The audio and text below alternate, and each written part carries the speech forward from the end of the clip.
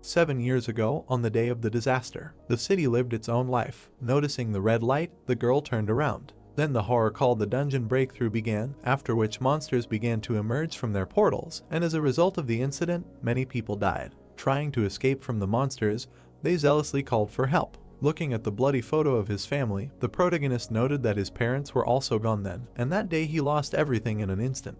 The protagonist clenched his teeth tightly while bloody tears flowed from his eyes. He swore that he would definitely become a hunter and tear all the monsters to shreds. 7 years later, the memorial park of the disaster. A guy was sitting on a bench with a travel bag, mentally noting that he was kicked out of the hunter training center. Looking with blue eyes, he asked what kind of hunter he was. A male voice addressed the member Han Sunjun, noting that he wanted to tell him directly. Looking at the brunette in front of him, the man told him not to come to the hunter training center anymore. Frowning, the protagonist asked what was wrong and why he was being kicked out. The tall man ran his hand through his hair and said that he knew that a normal awakened only needed a few months to complete the training at the training center to become a hunter. Looking down at the guy, he noted that however, the problem was that he had been here for 7 years. The brunette looked at him from under his brows with displeasure. The coach frowned and said that since it had come to this, he wanted to be honest, noting that he had no talent at all and, in a word, was just trash. Sunjun listened with shock in his eyes to his words about how if they allowed him to stay here, the image of their center would also become shitty. The other participants gathered behind him,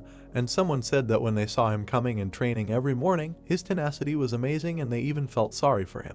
His comrade noted that there was no need to feel sorry for him, because he was a fool who did not know his place. Standing aside, the guy listened to his question about how it was even possible that after 7 years of training, his stats had not increased. The brunette sharply squeezed the tin can with the drink. Biting his lower lip, he mentally asked that if we do not even talk about opening unique characteristics and acquiring skills, why did not even the stats increase? Sitting on a bench, the main character heard a question from the side. Did she remember how dad died? A woman with a child was standing aside, who said that he knew and remembered everything. The girl with a helmet on her head smiled and said that when the monsters attacked, dad fearlessly died, saving people until the very end. Her mother sat on her knees, saying that everything was right, and then asked what to do if difficulties arise in life in the future. The child replied that she needed to gather her courage and Sunjun's eyes widened as the girl exclaimed that she should never give up. The mother hugged her child and praised her. Suddenly, they perked up, looking to the side. A boy stood next to them, bowing. A moment later, he took off as soon as the woman tried to find out who he was. Rushing forward, the brunette thought that it was true that 7 years had passed. As a drop of sweat ran down his cheek,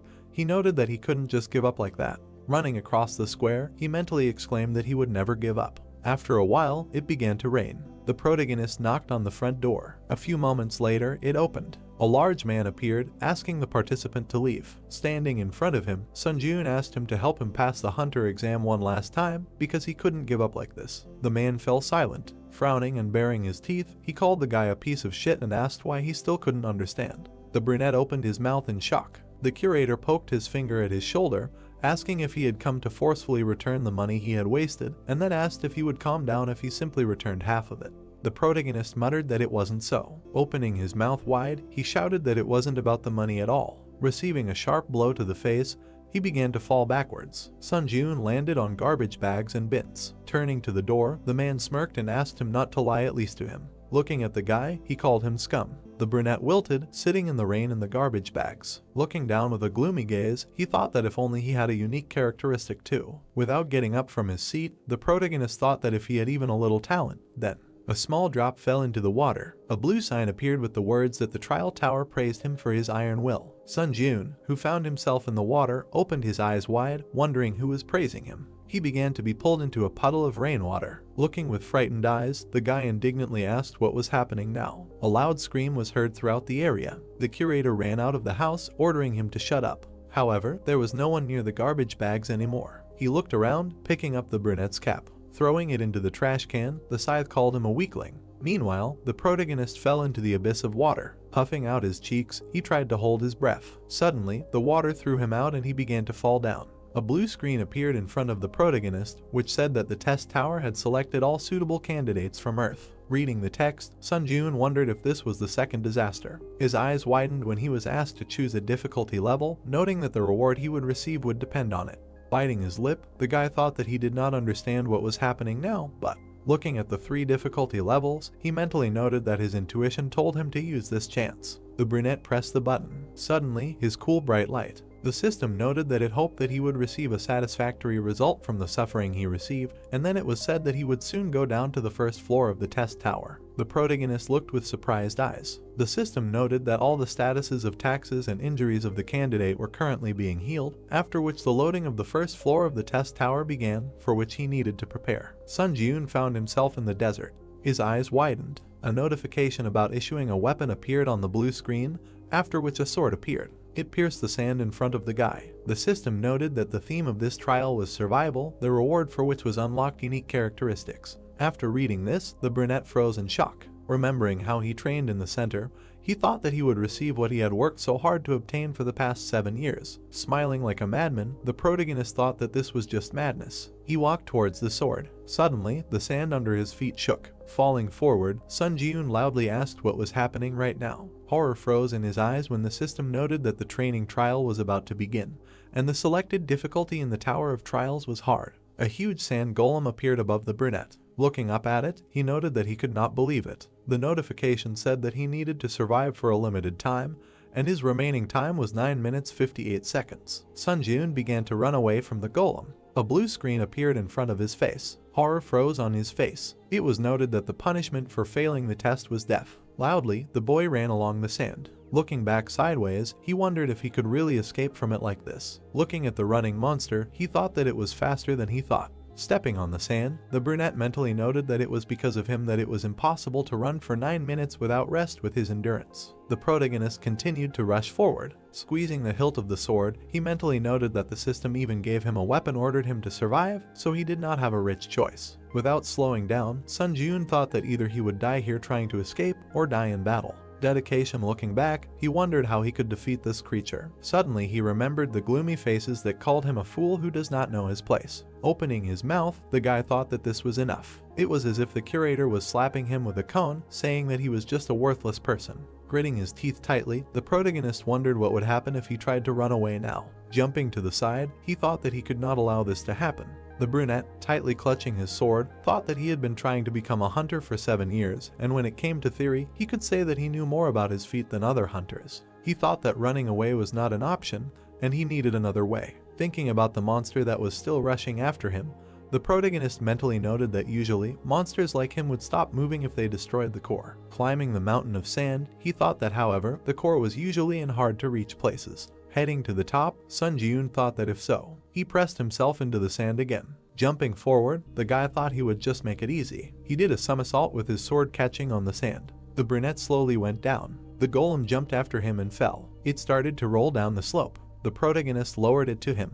Jumping up, he realized that now was the time. Finding himself on the golem, Sun Ji-yoon spun that he could reach it. He smiled smugly. After that, he hit the core on his chest. The sword slightly cut the stone. The guy's mouth opened in shock as the sword was thrown back in his hands. There was a small crack on the core. When the monster smiled, he thought that this core was much stronger than it looked. Gritting his teeth tightly, the brunette cursed with a frightened face. He swung again, thinking that if he could hit again. A huge hand grabbed him. Opening his mouth, the protagonist screamed loudly, thinking that he knew it. The golem brought it close to his face and he began to hear words about how he was worthless, pathetic, and just a fool who did not understand his place. Sun Ji-yoon tightly gripped the hilt of his sword with a bloody hand. Fury flashed in his eyes as he ordered all the voices to be silent.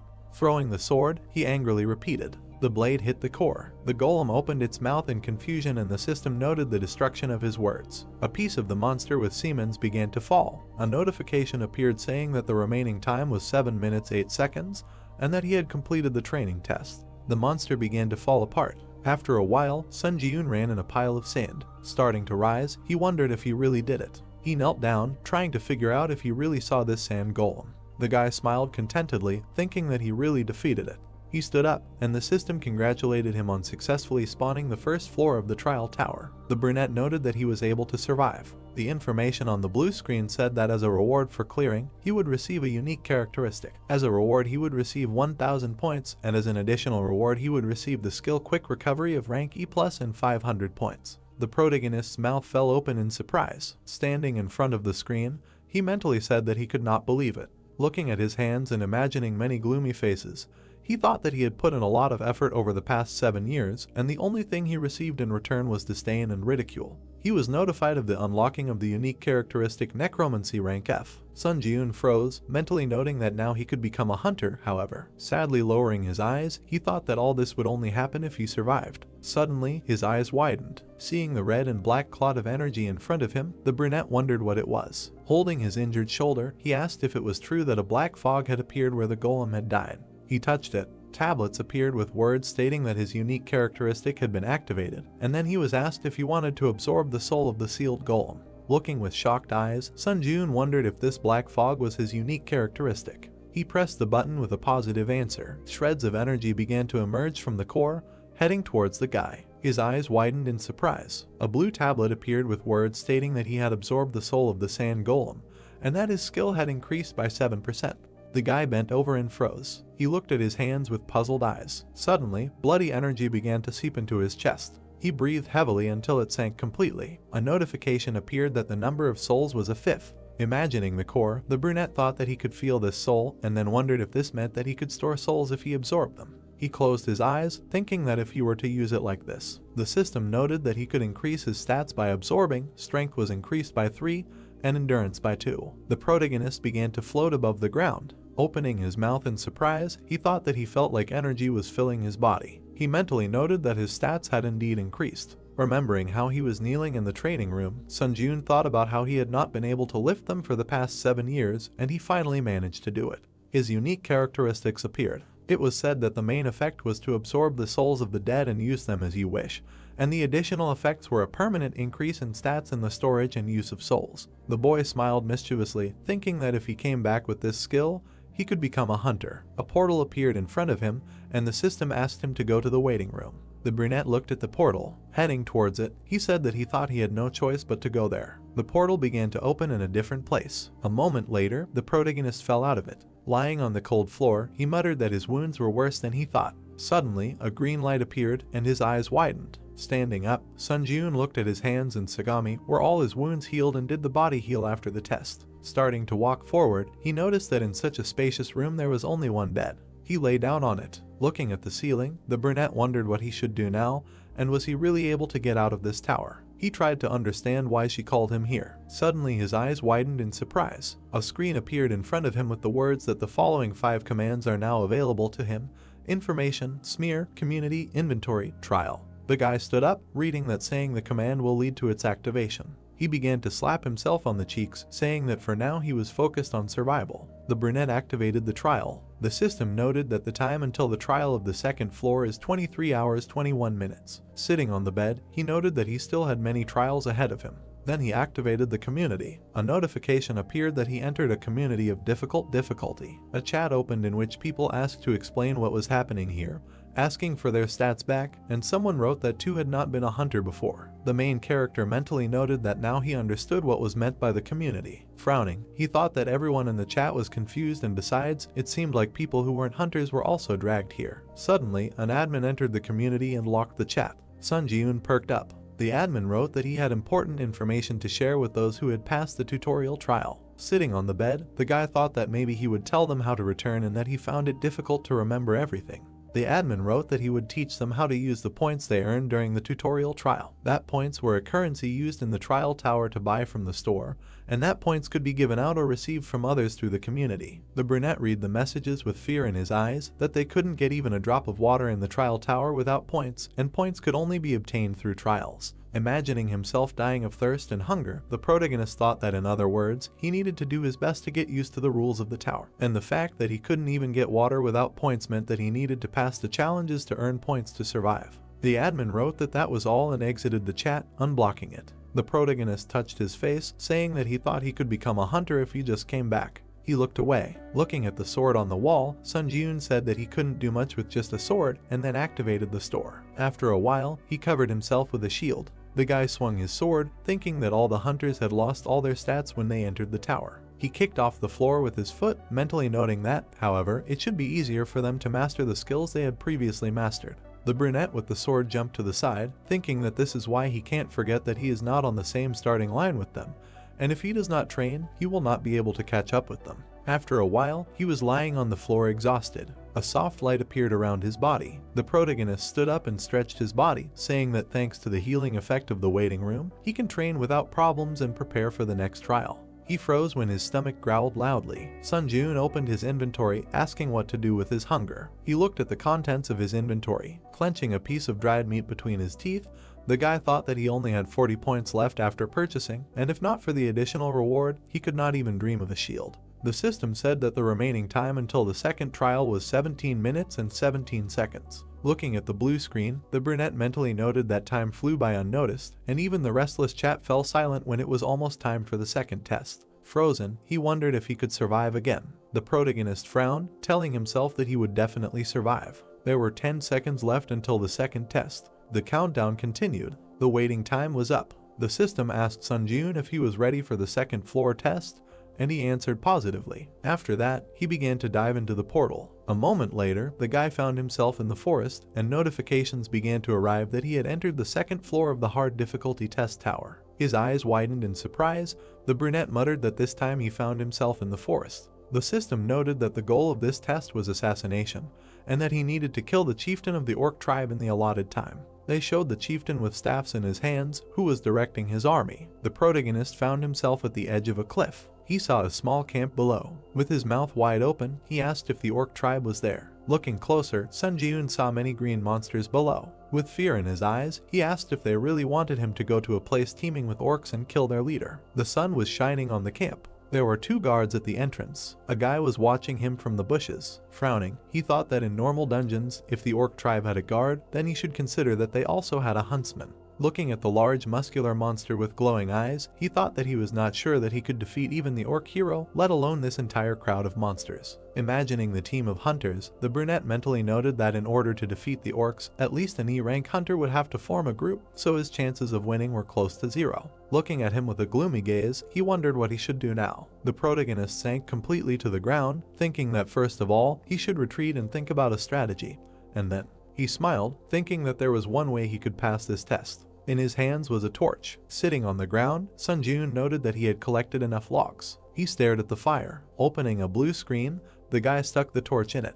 It appeared in his inventory. Smiling contentedly, the brunette noted that it really worked. Birds flew over the green forest. Watching the orcs, the protagonist noted that they looked like lazy pigs, but in fact, they were a very conscientious race. Hiding behind a tree trunk, he thought that the huntsman should go hunting in the morning and return by sunset, so there was plenty of time. Imagining the crowd of green warriors, Sunjun thought that he had only one means to break through the numerical superiority, which was the biggest obstacle to the goal of this trial, and that was fire. He furrowed his brows confidently. The boy watched the entrance to the camp. Sitting by the trunk of a tree, he mentally noted that according to the Hunter Association, the orc sentry did not stand guard all the time, but returned to the village during meals or rest breaks. Rushing forward, he threw the torch. Running through the forest, he threw fire into the trees. After a while, the forest along with the camp began to burst into flames. The orcs began to run with buckets of water, trying to put it out. Looking at the thick smoke rising from the camp, the protagonist thought that when the fire completely engulfed the village, he would no longer have to worry about running into the orc rangers returning from hunting. Watching the monsters running through the forest, he made a mental note that he needed to catch at least 2 orc workers before the flames consumed the population. One of them broke away from the majority. The monster began to collect water from the river and turned around when he heard the sound. Suddenly, Sunjun plunged his sword into his back. A red and black outline of a soul began to appear around him, and the system asked if he wanted to absorb the orc's spirit, to which the guy answered positively. Smiling, he said that this was exactly what he was waiting for. As the energy passed into his chest, a notification appeared saying that he had absorbed the orc's spirit and his mastery increased to 9%.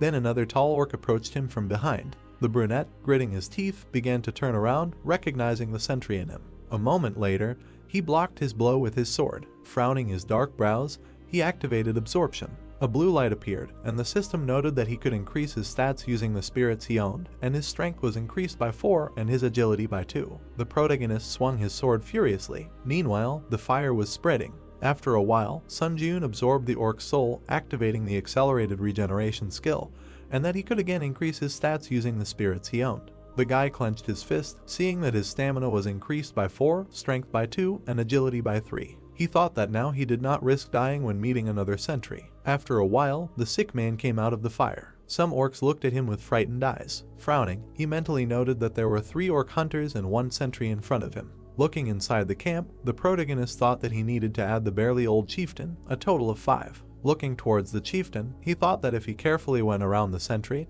he could easily reach the chieftain. Running forward, Sun Ji-eun attacked 3 monsters in a row, thinking that thanks to the absorption of the sentry's spirit, the workers did not pose any threat to him. Confidently looking forward, he perked up. He saw another one behind the orc. The guy put up a shield, blocking its blow. Gritting his teeth tightly, he held the shield. Trying to get to the chieftain through the monster, the brunette mentally noted that the sentry had moved away from the chieftain, and apparently, he decided to refuse to perform the duties of a bodyguard next to him, and in fact, this sentry was the last obstacle. The protagonist swung his sword furiously. With a sharp blade, he pierced the sentry. Fire began to gather above the chieftain's staff. Sun Ji-eun climbed onto the body of the dead monster. At that moment, the chieftain pointed the flame at him. His eyes widened. A beam of fire hit him. The old chieftain laughed harshly. Ahead, in the thick smoke, a silhouette of a man was emerging. Shock appeared in the monster's eyes. The guy was clenching his teeth tightly, holding a shield in his hands, and above his head hung a sign that he had received the achievement He Who Withstood the Flames and that he had acquired the skill Burn Resistance rank F. The brunette,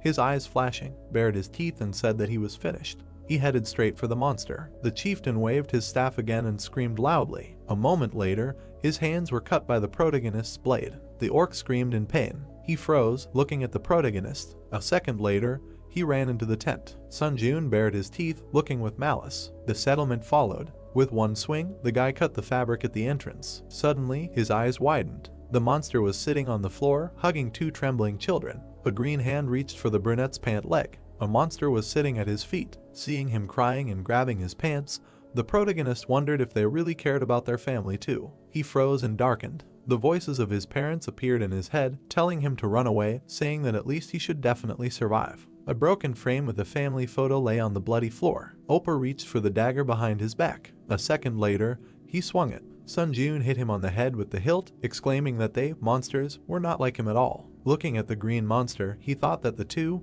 even if there was a chance that they would become ghosts, following in his footsteps, he would still exterminate them all. The chieftain ran towards him with another orc. The guy swung his sword. A moment later, the system congratulated him on overcoming the 2nd floor of the test tower. Looking at the battered shield, the brunette noted that it had become unusable, but it was thanks to it that he was able to survive. Opening the blue screens, he said that this time he was again on the verge of failure. The protagonist opened his mouth and said that the number of applicants had been reduced by almost half. His eyes widened. A certain person wrote in the community that he had figured out how to return to Earth by sending a letter with a question. Sun Ji-eun imagined many people walking in the sun in the park. He mentally noted that information was one of the 5 commands used in the test tower. The guy opened the tab with the question and read that he could write a question that the administrator would answer after processing was complete, and that each time he entered a new floor, 1 question ticket would be added. The brunette frowned, thinking that it turned out that he could use the right to send a letter with the question he was interested in here. It was noted that the chat naturally formed an atmosphere for exchanging information obtained during the sending of questions to the administrator.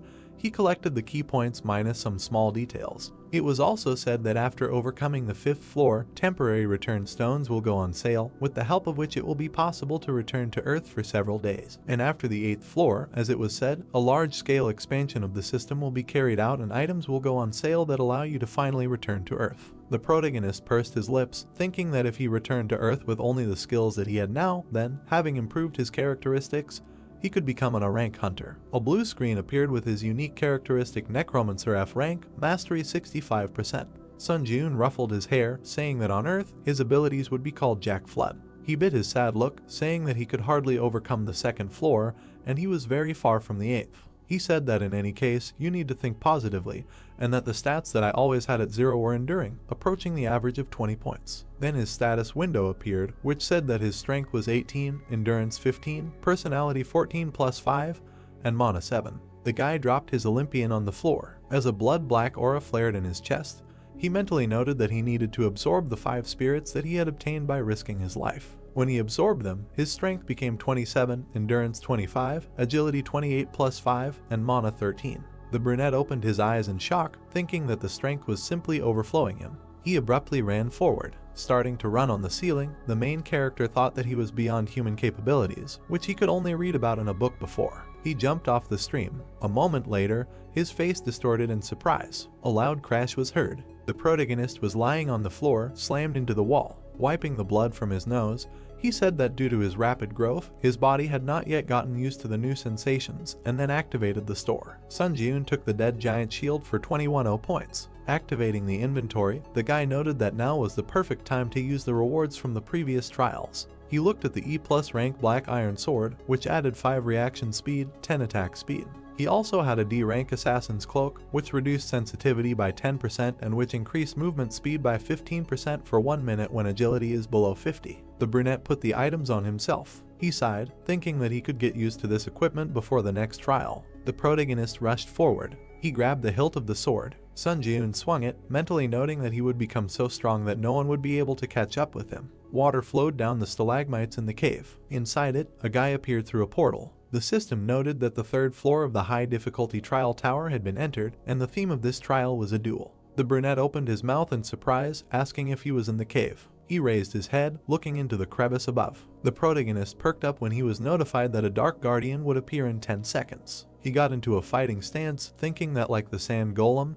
it could appear from anywhere, so he had to be on guard. There were 5 seconds left until the dark guardian appeared, 3 seconds, 1 second. The system notified of the guardian's appearance. A human shadow appeared behind the protagonist. His eyes widened. The shadow guardian attacked him with a weapon. After that, he smiled contentedly. Sun Ji-eun bared his teeth in anger. The system notification said that he needed to defeat the shadow guard, his double. Gritting his teeth, he turned back. Sun Ji-eun kicked his opponent. They stood opposite each other. The triplet licked his sharp fangs with a grin, and the guy was breathing heavily. When the accelerated regeneration skill was activated, he mentally noted that if he had not reacted in time, his spine would have been broken. The brunette pursed his lips, thinking about the shadow pose. Equipment clanked in the cave. Looking at the exact same fighting stance of the enemy, the protagonist wondered if this creature was imitating his movements. He ran forward, thinking that he needed to clash with him in battle to test his guess. Sun Ji-eun abruptly rushed past the enemy. He looked back in confusion. Suddenly, blood splashed to the sides. The guy stopped some distance from the shadow guard. He frowned. The brunette saw how the monster's wound began to heal. He angrily clenched his teeth. The protagonist grinned, noting that he also had a recovery skill. The enemy ran at him. The monster just as unexpectedly rushed past. Sun Ji-eun put his foot forward, thinking that he was right that this monster was repeating all his attacks. He hit the guard, not allowing himself to be attacked. The guy ran forward, mentally noting that in this case, he could use the weaknesses of his swordsmanship to crush this creature. A fierce fight began between them. The protagonist swung his sword. Suddenly, the tip of the sword appeared in front of his face. The sound of a blow was heard. The opponents jumped in different directions. The brunette opened his mouth in surprise, mentally asking what just happened. The sword flew up in the air. The monster began to powerfully attack him. Sun Ji-eun clenched his teeth, wondering if he was imagining things, and then wondered if this one had really managed to become so strong in such a short period of time. The monster and the guy jumped back. The monster perplexedly shook itself. Black and blue energy began to blaze from the brunette's body, and the system noted the activation of the exclusive effect of the killer's cloak, which increased movement speed by 15%. The protagonist frowned, thinking that if this fight dragged on, he would be in danger, so he needed to deal with it within 1 minute while the timer was active. The guard bared his teeth and growled. Sun Ji-eun rushed forward at great speed. He rushed straight at his opponent. A second later, he dodged the blow. Grouping himself, the guy hit the monster again. Then he put his sword to its throat. Then the enemy pierced it. The brunette smiled contentedly, thinking that he had succeeded. The guardian screamed in pain and began to fall backwards. Extending his arm, he cut off the protagonist's arm that held the sword. Sun Ji-eun looked at the splashes of blood in shock. A moment later, he screamed loudly. Squinting his eyes, the guy told himself to pull himself together since this was not the end. Looking at the monster, a question arose in his mind. The brunette frowned, wondering why he was not moving. He mentally noted that even though that creature had a good healing skill, it still took some time to recover. While his bloody hand with the sword lay to the side, the protagonist thought that he should kill the Dark Guardian right now, but it was unclear how he could do it without a sword. He breathed heavily, seeing that the remaining time of the skill was 11 seconds. Sun Ji-eun put a shield in front of himself, mentally noting that perhaps he was going to real madness now. Putting his leg back, he rested his foot on the ground, thinking that it would be better to pull off such a crazy trick than to die. The guy rushed forward. His opponent perplexedly shook himself. The brunette approached him. The monster bared his teeth and swung his shoulder. Meanwhile, the protagonist ran at him with a sword. A moment later, he hit him. The monster flew away from him a huge distance. Dust rose in the air. The wounded monster, twisted, lay on the ground. Blood flowed down his face. Sun Jun stood next to him with a shield and swung. Baring his teeth, he wished death to his opponent. A moment later, he hit the monster. His head flew to the side. The system congratulated him on passing the 3rd floor of the testing tower. Then he entered the waiting room of the 4th floor, and all of the guy's wounds were healed. He looked at his hand, which was previously cut off. He touched the wall with it and looked at it. Then the brunette punched him. The wall was covered with huge cracks from the impact. The protagonist smiled widely, noting that this was a flawless healing. A notification appeared saying that the number of souls in his possession was a 5th. Remembering how he sucked in the Dark Guardian, Sun Jun mentally noted that this was the spirit of the double that he had lost his mind in the cave after passing the trial of the 3rd floor. Looking with surprised eyes at the bright light from his chest, the guy thought that the consistency of the spirit was so dense that it could not be compared with the monsters that he had absorbed earlier. A notification appeared saying that the mastery of the unique characteristic necromancy had reached 100%, and the rank of the unique characteristic necromancy was raised by 1 level to E rank. A 3rd additional effect appeared, which, when absorbing the spirit of a skillful person, gave a certain probability that one of the skills imprinted in the soul could be given. After reading about it, the brunette's mouth dropped open in shock, wondering if he could really absorb skills. Thinking back to himself in the orc camp, he mentally noted that just like how he was able to obtain accelerated regeneration only after being on the brink of death several times, skills could never be obtained with a snap of a finger. The protagonist smiled widely, saying that in his entire life, the thought of being given such a mind-blowing unique characteristic had never crossed his mind. And of course, it shouldn't be overlooked that the description said likelihood of acquisition. He said that he thought he just needed to check how lucky he was, that's all. Blue screens appeared in front of him, indicating the entrance to the high difficulty 4th floor community. Sun Jun said that this was his 3rd time returning to the waiting room, so the environment already seemed so familiar to him, as if he was at home. He perplexedly perked up. The chat was bursting with messages that apparently the 4th floor test would not be individual, but a group one. Looking at the screen, the guy wondered if it meant that there would be a joint test and a team of players would be formed. A certain player wrote that he might be exaggerating, but he was sent a response saying that the theme of the next test would be a competition. He asked if this would mean that the players would have to kill each other. The brunette froze in horror. Remembering the pools of blood, he wondered if it meant that in the next test there was a chance that he would have to kill a person. The system noted that the selection of candidates was complete, and that the 4th floor test was beginning, which would last 24 hours, and the condition for successfully passing the joint test was to defeat the Goblin King within the allotted time. The fortress wall of the castle appeared in front of the players. It was noted that the condition for failing the test was the destruction of all the candidates selected for the team or the passage of a certain amount of time, and that the penalty for failure was death. The protagonist moved to the floor. Other players appeared in front of him. They were standing on the ground, on which a pentagram was drawn.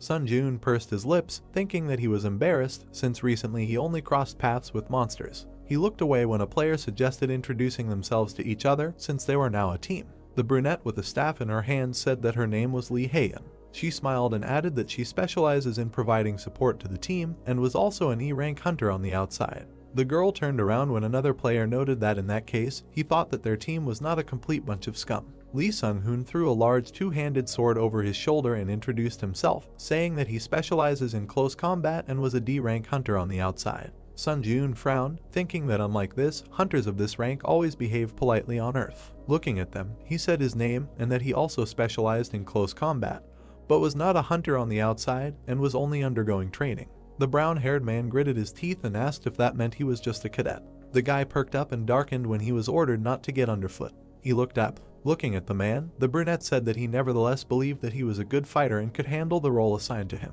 Sung-hoon frowned and replied that if he decided that he was only causing harm, he would immediately eliminate him. Imagining the dark, mocking silhouettes, the brunette thought that he had long been accustomed to such looks. Frowning, he handed over his weapon, thinking that for a moment he had managed to forget about his past. The brown-haired man turned around and looked back, calling out to the cadet and telling him to stay behind and take care of the small mobs. The protagonist mentally noted that not only was he annoying him, but he could also confidently say that his abilities were more than enough to return his words in kind. Looking at the large gates of the fortress, he concluded that the Tower of Trials was all about skills. System notifications began to appear with words about how to cooperate with his team members and complete the trial before the other team, and then they noted the opening of the main gate of the citadel. The gates began to lower. Goblins immediately burst out of them. Sung-hoon took the blow of 3 of them. Covering himself with his sword, he loudly asked how the goblins could move in such a battle formation, and then began to demand Sun Jun to fight. The guy looked at him with a gloomy look. Standing by the corpse of the slain goblin, he noticed that the two mulattoes did not look in his direction.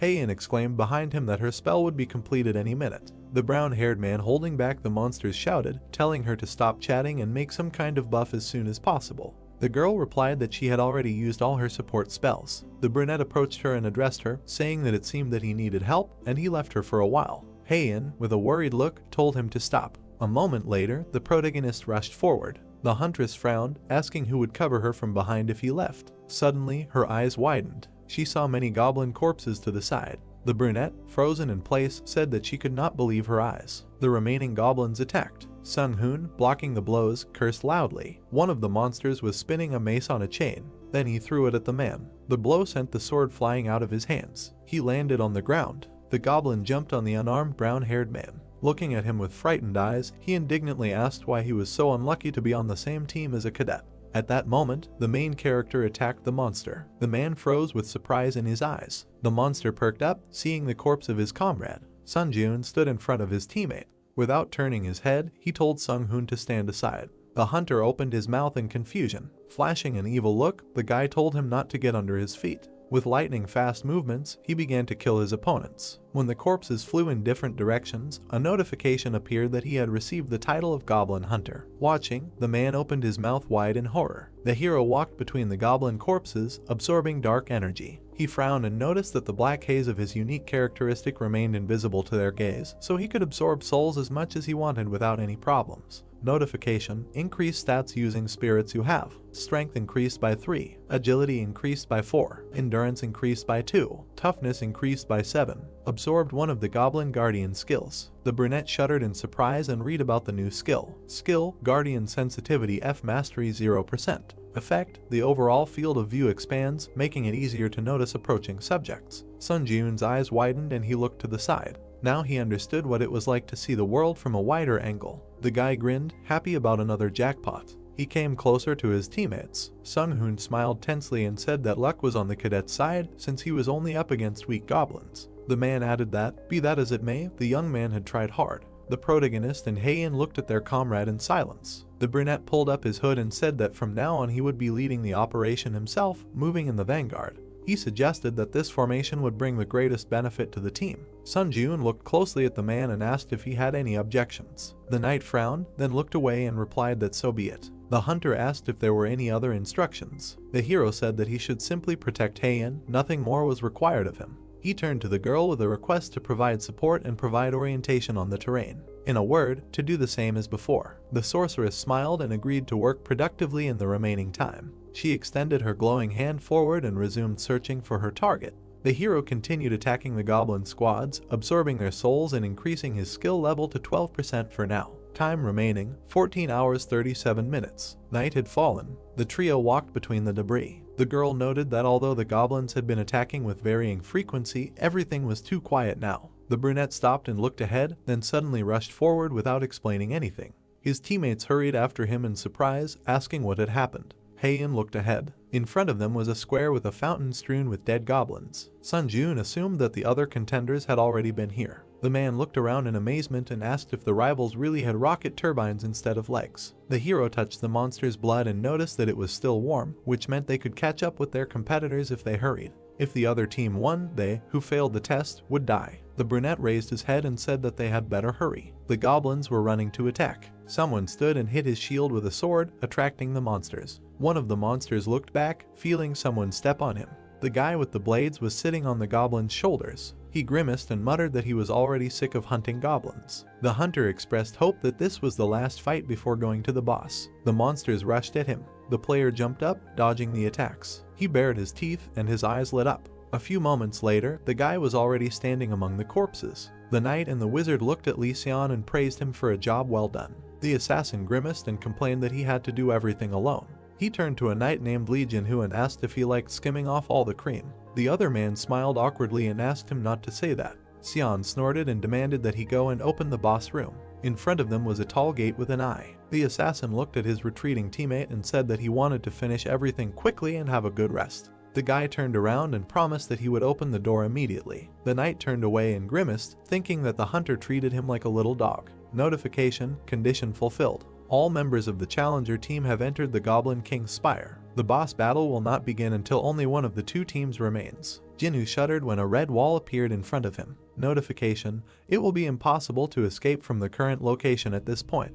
All team members raised their heads. An energy cube covered the entire space around them. Sion frowned and asked what kind of nonsense this was. The wizard twitched and drew the assassin's attention to look away. The protagonist's team was approaching them. Sun Jiun looked at his opponents grimly. The opponents looked at each other, and Sion cursed and muttered that he wanted to end it as soon as possible. The protagonist frowned and said that he would fight alone, and asked Heian to provide him with a buff that increased agility, and all the other buffs could be provided to the gladiator. The girl looked closely at her companion and said that she had seen with her own eyes how strong he was, but perhaps humans would be scarier than all of these monsters combined. The opponents looked at them menacingly. Sun Jiun turned to his partner and replied that if he felt that he was in danger, he would immediately give a signal. Until then, he would count on her support. The sorceress held her staff out in front of her and said that she would do her best. Agility increased by 2. The agility boost effect lasts for 10 minutes. The hero moved forward, his body surrounded by a glow. The guy thought that he was convinced that he had already surpassed the skill level of the average hunter. In addition, he had just killed more than 30 goblins. Sion took a fighting stance and ordered the team to prepare for battle. Sun Jiun rushed to attack, deciding that his current self was strong enough to cope with this test.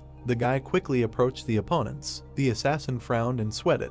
He suddenly jumped behind the knight and ordered him to immediately use his shield at full power. Jinwoo frowned and activated his defense. A golden energy field appeared in front of the three. The protagonist swung and hit the shield, cutting it into pieces. The enemy team shielded themselves with their hands from the gust of wind. Sun Jiun immediately rushed forward, attacking each of the opponents. Heian and Sung Hoon looked at him in shock. The brunette exchanged glances with the enraged assassin. The guys entered the fight, exchanging blows. Sion gritted his teeth, parrying the blows. The brunette thought that his opponent's skills were clearly inferior to his, but, surprisingly, he easily repelled all the attacks. His eyes flashed and decided that he should act more decisively. The warrior appeared behind the enemy and cut the air with his sword, confident that now the opponent was finished. The assassin parried the attack with his blade. Sun Jiun was stunned by his skills. The enemy gritted his teeth, and his eyes burned. The hero guessed that the assassin was able to see the trace of the blade aimed at him. Sion jumped back, but then a shield appeared in front of his face. The guy frowned, realizing that this limited his field of vision.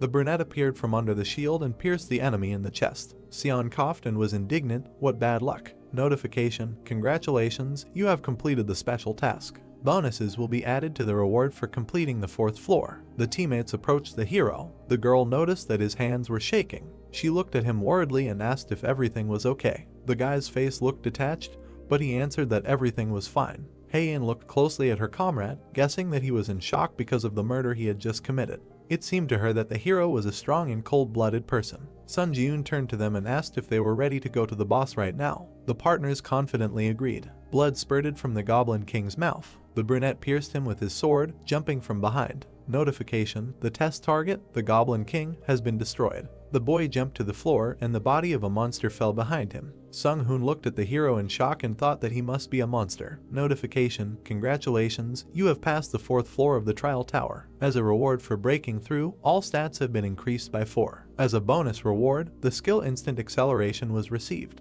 Teleported to the waiting room. The gladiator turned around and said that he would leave them first. The hero stood in front of the sorceress. He said that he hoped that she would return safely. The girl looked at him carefully and said that her words may have been out of place, but the boy only did what he had to do. The bodies of the defeated players lay behind them. Heian added that someone had to kill the enemy team anyway. If the hero had refused, she would have joined the fight. The brunette looked at his interlocutor in surprise. He smirked and replied that after her words, his soul felt better. The guy looked questioningly at his partner, who pointed her finger into the air. A notification window appeared in front of him. The challenger Heian sent you a friend request. The girl turned around and said that, one could say, the test of the 4th floor was completely passed due to his power, so she had a feeling as if she was indebted to him and this made her a little uneasy. The sorceress blushed slightly and asked to find Heian from the White Guild in the future when he returned to Earth. The hero watched her in surprise until she disappeared into the portal. Sun Jiun turned around to look at the dark energy swirling nearby. Left alone, he had to make a decision.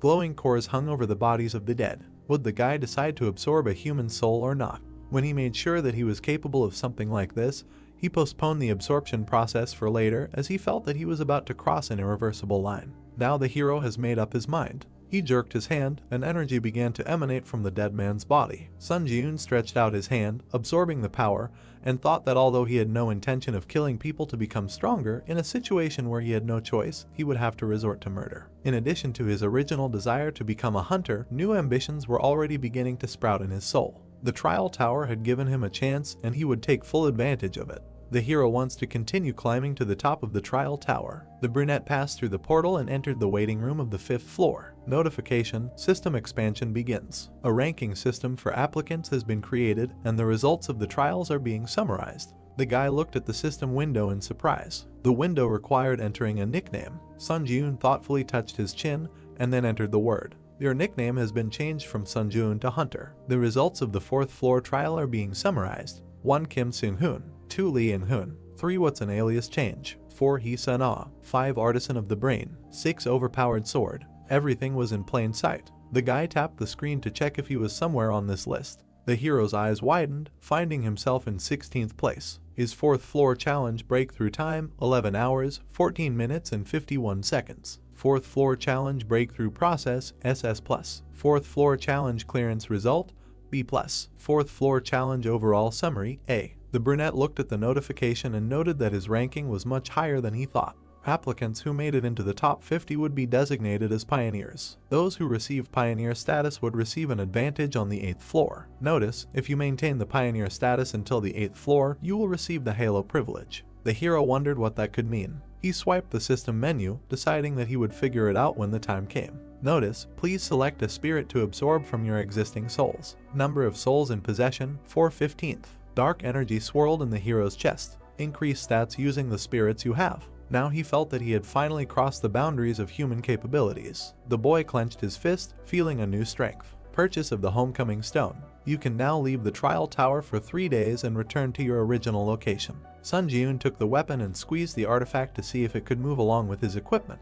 Absorbing the Homecoming Stone. Destination: Earth. The brunette smiled and thought that he was finally returning to Earth. The challenger Sun Ji-eun confirmed his intention to return. The young man began to fall down. The absorption process began. The final destination is Earth. The boy screamed when he saw his body being sucked into the funnel. Notification: you have safely returned to your original place of residence. In 3 days, you will be moved again to the trial tower. The curtains fluttered in the wind. The hero opened his eyes while lying on the bed. He stood up and looked around. The guy had indeed returned to his home. Sun Ji-eun leaned back on the pillow, deciding that he could get a good night's sleep, because compared to the bed in the waiting room, his sleeping place was a real heavenly bed. The brunette grimaced, feeling an unpleasant smell. The hero sat up, realizing that he had better wash himself first. He looked down and found a shield and sword on the floor. The hunter picked them up and was glad that he could take items from the trial tower with him to the ground. This meant that other challengers could do so too. The guy frowned and muttered that he needed to act as quickly as possible. Soon the number of those returning to the ground would increase, which would lead to a sharp increase in the number of items and a drop in the prices of hunter equipment on the market. Sun Ji-eun looked at the equipment, deciding that he needed to get rid of it as soon as possible.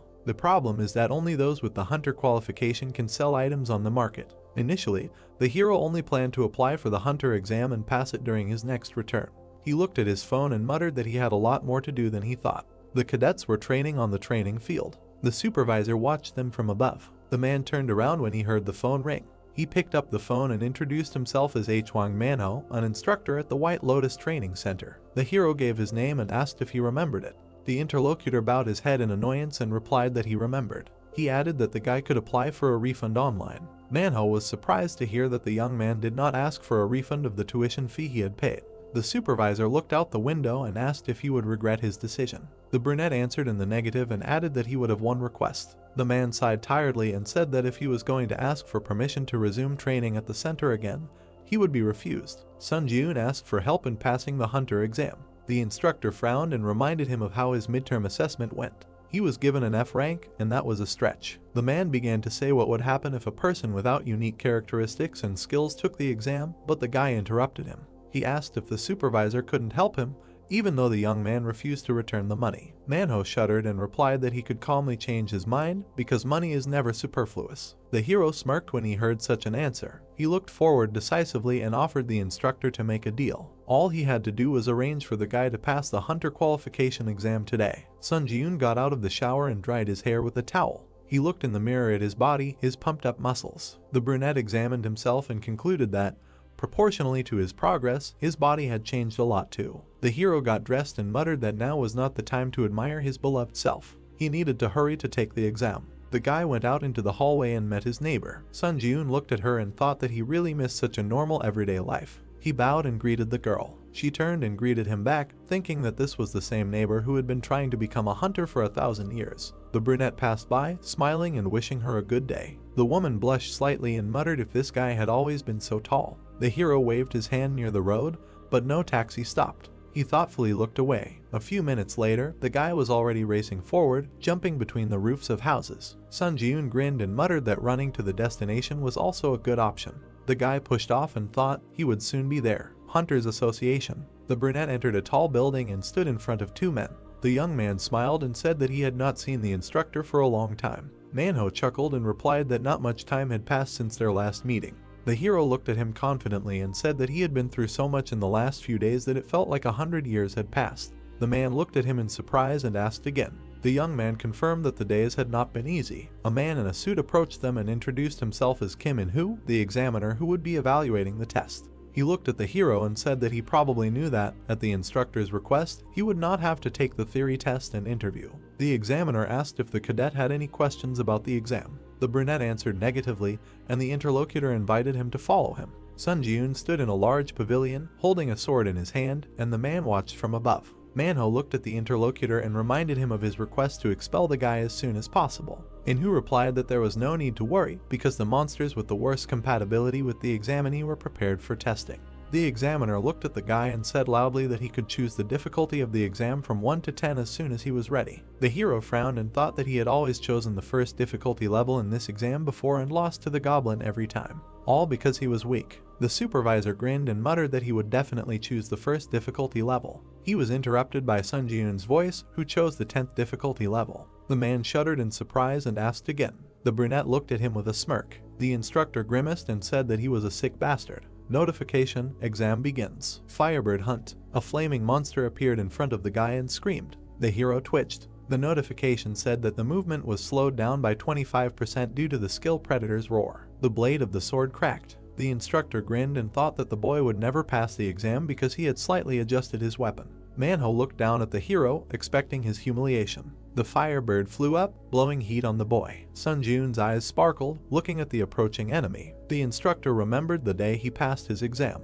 Having finally become a hunter, he thought that he was the best. However, gradually the gap with his peers began to widen, and in the end, the man gave up trying to fill this gap. The world of hunters is based on innate talent. He accepted this fact and stopped trying to change anything. People are forced to give up when they feel a wall in front of them that they cannot overcome. The man was sure that everyone did this, not just him. Therefore, the instructor believed that it was time for the main character to give up too. Sun Ji-yoon put out his sword to parry the blow, but suddenly the blade cracked. The brunette looked at the blade in surprise and jumped back. The boy thought that even if it was a low-level weapon, there was no way it could crack so easily. The hero frowned and glanced sideways at Manhwa, guessing his plan. The curator smiled ominously and wondered what the boy would do with the broken sword now. The monster rose higher with a scream and attacked with a fireball. Sun Ji-yoon frowned and decided that he was even glad that things turned out this way. The perfect situation to test the skills he managed to get on the 4th floor of the test tower. Instant acceleration. The brunette crouched, then pushed off and landed on the ceiling above the bird.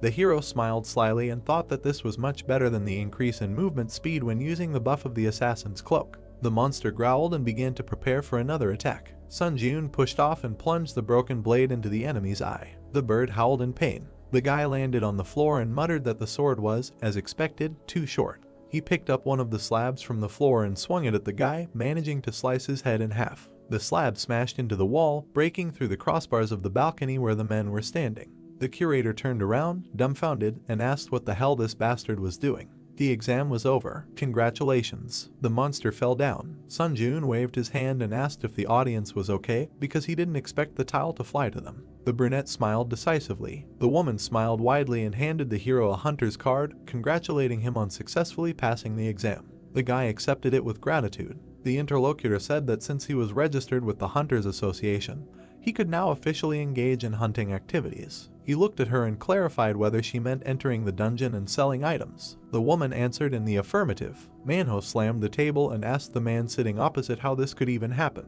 The examiner promised that the guy would fail within 10 seconds, but in the end, he passed the test in that time. Enro straightened his tie and muttered that the interlocutor really knew how to joke. The man looked at the instructor and declared that he had done everything in his power. Based on the stated data, Cadet Sunjun would never be able to pass this test. Manhwa frowned and asked if it was possible to assign the youth a lower rank. The examiner was surprised. Where else could it be lower? He killed a monster in 10 seconds, which is aimed at cadets who received rank D at the midterm assessment. If the hero was assigned rank D, he could appeal. Sunjun entered the conference room and said that he received a hunter's certificate. Enro coughed and congratulated him. The guy came closer and looked at the curator, noticing that he did not look very well. Manhwa smiled tensely and congratulated the interlocutor on his status as a hunter. The hero looked at him and said that, if his memory serves him correctly, the man reached rank C before retiring. The man tensely asked him what he meant. The brunette tilted his head and said that the instructor said that he considered him scum, but perhaps he really was that scum. Manhwa's face was distorted with hatred. The instructor swung at the young man, shouting that he had completely lost his fear. The examiner tried to calm him down. The hero smiled and thought that, contrary to expectations, the man had easily fallen for his provocation. He deftly dodged the fist and hit his opponent in the stomach. The brunette frowned and said that he had just acted in self-defense. Sunjun slapped the curator and added that this was his response to aggressive actions. The man recoiled, not understanding where such strength came from for a C rank. The guy stood in front of the examiner. He looked at him carefully and asked if he was really offering him a job as a direct employee of the Hunters Association. Enro answered in the affirmative and added that his salary would be 1 billion won, and a larger amount could be discussed. The man said that the hero would only benefit if he accepted his offer. Sunjun looked at the card and muttered that such an amount was a good start. Enro smiled and said that he had simply seen his potential. The guy said that it seemed that the difficulty level of the exam was adjusted arbitrarily. The interlocutor shuddered and sweated. The brunette turned around and said that he would not make a big deal out of it, but it was not in his rules to make a deal with someone he did not trust at all. The hero threw the examiner's business card and left. 2 days later, on TV, the host reported that there were rumors that a mysterious phenomenon called the Trial Tower had been observed among hunters lately. The hero closed his laptop and muttered that everyone finally knew about the Trial Tower. He took the chest and the stone and held the phone in his other hand. Sunjun said that he got rid of the equipment at a very good price. After all, these 3 days were spent very productively. It seems that your time on Earth is coming to an end. Notification: in a few seconds, you will be transferred to the Trial Tower. The brunette looked at the system window and said that he would do it with pleasure. Time is up. You return to the Trial Tower. Now he is again looking forward to his further progress. The guy found himself in subspace. The hero smiled and said that upon his return, he would again have a lot of things to do. The space around him gradually took on the appearance of a room. The hunter looked down and found himself on a bed, so he returned to the tower. Sunjun sat up and muttered that, as expected, you can freely move items between the tower and the real world. The chest and stone lay on the floor nearby, and the hero hurried to throw them into his inventory. The hero pushed off and jumped to the floor. He began to stretch his arms, deciding to warm up and, without wasting time, challenge the 5th floor. Notification: you have earned the achievement First Return. The skill Eye of Truth has been created. The hero's eyes began to glow purple. Mastery: none. Effect: using mana, you can obtain information about the target you are observing, as well as determine whether the opponent's words are true. The guy looked at the system window and concluded that, in addition to obtaining data about the object of observation, he was even able to distinguish between lies and truth. The brunette smiled and exclaimed that this was a real jackpot. Thunder Sword purchased, 55 0 points will be deducted. Hunter Scout Shield purchased, 38 0 points will be deducted. The hero swung his new weapon. Although he had shelled out a ton of points for the sword, he really liked its options. 10% chance to apply the lightning effect when hitting an enemy. The guy decided that it would definitely be useful. A notification window appeared in front of him. You are ready to begin the test on the 5th floor. Sunjun resolutely jumped into the portal, determined to begin the test after so much time. Entered the 5th floor of the test tower. Selected difficulty: hard. The theme of this test is hunting. Remaining time: 24 hours. Condition for successful completion: defeating the werewolf boss in the Wolf Ravine. Conditions for failing the test: the death of the challenger or the expiration of the allotted time. The reward for a successful breakthrough is a werewolf headband. The penalty in case of failure is death. The hero found himself in front of a high mountain with the moon shining above. He smiled and clutched his sword. Werewolves gathered around him. The animals growled and rushed to attack. In a few precise movements, the guy cut them down, making his way forward. Sun Jun kicked another enemy. The wolf flew to the side, and the guy was indignant. Why are they so puny? The werewolf hit his big paw. The hero shuddered and looked in that direction. 3 large white wolves stood in front of him. The beaten dog whined pitifully. The white monster roared and bit into the small wolf. The large monsters began to surround the hunter. He looked up warily. His eyes sparkled in anticipation. The trial tower never disappoints. The wolves rushed to attack. The player pushed off and swung his blade, saying that he was even starting to enjoy the trials. He delivered a slash and muttered that he might be slowly going crazy. The blade swept across all the wolves, leaving wounds on them. Mastery of the hunter's dagger skill reached 100%. The hunter's dagger skill was increased to rank E+. The accelerated regeneration skill was increased to rank D. The guy landed on the ground, feeling his strength growing. He frowned and thought that the hunter's dagger skill he had obtained on the 3rd floor had also almost reached its growth limit. He needed to obtain a new swordsmanship skill. 2 wolves jumped from the boy's back. The hero turned around and said with a smile that they could continue to attack without stopping. His back was to the scattered corpses that emanated dark energy. The boy raised his hand, absorbing the power, and noted that he had already managed to hunt 3 times, and it turned out that the sword lightning effect appeared even less often than he thought. You have absorbed several spirits of the crazed wolf. Mastery has increased by 16%. The brunette looked at the system window and noticed that the mastery of the unique characteristic was also steadily increasing. If he gave it his all, he would be able to achieve an increase in the rank of his unique characteristic. He moved on, reaching almost the middle of the wolf ravine. Sun Jun stopped. There were corpses of wolves lying around. The hero assumed that there was a conflict in the pack. The boy crouched down to the body and realized that the cut was too clear, which meant it was made by a sword. He looked at the rock and thought that the marks left nearby only confirmed his assumption. Hunters used the eye of truth, and his eyes turned purple. He looked at the wall. A trace of aura, rank D. A trace left after a rather skillful aura neatly split the wall. The boy stood among the defeated monsters, wondering if aura was also one of the skills. Sun Jun frowned and thought that there were too many nuances that did not fit in his head. He felt somehow uneasy. Suddenly, a howl was heard. The hero jerked forward, realizing that it was somewhere nearby. He rushed along the gorge until he noticed something in front of him. Ahead was the entrance to a cave from which a roar was heard. A werewolf flew out of it. He hit the ground several times. The brunette looked at him in surprise, not understanding what was happening. Notification: the boss werewolf required to pass the trial has died. Investigating the cause. Loading. The hero looked at the monster lying at his feet and could not believe that the trial target was dead. Analysis complete. The brunette jerked and looked at the system window. An intrusion was detected in the Sun Jun challenger's trial. The trial target has been changed. Kill the challenger from another dimension who has intruded into your trial. A man in armor came out of the cave. The hero looked at him, processing the information. He realized that the trial tower existed in several dimensions at once, other than Earth. The hunter squinted, trying to understand how the enemy had ended up here at all. The knight looked at him and said that he did not expect the challenger from the underdeveloped world to still be alive. He clarified that the hero was the master of this trial. The man pointed his sword at the boy and decided that he was silent because he was paralyzed by fear of his impending death. The brunette smiled nervously and thought that this bastard was also cuckoo. They stood opposite each other. The hero looked ahead and thought that he did not expect a situation where the target of his test would be killed by an intruder from another dimension. However, he was very lucky that the test did not fail. The brunette frowned. The enemy assumed a fighting stance, and his sword began to shine. He asked if the boy was so scared that he could not utter a word. In that case, the knight decided to end his suffering right then. Sun Jun frowned, noticing that the enemy was advancing. The enemy quickly ran forward. The hero kicked the werewolf's corpse, throwing it towards the intruder. The wolf flew at the knight, but he cut it with his sword. He looked away. The brunette ran around him and swung his sword, saying that he was caught. The guy jabbed his sword at the armor, but then his eyes widened in surprise. The blade slipped, although the hero was going to cut the enemy in half. The enemy swung his sword and said that the young man was caught here. He brought down a blow on the hunter, who barely managed to cover himself with a shield. The defense split into pieces. The guy was thrown back and slammed into a rock. Sun Jun coughed in pain. The brunette grabbed his broken arm and clenched his teeth. The enemy came closer and was surprised that the young man blocked the aura. If he allowed himself to be cut in half, he would have met a quick and painless death. The hero frowned and shouted that he had never heard of any invaders. The knight came closer and replied that the barbarian had no way of knowing what a floor infiltration was. The boy sweated and muttered in horror why something like this had happened in his trial. The enemy looked at him menacingly, radiating an aura, and told him not to hold a grudge since the tower was originally such an unpredictable place. He would rather leave long conversations and end everything.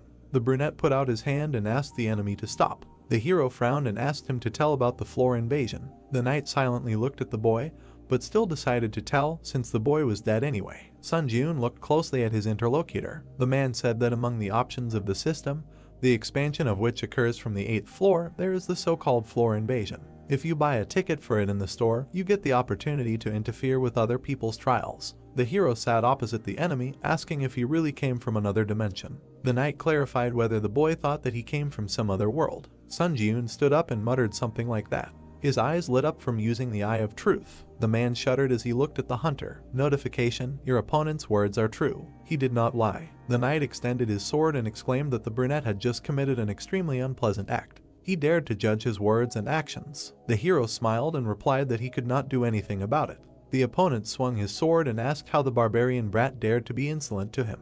The brunette straightened up and said that he had obtained information, so he could also share one funny fact. The interlocutor stopped and looked at him questioningly. The young man was holding his injured hand and said that due to his pain tolerance, the injured limb was practically in his way. In other words, he was holding it not because it was unbearably painful. The hero let go of his hand and the accelerated regeneration skill was immediately activated. The boy healed himself and said that he thought the enemy would only share information if the boy looked pathetic. The knight's eyes widened in surprise. He swung his sword and asked if the hunter was testing his healing skills. The man added that if his strength was only what he had demonstrated earlier, then he would not escape death. Sun Jun threw the sword from the ground and smiled. The boy grabbed the handle and said that his strength continued to grow rapidly. Notification: increase stats using the spirits you have. Strength increased by 2, agility increased by 3, endurance increased by 3, mana increased by 5, durability increased by 7. Blue energy emanated from the hero. The enemy shuddered and was surprised that the boy had a unique characteristic in addition to the healing skill. The exclusive effect of the assassin's cloak is activated.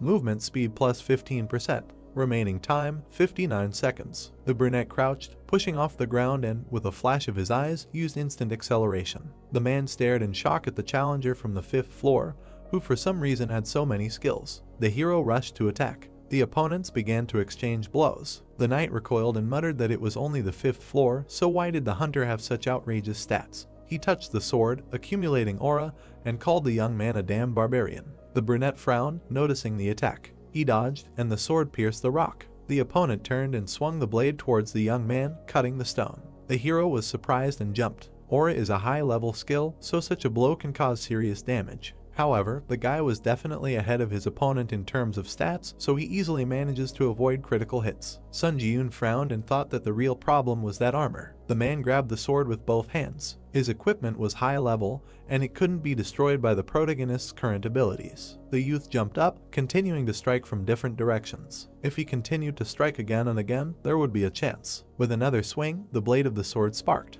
An electric discharge pierced the enemy. He grunted in pain, trying to understand what it was. Notice: Thunder Sword. 10th chance to apply the lightning effect when hitting the enemy. The brunette smiled and muttered that this was what he needed. The knight fell on his back. The hero approached the enemy. He looked at him carefully and thought that if the armor had a lightning rod function, it would have been more troublesome, but fortunately, his risk was worth it. The man grunted and his body trembled. He looked at the boy and said that he should have won in the first place. The intruder muttered that he was just a challenger from the 5th floor, so how could that be possible? Where did he get so many skills? Sun Jun squeezed the handle of his blade and said that the other man was very stupid if he relied entirely on his one high-level skill and armor. He swung his sword and said that it was time to meet his end. The man extended his hand and exclaimed that he could give him answers to all his questions. The brunette frowned and said that there was no need for that. The hero pierced the enemy with his sword. Blood spurted. The knight's hand trembled and went limp. The hunter straightened up and thought that it was getting easier and easier to kill each time.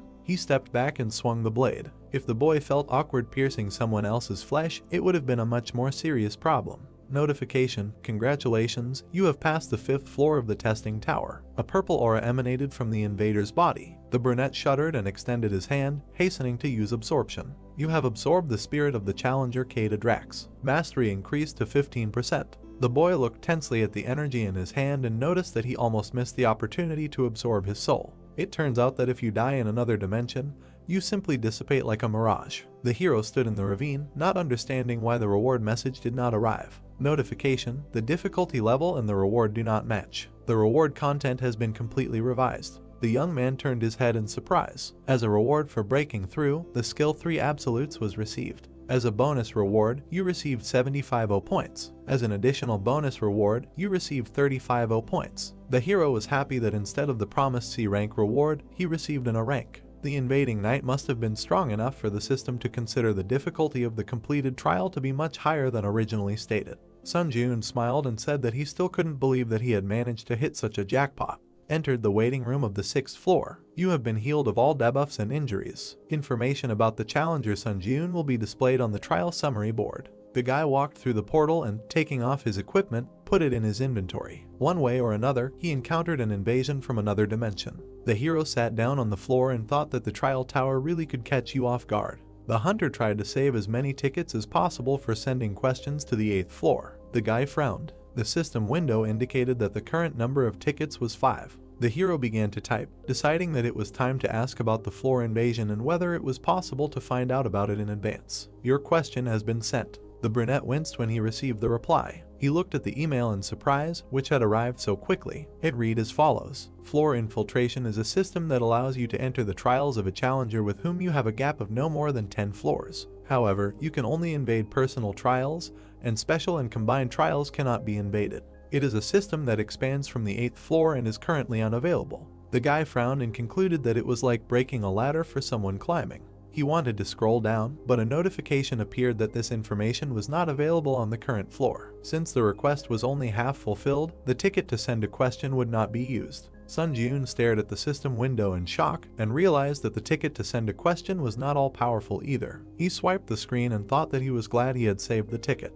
The hero smiled and said that it was time to use the items he had grabbed from the ground. The brunette reached into his inventory and pulled out a chest, a broken shield, and a stone. Notice, use the Kroken Magic Tower's restoration chest to restore this hunter's shield. The remaining uses of the chest have been exhausted. The shield was restored to its original form. The guy admired that the performance exceeded all expectations. Notice, use the Purity Stone. The item shone in the hero's hand. The brunette rubbed his neck and muttered that buying a Purity Stone might seem like a waste of money, but he believed that the feeling of freshness and vigor that comes from bathing was worth a few thousand won. The 6th floor trial will begin in 1 hour and 12 minutes. The hero opened the system menu and decided to check the trial results board and look into the community if he had time. Ranking table: 1 Kim Seung-hoon, 2 max level sword, 3 hunter, 4 Hee Sun-ae, 5 Oh Chun-seok, 6 Princess Sudi. The guy stared at the rankings, seeing himself in 3rd place. He had risen quite a bit from 16th place. Sun Jun touched his chin thoughtfully and asked if this made him any closer to gaining the benefits of a pioneer. He would have to go all the way to the 8th floor to find out.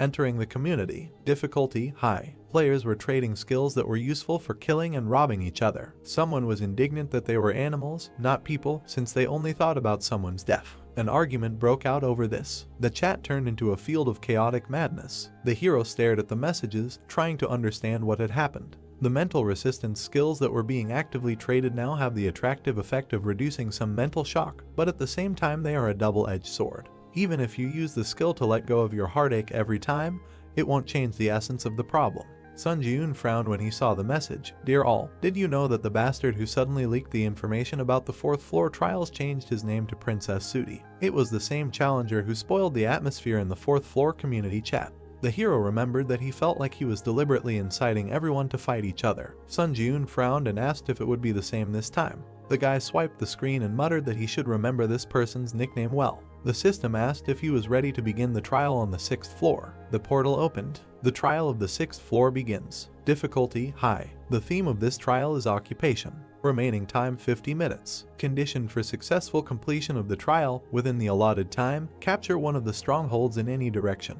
Condition for failing the trial: the death of the challenger or the expiration of the allotted time. The reward for a successful breakthrough is a random chest. The penalty in case of failure: death. The hero looked ahead, passing through the portal. In front of him was a sea with small platforms fixed to it. The selection of challengers is complete. Work together with your teammates to pass the trial. Sun Jun looked at the portal and, frowning, asked why his teammates were taking so long to appear. A spear flew out of the passage. The guy grabbed it with his hand and pulled it forward. Holding the weapon, the guy appeared. He looked at the brunette with fear and fell to the floor. The hero approached him and said that attacking his own team is unacceptable. The player frowned and said that if the guy entered the community, he should already know what's what. Murder is the easiest way to get achievements. The brunette looked at him in surprise. He squeezed his weapon and asked if the main thing for them was to earn as many achievements as possible, no matter at whose expense. The interlocutor bared his teeth and exclaimed that the hero's hypocrisy was beyond all bounds. He suggested looking around before playing the role of a conscientious and honest person. Screams were heard everywhere. Players were killing team members, shouting that only the tower should be blamed, not them. Someone did not even hide their greed in an effort to earn a new achievement. Sun Ji-yoon stood and listened to the cries for help. The interlocutor asked if he now understood what was what, calling him a hypocritical bastard. Someone swung a sword and pierced his comrade. Many were fighting to the death. Someone shook hands, deciding to join forces in such a difficult situation. The girl and the plump guy looked around at those around them. He smiled, glad that he met a person who thought the same as him. She noted that many were committing disgusting betrayal. The interlocutor nodded and said that they should come to their senses. The girl, smiling, plunged the blade into his chest and agreed that they needed to assess the situation with a sober mind. She grinned ominously and smirked that the guy, without really understanding, was shaking his opponent's hand without a drop of doubt. Notification: you have earned the Vile Killer achievement. Durability increased by 1. The young man fell backwards in front of her. The protagonist looked in her direction, and his supposed partner, smirking, said that he, too, was eager to get achievements. He suggested that the brunette stop acting like a saint. The hero silently looked away. The interlocutor grabbed the blade, deciding that his opponent was distracted. He cursed and rushed into the attack, aiming for the eye. Sun Ji-yoon did not even flinch. The guy quickly appeared behind the player and pierced him with that very spear. The enemy coughed and desperately wondered what kind of lightning-fast movement that was. Notification: you have earned the traitor achievement. Strength increased by 1. The hero frowned and thought that this was weak. Special and combined trials are just big words. Sun Ji-yoon turned around and thought that this trial could safely be called a kind of event especially for him. Here he would be able to improve the mastery of his unique characteristic, and, if he was lucky, maybe even add a couple of new skills to his piggy bank. However, the guy was not going to specifically attack to kill other challengers. The brunette resolutely looked ahead, deciding to simply fulfill the conditions of the trial and fight those who decided to attack him first. The man raised his hand and used Iron Dome, protecting himself with a shield. The sphere expanded. The man smiled and said that this was the perfect trial for him, who had learned water magic. He turned around at the sound and saw the main character running towards him. The guy jumped up and looked carefully at the other player. The man looked up in confusion, wondering who was in front of him. Sun Ji-yoon kicked the dome. The magician laughed and exclaimed that it couldn't be penetrated. However, the defense didn't want to confirm his words, breaking under the hero's blow. The guy flew into the candidate's face with his foot. The magician was thrown to the side and fell on his back. The brunette landed in front of him and thought that although his actions were a little cruel, the main thing was the end result. The other candidates glanced at Sun Ji-yoon in fear, assuming that he was a ranker who looked like a monster and ran in other directions. The hero sat down on the platform and thought that with his actions he could instill fear in his opponents. The other players ran away from him. To be honest, even though he wanted to earn achievements, he didn't want to make unnecessary kills. Notification: stronghold captured. The capture will be interrupted if someone from the other team enters your territory. Don't let the opponent capture your stronghold. Remaining time: 9 minutes 59 seconds. The brunette crossed his legs and concluded that he only needed to hold out for 10 minutes. He put his hands on his knees and thought that the high-ranked challengers who had immediately confirmed their participation in the next trial without using hearthstones on the 5th floor should already be outside the 6th floor. Most of the people around him were low-ranked challengers, so maybe breaking through the trial would be easier than he thought. The trial on the 6th floor makes you think about a lot of things. Mistrust of others. This is the reality of a low-ranked challenger. The darkness and gloom that the trial tower has nurtured. The guy frowned and thought that the fake sympathy was the real hypocrisy. Even if he managed to distract the opponents by switching their attention to another stronghold, eventually someone would die. Notification: an enemy has entered your stronghold, capture has been suspended. The hero looked back questioningly. A group of 4 people was approaching him. The blonde grinned and noted the confused expression on the hunter's face. He said that in this test, a team consists of 2 people, and 4 people suddenly appeared on his territory. The intruder assumed that the guy probably wanted to know what was going on. The brunette looked at them and said that everything was obvious without his explanation. Sun Ji-yoon smiled and concluded that 4 notorious bastards got together and formed a squad of killers to earn more achievements. The blonde grinned and noted that the guy immediately got the gist of it. The challenger added that his sentence would now be carried out. The man bared his teeth and kindly offered the hero to go to the next world. The 2 knights moved to attack. The young man grabbed the sword and assumed a fighting stance. The enemy wizard folded his arms and used heart fusion. The hero shuddered in surprise. By using the unique attribute heart fusion, The challenger Sunjun now shares the pain of the challenger Kim Jinhan. The magician took the dagger and stabbed himself in the arm. The protagonist gritted his teeth and dropped the weapon, feeling a sharp pain. He looked at the wound with displeasure. The skill pain tolerance is activated. All types of pain are reduced by 15%. The bald man with a shield approached the guy and poured seawater on him. The brunette cautiously covered himself. Notification: you have touched the water of the 6th trial floor. Strength decreased by 10. Dexterity decreased by 10. Endurance decreased by 10. Penalty duration 2 minutes 59 seconds. The boy opened his mouth and noted that, apparently, there was a penalty for contact with water. The opponents were approaching to attack. Both knights swung, striking. The hero thought that this was a terrible deal. Would be for an ordinary player. Sunjun smiled excitedly. The swordsman swung his blade, but the boy deftly dodged. He raised his hand and said that the strategy of depriving the enemy of a weapon and reducing his stats, admittedly, is pretty good. But they made one fatal mistake. The player looked at the approaching hand in fear. The hunter grabbed the swordsman by the head and stabbed him into the floor, declaring that they chose the wrong opponent. The trio froze in shock. Notification: you have earned the achievement One-Hit Kill. The skill Contempt for the Weak has been created. The hero straightened up, and the bald knight cursed. Skill: Contempt for the Weak. Mastery 0%. Effect: if the enemy cannot surpass any of the user's stats, strength increases according to the difference in stats. The bald man swung to strike from behind. Notification: all enemy stats are lower than the user's. Contempt for the Weak is activated. Strength increased by 1. The man struck, then looked up in shock. At that very second, the protagonist kneed him in the face. The brunette turned around in the air and kicked the enemy in the head. You have earned the achievement Merciless Killer. Sunjun smiled. Agility increased by 1. The knight fell to the ground. The blonde gritted his teeth and frowned. The hero moved towards them. The mage looked at his teammate in fear and asked what to do now and whether they should attack at the same time. The swordsman silently slashed his comrade's leg with his sword. The wizard's face distorted in pain, and he fell to the floor with a scream. The protagonist flinched, feeling a pulsation in his leg. The brunette dropped to one knee. Sunjun breathed heavily, thinking that they only shared one pain between the two of them, but fortunately, there was no real damage. The only problem was that this pain limited his actions. The mage grabbed his leg and shouted,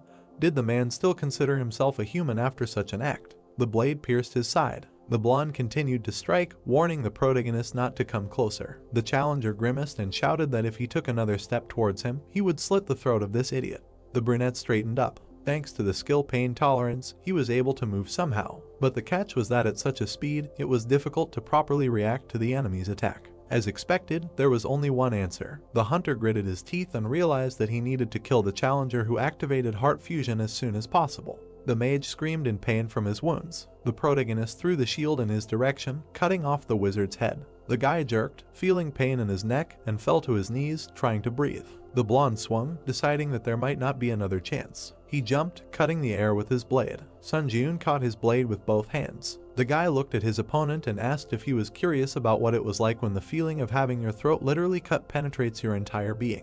The enemy smiled tensely and muttered that the guy was frostbitten. The brunette broke off part of the blade, grabbed it in one hand and cut off the enemy's head. The blonde, or rather the flying upper part of it, whispered that the hero was crazy. Sunjun frowned, and drops of blood flew nearby. You have received the Cold-Blooded Slasher achievement. You earned 15 points. Time is up. The stronghold has been captured. The other users began to shout joyfully that they survived. Someone who managed to maintain camaraderie hugged each other. Was it someone's instigation that many people were delighted with the murder at the beginning of the challenge? But in the end, the final winners were those who kept the team together. The hero turned around and noted that there were exceptions. He looked at the guy who was standing there covered in blood and muttering that he did nothing wrong, and that the bastard who couldn't dodge his blow was to blame. The brunette looked at his hand and wondered if he looked like such a monster in the eyes of others. Notification: congratulations, you have passed the 6th floor of the challenge tower. A random draw box will be sent to your inventory as a breakthrough reward. You have received 8,000 points as a reward. Moving to the waiting room. Dark energy emanated from the bodies of the challengers. You have absorbed the spirit of players Lee Songjun, Kim Jinhan, Song Jinuk, Han Sik-jun. The guy put out his hand, absorbing the energy. Mastery of the unique attribute Necromancy has reached 100%.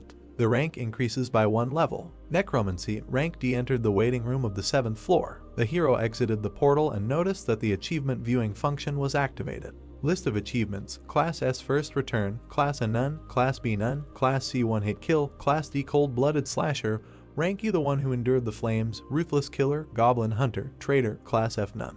The guy carefully looked at the system window and said that, as he thought, the first return was not a simple achievement.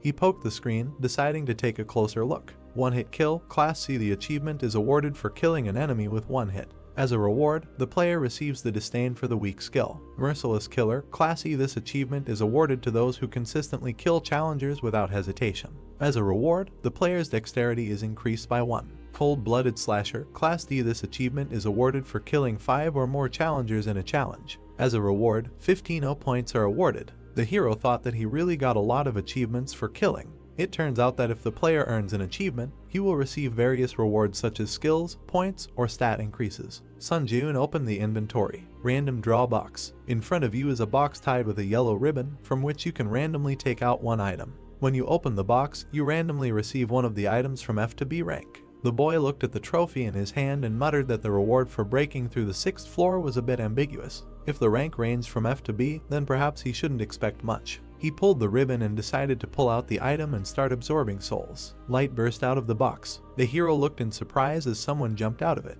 The small green goblin did a somersault and landed on the floor. The boy looked at it in shock. Sun Ji-yoon smiled and muttered what kind of Pokemon this was and whether it needed to be caught. The creature frowned, looking at the hero. Sun Ji-yoon dashed forward, stretching his hand out in front of him. The little animal dodged his palm at the last moment. The boy continued running forward, trying to catch his target. He pushed off the floor with explosive force. In his last attempt, he managed to grab the little animal. The hero smiled and shouted happily. The captured beast opened its mouth wide and screamed. Then it forcefully squeezed the boy's forearm with its teeth. Pain struck the boy's body, causing tears to appear in his eyes. The little beast jumped to the side. It frowned angrily and bared its fangs. The boy went into a furious frenzy and said that the enemy was quite cute, so he tried to be gentle with him. Jumping up, he said that now the little beast could expect no mercy. The boy made several dashes, but his target jumped very high. The hero looked up and thought. A moment later, the beast noticed that the boy had risen to his height. After somersaulting in the air, the boy looked at his target.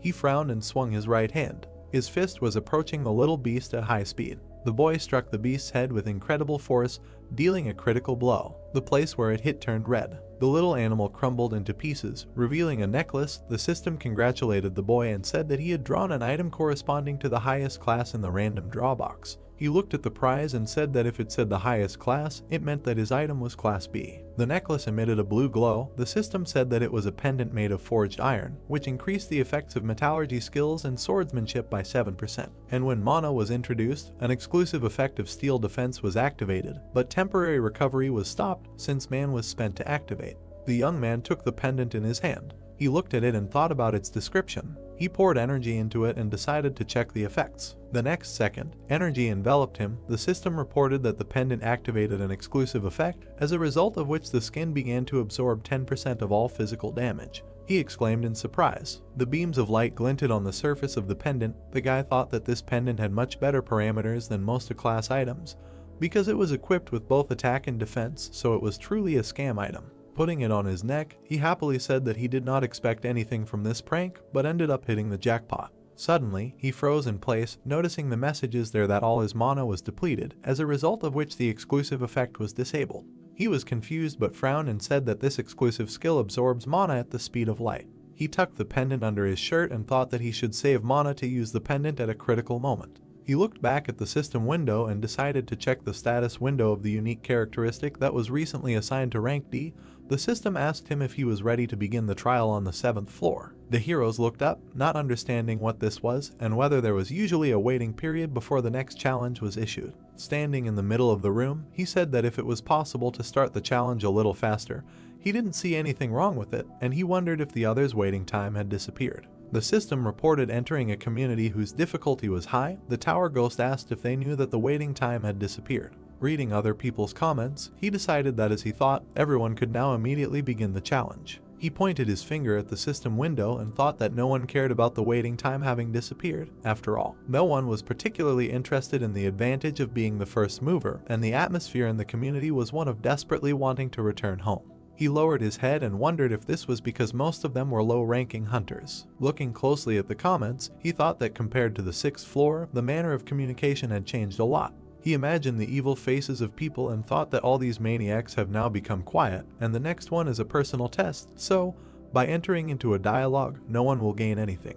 With a calm expression on his face, he decided that he should also be wary of the murderous maniacs who use the lives of their comrades as simple tools for gaining profit, and most importantly, he hit his fist into his palm and said that he needed to develop skills that would not be shaken by any variables. Opening the system window, he looked at the description of the unique characteristic and looked at it in surprise. Raising his eyebrows, he noticed that even more specifics were added to the description of the basic effect. Schematically imagining how souls turn into enhancement, magical power, and a protective shell, he thought that before, the main emphasis was on enhancing skills, but now souls can be used both as magical power and as a protective shell. He waved his hand, opening another window, and said that he hoped that something like an increase in the probability of obtaining a skill would appear, because anything can happen, so the ability to protect the body will never be superfluous. He pulled the sword out of the inventory. Throwing it into the air, he decided to check how effective the spiritual shield was. The hero put his hand to the side and said that he should risk it, because even if he cut off his hand, the waiting room was equipped with a healing buff anyway. The sword quickly spun, approaching him. At high speed, it approached the guy's wrist. The next second, a bright red flash lit up the space. The system reported that the spirit absorbed the damage inflicted on the user. The sword rose into the air again, energy swirled around it. The system also added that the player's soul had disappeared, and the number of souls in possession was 3 out of 30 positions. The young man looked at the hit site in surprise. Smiling, he decided that the effectiveness exceeded all his expectations. Heroes looked at the number of souls in his possession and said that it was better for him not to absorb all the souls, but to always have a couple in reserve to ensure his own protection. Heroes opened the board summing up the results of the trial. The system opened the player ranking table, on which Sunjun was in 4th place. Frowning slightly, he said that he had slipped to 4th place, and we want, but it was a bit of a pity, but it was not so critical, because in order to receive the title of Pioneer, he only needed to enter the top 50. He warmed up and said that he was already tired while checking this and that, but he did not have time to delay further advancement. A portal opened in space. Heroes decided that it was time for him to challenge the next trial. In the darkness in front of him, system windows began to appear, informing him that the 7th floor high difficulty test was beginning, the theme of which would be proof, and 40 minutes were given for completion. The condition of the test was to pass 3 tests within the allotted time, and the conditions for failure, the death of the applicant or the expiration of the allotted time. As a reward for a successful breakthrough, he was guaranteed the skill of Grace of the Wind, and the penalty for failure was equal to death. The young man found himself in the middle of a dark corridor. He raised his eyebrows in surprise, not understanding what kind of place this was, because the atmosphere was completely different from the previous tests. Walking straight, he thought there that he literally did not feel anyone's presence, and this irritated him greatly. His hair began to flutter in the wind. A bright light flashed at the end of the corridor. A wave of glow quickly overtook the young man, transferring him to the first test zone. The hero found himself in the middle of the desert. The system demanded that he prove that he had overcome all his fears. Looking around, he recognized the surroundings. An endless sand landscape stretched out before him. Suddenly, the ground beneath his feet shook violently. The young man thought that everything was as he expected. In an instant, a giant sand wall rose up in front of him. The young man looked up and realized that it was a sand golem. He remembered that in order to successfully pass, he had to break through 3 trials in the remaining time, and he thought that this space was now a reproduction of the training trial, and this meant that during this trial, the 3 trials that he had already passed would be recreated. He frowned angrily, thinking that he could defeat the sand golem with his eyes closed, and wondered if that meant he would be on the 8th floor very soon. He noticed that a large amount of sand was falling down from the golem's shoulders. The monster was getting taller and taller, leaving the boy at the bottom. The boy looked up, noticing the giant monster, and said that he didn't remember the golem being this big to begin with. A bright light was shining in the monster's eye sockets. The boy smirked and thought that he felt like he had been enlarged 3 times. The golem raised its arm. It swung its right hand, slightly leaning towards the boy. The boy took out the sword and shield from his inventory, deciding to try and hit the empty head of the opponent. He rushed straight towards the golem's strike. Deviating from the trajectory, it ran up the arm. The hero frowned confidently. He quickly climbed up the sand, straight towards the monster's head. Finally, he made a dash and jumped away from the enemy's head. He thought that this was all very strange while he was upside down. Nu looked down at the golem and thought that the sand golem's weak point was the core, but he couldn't find it anywhere, and perhaps the more massive the golem, the deeper the core was hidden in its body. Shin quickly turned around and looked at him. The hero frowned tensely. The next second, the monster's hand was quickly approaching him. The golem grabbed him in mid-air. Sand continued to fall from his hand. Suddenly, a blue light appeared from his palm. The sand exploded, freeing the youth. The boy looked up and said that since he couldn't deal with the enemy in one blow, He should just cut him into pieces. He rushed into battle, delivering sweeping blows to the golem's body. He landed and slid across the sand. Sun Jiun looked at the wounds inflicted. He smirked slightly and thought that, as expected, he was just cutting him over and over again, and he needed that you did not find and destroy the core. The monster raised his hands and screamed loudly. The boy said that with his tactics he only attracted his anger. The monster sank to the ground, resting his feet on it. His ankles sank into the sand. The hero opened his mouth in surprise, looking ahead. Quickly straightening up, the monster raised his foot to trample the hero. The boy rushed from the spot, surprised at what was happening. He looked back in fear and said that dodging the blow is not a problem, but if that sand wave falls. The monster's foot quickly approached the sand. The boy quickly ran away from the resulting sand wave. He lost his balance when the shock wave caught up with him. A huge sand explosion thundered in the middle of the desert. Dust and sand began to settle. A golem appeared from behind the curtain. The young man was half buried in the sand. He smiled evilly and said that he was furious. Rising from the ground, he looked at the golem. The young man held his sword in front of him. The golem walked towards him, holding his hands in front of him. The young man began to emit streams of aura using 3 absolutes. The system opened the description of the skill. The hero flew past the golem at incredible speed, cutting off its arm. The monster looked back at the lost limb in surprise. Landing, the guy dealt a few more blows. He cut off its arm with just one attack. He immediately remembered the Dark Knight and thought that when he encountered the so-called floor implantation, he was very angry. Smiling, he also added that now he should probably thank that knight for intruding on that trial. The monster's arm began to recover. The hero thought that although this golem was recovering with the help of sand, he should still continue to cut with his sword until his core was found. The monster bowed down, heading towards the guy. The boy challenged him and said that he should try to recover after the next one. With a deft movement, he cut the sand body. A moment later, another cut appeared. The boy ran past the golem, cutting off all of its limbs. The monster began to recover again. The tired guy frowned and insulted him, after which he wondered later where his core was. Suddenly, he raised his eyebrows in surprise. Standing in front of the golem, the boy calmly asked when he managed to become such a cutie. The golem suddenly fell into a stupor. He blushed embarrassedly, hearing for the first time that he was cute. The young man noticed that the golem had shrunk and thought that the resource called sand, which the golem's body was made of, could not be extracted from the environment indefinitely, which is why it had apparently shrunk so much. He looked down and thought of something. A mad smile appeared on his face. He grabbed the sword and asked the golem if it wanted to lose some more weight. The monster opened its mouth and let out a loud roar. Vidya didn't particularly like the continuation.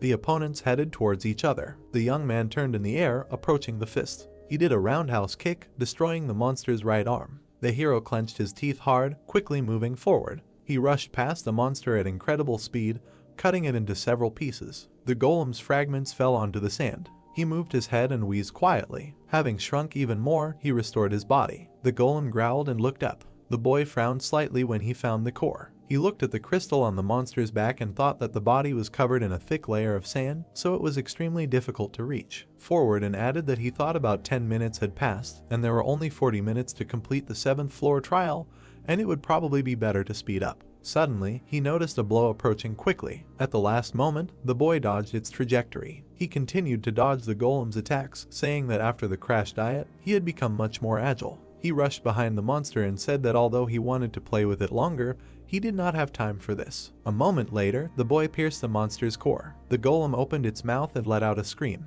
The core shattered into several pieces. The guy frowned. The system reported that he had proven that he had overcome his fear, and the first test had been successfully completed. The golem's body began to crumble to the ground. A bright flash appeared in the air. The young man looked around in surprise, noticing the disappearance of the surrounding space. Frowning, he thought that this was excellent. He stretched out his hand and pulled the golem's spirit along with him. The flow of the soul was attracted to his palm.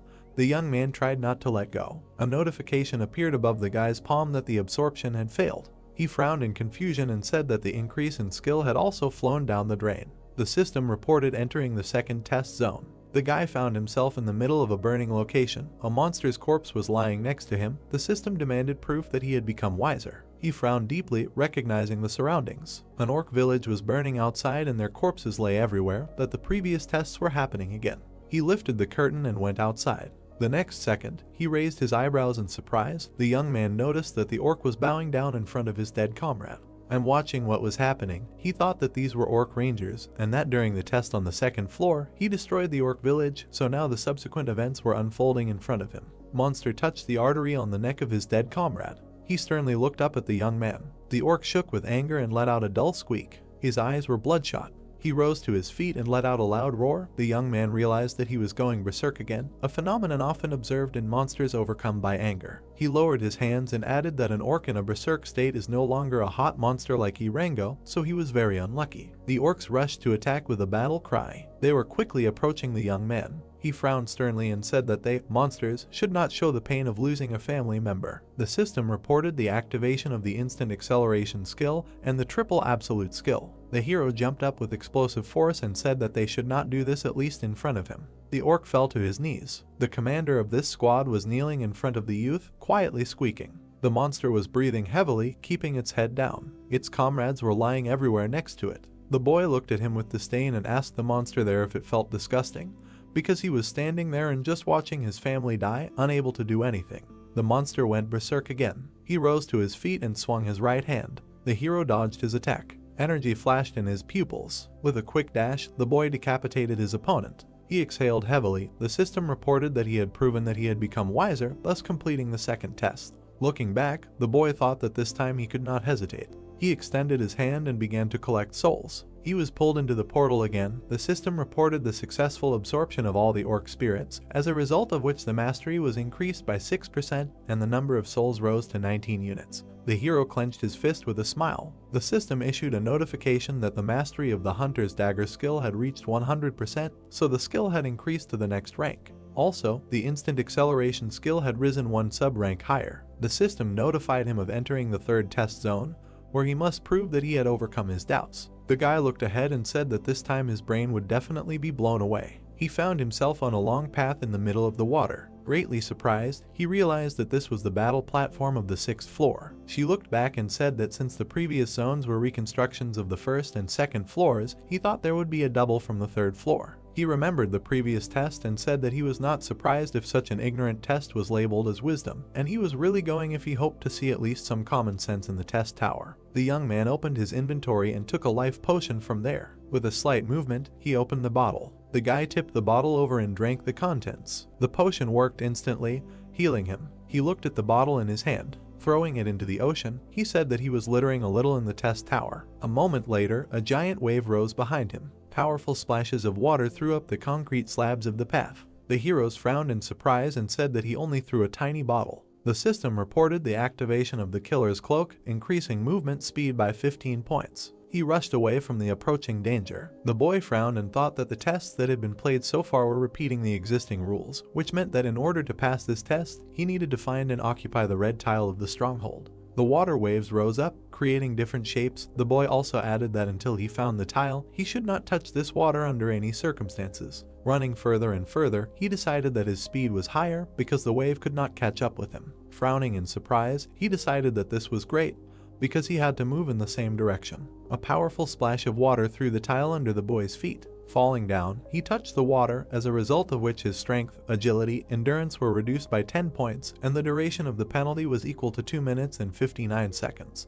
The water continued to throw up concrete slabs. The guy thought that he even had an idea that the tiles would remain in the same order. Being in the air, he added that it was a kind of hope that there was at least some common sense in the testing tower. He gritted his teeth and used instant acceleration. Leaning against the slab, he made a powerful jerk. With quick movements, he bounced off the next 2 slabs. The guy gritted his teeth and said that he never expected that he could die in such a place. He continued to push off the slabs on his way, running further and further. Noticing a red pad, he headed towards it. Looking at his target, he thought it was the red slab of the stronghold. The guy gritted his teeth and thought that soon, finally, this annoying test would end. The introductory surface swirled into a whirlpool. Several streams of liquid rose into the air at once in order to hinder him. The water spun like a corkscrew and flew over him.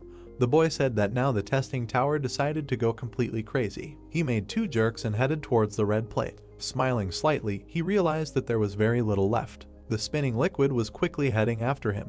The hero noticed the danger from behind. A powerful blow of the liquid hit him right on the back. The boy's vision clouded over as the water absorbed him. Scarlet energy flared behind him. Streams of dark aura spread through the air. The system reported that the spirit absorbed the damage done to the user, as a result of which one of the orc souls disappeared. More and more energy was growing. It stopped the flow of water. Another orc soul disappeared. The boy looked back and thought that he clearly felt the shockwave, but right before the blow could cause him any damage, the shield blocked it. The hero did a somersault in the air and flew to the side. Having landed, he quickly ran away. The streams of water went after him, when suddenly the remaining time was over. The water froze, the exclusive effect of the killer cloak was turned off. The guy frowned in confusion and thought that now he already had no mana, and if the instant acceleration failed, then it would be the end for him. He gathered scarlet energy in his palm. The hero threw the ball into his mouth. Having pushed it into his mouth, he frowned slightly. An aura began to emanate from his chest into the dark. The system reported that he needed to replenish his mana using the spirit of the orc.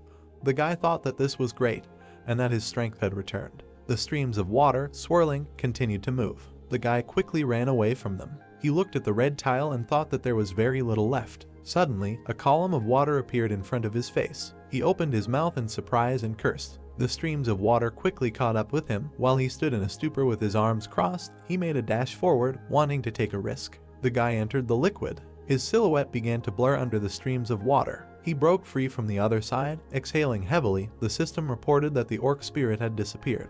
The guy was in the air right above the waves of water. Flying down upside down, he bent down heavily. The guy tried to group himself and screamed loudly. He looked at the floor in fear, screaming shrilly. The floor was quickly approaching him. After a little while, the guy hit the concrete with incredible force. 2 orc souls disappeared. He had 12 units left. A large amount of dust rose in the air. The dust cleared. The young man lay in a mark on the surface. He opened his eyes in surprise, noticing something. Swirling waves hung right above him. Their tips twitched, confusing the guy. The system reported that he had proven that he had overcome his doubts. As a result of something, these tests were successfully completed. The water appendage began to lose its shape. A huge amount of water fell on the guy. Being wet, he squinted his eyes and thought that this was a damn test and that it was completed, but for some reason he had to suffer until the last second. Suddenly, system notifications appeared, reporting that he had overcome the 7th floor of the test tower, and as a reward for breaking through, the skill of the Grace of the Wind was received. 15,000 points were awarded and speed boots were sent to his inventory, after which the system reported that he was going to the waiting room. The hero headed into the portal. The spatial gate emitted a light blue light. The young man went to the waiting room. He threw off his coat. Slightly lowering his head, he remembered the past test. The young man frowned deeply and realized that he was close to failure. He bit his lip and thought that in the current situation, he was a little anxious to go to the 8th floor right away, because he did not think that he would continue to be so lucky in the future. Suddenly, he raised his head, feeling a shaking. The system windows opened in front of him. Notifications reported that the number of applicants who passed the tests on the 7th floor exceeded 1,000 people. So the expansion of the system began, the skill store was opened, and an intersection was created in the test, as a result of which a permanent return was possible, and the floor implementation system was activated. Looking at these messages, he thought that this was all what was expected with great impatience, but Cherry Prepare is different. He frowned, noticing the messages that he was the president, who was called the pioneer on all the previous floors, as a result of which he was entitled to choose the halo. The boy imagined a silhouette of a man with bright rays of light coming from him, and thought that the eagle was an advantage that could only be obtained if the applicant had the title of pioneer on all previous floors. He raised his eyebrows in surprise when he saw the system notification that the halo affected the unique characteristics and skills of the applicant, so he had to choose wisely. The young man wondered later, had he ever given the tower such advice, because it must mean that the halo was something important. The system gave him a choice of 3 halos: ruler, hunter, and monk. The hero crossed his arms, looking at this, and said that he needed to read the description first. He opened the description of the ruler's halo, which said no, that this is a halo that has different performance depending on the person, and, in fact, it is closer to the universal type than the specialized type, and is closely related to the unique characteristics of the applicant. The potential is greatly increased for abilities such as combat, growth, support, and production, and the unique strength of skills is the synthesis of skills, so this is the most suitable halo for the current applicant. The youth raised his eyebrows in surprise and said that it affects all skills and even the unique characteristic. Looking closely at the last lines, he thought that the tower was openly saying that this is the most suitable halo for him. He poked his finger at the system window and said that he needed to look at other options. The system opened the description of the hunter's halo, which said that anyone can easily adapt to this halo. It is closely related to improving characteristics and skills, and the effect of the halo greatly increases the level of skill and stats.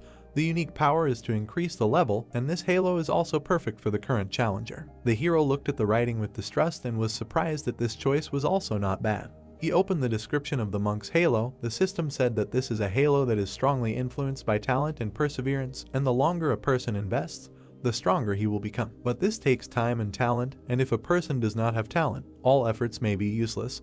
The unique power of the halo is the path of practice, and this halo is not recommended for the current challenger. He waved his hands, dividing the system window into 3, and said that this halo is definitely not for him, so he needs to make a choice in favor of one of the remaining 2. So he lowered his hand and decided to choose it. He pointed his finger at the system window. Shining rays appeared behind him. The system reported that he had chosen the ruler's eagle, and the special effect of the ruler's halo launched the evolution of unique characteristics. She showed him the possibility of developing into the field of necromancy and said that he could begin to summon or, as a result, be able to use absorbed spirits to revive powerful skeletons. Then she showed him in the form of a magic swordsman and said that his talent for the sword and magic would increase, and the ability to acquire the corresponding skills would increase 3-fold. Then the system showed him in the form of a blacksmith and said that he could also go the way of the creator, and in this case, the talent for creating items would increase, and the ability to acquire skills related to production would increase 3-fold. The young man looked at these options in surprise. He touched his finger to the system window. They say that he has nothing to even think about. He looked closely at the system windows, reporting that the summoner attribute had been added to the unique characteristics of necromancy. Due to this, some effects were modified, and new detailed effects were added. Then the unique ability of skill synthesis was created. The dark energy swirled and began to gather into the youth. The system opened the status window. The hero stepped onto the floor, happy with the end. He looked down as the energy continued to gather in his chest, and thought that the eagle was finally created. The hero poked his finger at the system window, opening the description of the unique ability, skill synthesis, the effect of which allows you to select 2 desired skills and combine them. And if the skill levels differ during the use of the effect, the skill of the higher rank becomes the center of the synthesis. Sun Jun opened his mouth in surprise and thought that by combining useless skills, you can create something new. The thought flashed through his mind that this was really a jackpot. The system asked him to look at the list of skills and select the material to create the synthesis from the skills currently available. The hero looked at the list of his abilities and thought about what to combine. He touched his chin and began to search for skills that he does not use. The hero chose the skill of contempt for the weak and continue the battle. The system asked him if he wanted to continue. The young man pressed the button and decided to continue. The synthesis window of the bright lit up. The system reported the completion of the synthesis of skills. A bright light illuminated the boy's face. The skill of forced breakthrough was created. The young man looked at the description of the skill in surprise. The system reported that the skill allows you to break through unknown forms of restraint, such as skills and unique characteristics, but the user's magic must be higher than the level of magic used for restraint. The hero could not understand how this happened. He thought that he combined 2 lower skills, and that he expected to get an E rank skill, but got a D rank. He smiled happily and decided that this was a really mind-blowing skill. He pointed his finger at the system window. I live to try again. The system asked him to select the material for synthesis again. The hero chose Ranger Training and Burn Resistance. The next second, he again agreed to continue the synthesis. The system window lit up brightly again. The guy smiled impatiently, expecting a new result. A strong eye skill of rank E was created, which allowed one to provide oneself with some visibility even in bad conditions. The guy fell into a stupor and said that, it turns out, the skill created now was only 1 step higher than those chosen for synthesis. He looked up and thought about what the reason for this was. He mentally imagined the 2 previous skills and thought that they went well together. Then he imagined the 2 skills crossed with each other this time and thought that their combination was not the best. From a first glance it was clear that they were completely incompatible with each other. He fell heavily onto the bed. Looking at the ceiling, he said that he had come a long way from holding the status of a pioneer to receiving the reward of the areola, but for some reason he felt a little strange. Lying on the bed, he wondered if he had really achieved everything through his own efforts, or if he had just been lucky with a unique characteristic. The hero was silent for a second. He jumped to his place and decided that he couldn't lie around doing nothing, thinking about all sorts of nonsense, because it would be much better if he checked the reward he had received. He looked at the description of the skill of the Grace of the Wind, the effect of which allowed him to increase all speeds by 10%. The system reported that this skill could be stacked, reproducing up to 7 times. However, when the limit was reached, a 24-hour cooldown would automatically be activated. Looking at the description, he said that increasing all speeds, this is amazing, and he will also be able to stack this skill 7 times, which means, lost in his thoughts, he thought that he would be able to increase any speed by 70%.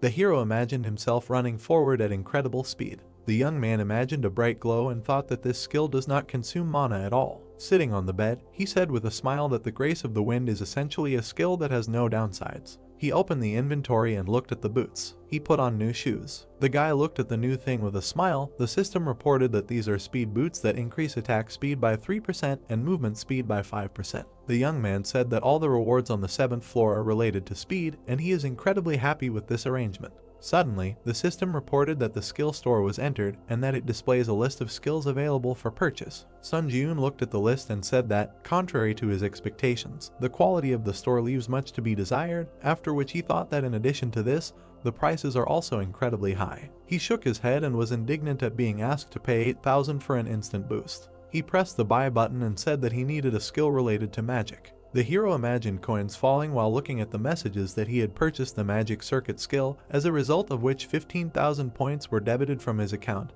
and he also bought magic resistance for 12,000 points. The system reported that the magic resistance skill grants an effect due to which resistance to magic is created throughout the body. Resistance to other people's magic is increased, but if he does not have the magic circuit skill, the effect is significantly reduced. He recalled the past battle and thought that now that he has the resilience skill, he will not be caught off guard by something like the unique characteristic of heart fusion, which had caused him a hard time in the past. He opened the description of the magic chain skill. His body began to release mana. The magic chain was engraved on his body. The guy gritted his teeth, feeling the heat throughout his body. He began to glow brighter and brighter, emitting powerful streams. The sheet swayed strongly in the air. After a while, it sagged. The guy lowered his legs to the floor. Getting up from the bed, he said that he felt a strong lightness. He took a few steps forward. Sun Ji-yoon stopped in the middle of the room. He lowered his gaze. The youth raised his leg, which was covered in mana. A moment later, he slammed it onto the ground, creating a powerful shockwave. Without taking his eyes off what was happening, he was very surprised. The floor under his foot was shattered. The guy thought that the mana used randomly formed a chain and strengthened his physical abilities. He smiled, clenched his fist, and was glad that he made a good purchase. The hero opened the system window. The system reported that he could use the spirit of the deceased to resurrect the dead nearby, and that at the time of resurrection, the level of the dead would be proportional to the quality and quantity of souls absorbed. The youth said that he was curious about this new ability to summon the dead. He waved off the notification and said that it would be better for him to familiarize himself with it in practice. He placed his hands on his waist and exhaled heavily. He pressed his lips together and considered what decision he should make. The hero frowned sternly and said that he should think about whether to challenge the next floor right now or return to the ground. The dark-haired man was looking at his phone, nervously shaking his leg, and was indignant at the fact that there was no response. Suddenly, he noticed that someone had approached him. A plump man with his team approached him and asked the guy if he was able to gather a team. They were sitting next to a giant gate. The man also said that he should hand over the permission to enter the portal to them. He smiled evilly and added that if the raid in the dungeon did not begin after the specified time, the right to enter would be automatically revoked, so he could just take the appropriate fee and hand the pass over to them. The guy frowned tensely, recognizing the guys who had approached him. He raised his head excitedly and said that he had no intention of handing over his pass to anyone. The men immediately insulted him. The interlocutor grabbed his head and said with a smile that there were a lot of hunters in the park, but no one was eager to join his team. Smiling widely, he mockingly said that he was only an E-rank hunter. The young man was stunned when he heard the question of whether he thought anyone would want to be on the same team with trash like him. The man, along with his team, looked at the guy ominously. The surrounding people discussed how he was being too cheeky, but telling the honest truth. Suddenly, everyone froze in place when someone asked if the team was still recruiting. Sun Ji-yoon walked through the crowd. He held out his ID and introduced himself. Frowning, the guy asked if this was enough to join the team. The saddened man stood up from the bench and said that he completely satisfied all the requirements. The evil man put his hand on his shoulder and asked if he didn't see the line of people waiting or if he didn't understand what was going on at all. The boy let out a sigh and smiled. The man got angry when he heard the words that if he was unhappy with something, he should also apply for the Chiaowan team. The man was very indignant about this. Suddenly, the guy became completely serious and threateningly told the man to remove his hand from his shoulder before it was broken. The guy immediately released his aura, surprising everyone around him. The man turned pale and immediately removed his hand from his shoulder. He frowned in surprise, wondering what kind of energy this was and if he was really a C-rank hunter like himself. The man's allies admired this energy with a smile, thinking that it was released by their captain.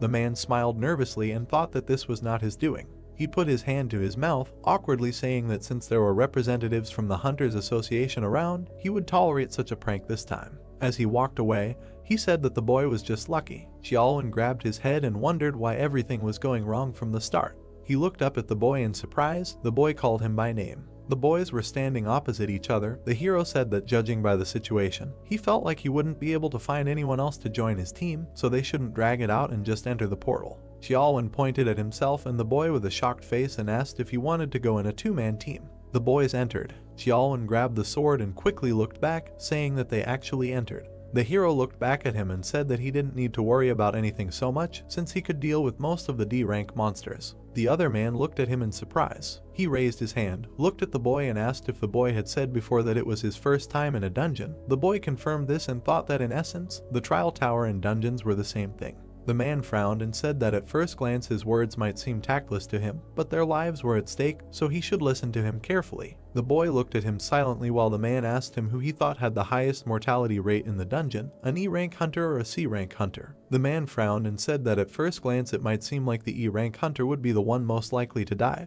but in reality, C-rank hunters had a higher mortality rate. He imagined two fighters and said that E-rank hunters were extremely cautious because they knew they were weak, while hunters of a higher rank were overconfident in their strength. He then imagined the spears killing the second hunter and said that the fatality rate was extremely high for that rank. The man then imagined them getting into an accident in a car and said that the same could be said about driving, since the more confident the driver was, the higher the chance of getting into an accident. He lowered his head and said that a place called a dungeon was much more dangerous than the boy thought.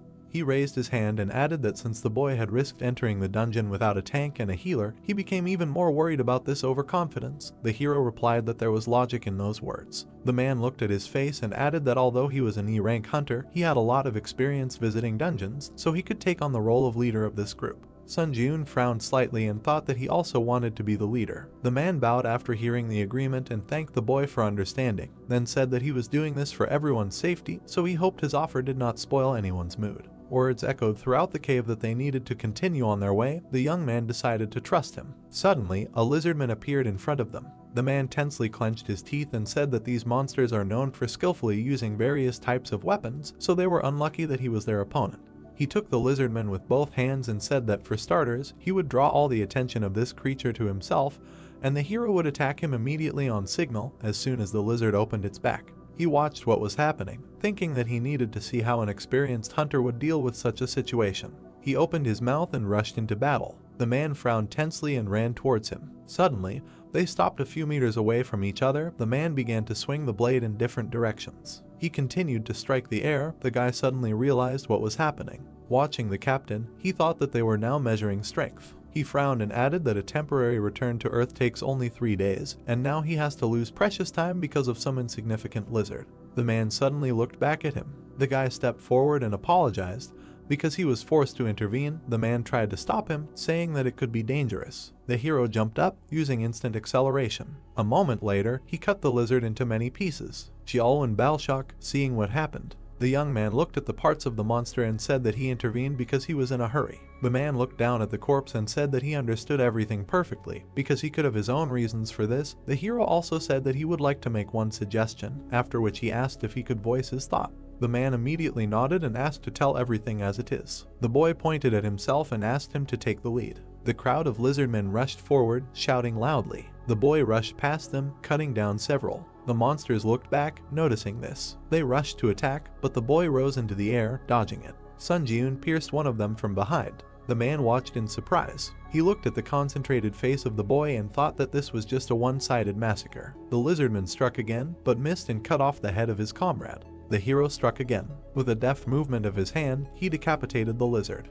The man watched everything with his mouth open, thinking that he probably got to witness the battle of a super rookie who would shake up the hunting industry in the future. The hero plunged his blade into the body of one of the lizards. He took out a green D-rank mana crystal. He threw it into the man's bag with the others. Xiaolwen looked back and said that other than acting as a porter, he was of no use, and then apologized for that. One of the lizards approached the guy from behind at incredible speed while he was discussing with the man how much profit each would get. The hero slightly tilted his head, letting the sword pass by. He turned around and swung his left hand. With a single blow, he threw the beast up. He smashed its head against the ceiling of the cave. Rock fragments fell next to the guy. The man grabbed his head, watching in horror. The entire cave was covered in blood. The young man said that they needed to discuss this outside, because if they let their guard down, they could end up in a dangerous situation. He brushed the blood away. The man apologized to him. He began to absorb the souls of the lizards, and thought that he needed to pretend to yawn and absorb all the souls at this time. there was an increase of 0.07%, and that with D-class monsters, he would be increasing the mastery of his unique characteristic for a very long time. Suddenly,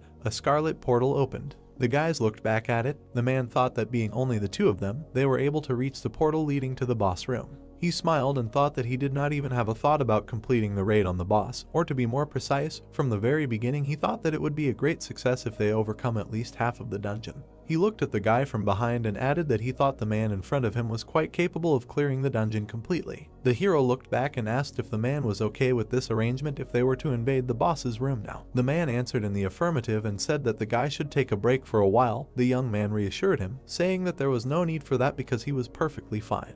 A man's voice was heard near the portal and he agreed to enter the portal. They found themselves in front of a giant lizard sitting on a throne. The monster rested his hands on the throne. The young man said that as he had predicted, the king of the lizards was waiting for them in this place. The ally looked at him and asked what he was going to do. The hero asked for some time to think. The man frowned anxiously and asked if the guy wanted to say that he had no clear plan of action. The monster immediately jumped up from his place. The guy smiled and said that it happened just in time. The lizard was approaching them at an incredible speed. The guy frowned in surprise. He made a few dashes back, dodging the spear strikes. Dodging another blow, he thought that the monster was very fast and, surprisingly, considering his size. He frowned and looked up at his opponent. The next second the young man found himself behind the lizard. The guy swung his blade and thought that it was not fast enough for him to match the pace of the fight. The monster immediately attacked him with its tail on the body. The lizard threw the guy to the end of the cave. The man grabbed his head and screamed the guy's name in fear. The young man kicked away a block of stone. Dark energy swirled around his body. The system reported that the spirit had absorbed the damage inflicted on the user. The hero smiled and said that this is a good way to test new skills. The man said with tears in his eyes that he thought the guy was dead. The lizard looked at the enemy with an angry expression. Sun Jiun climbed onto the boulder and asked the enemy what had happened and if he cared that not a single stone was left of his throne. The lizard's throne was heavily damaged. The youth asked if he thought it was an ominous omen. The monster threw a copy into the ground and released an aura. Raising its head, it released a powerful beam from its mouth. The youth's limbs were immediately shackled by chains. He was affected by the skill of a slow wave, as a result of which his speed was reduced by 25%.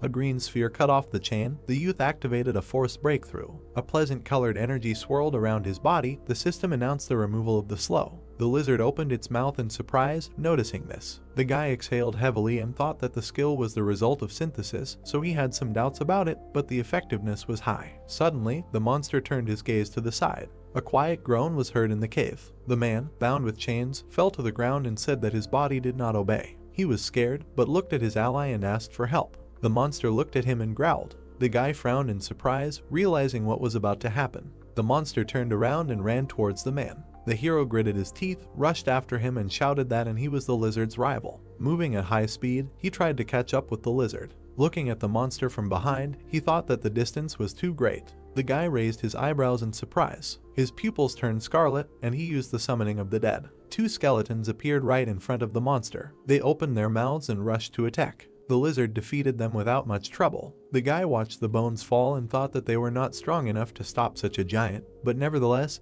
he was able to win a second with their help. Having summed up the skill of the Grace of the Wind by 60%, he chopped the monster into several pieces and thought that this second saved a human life. The lizard's face froze with an open mouth. The system announced his death. Streams of dark energy gathered in one point. The system reported that the guy used the absorption of the spirit of the Lizard King to permanently increase stats, as a result of which his strength, agility, endurance, mana and durability were increased by different amounts of points. The hero looked at his chest in surprise.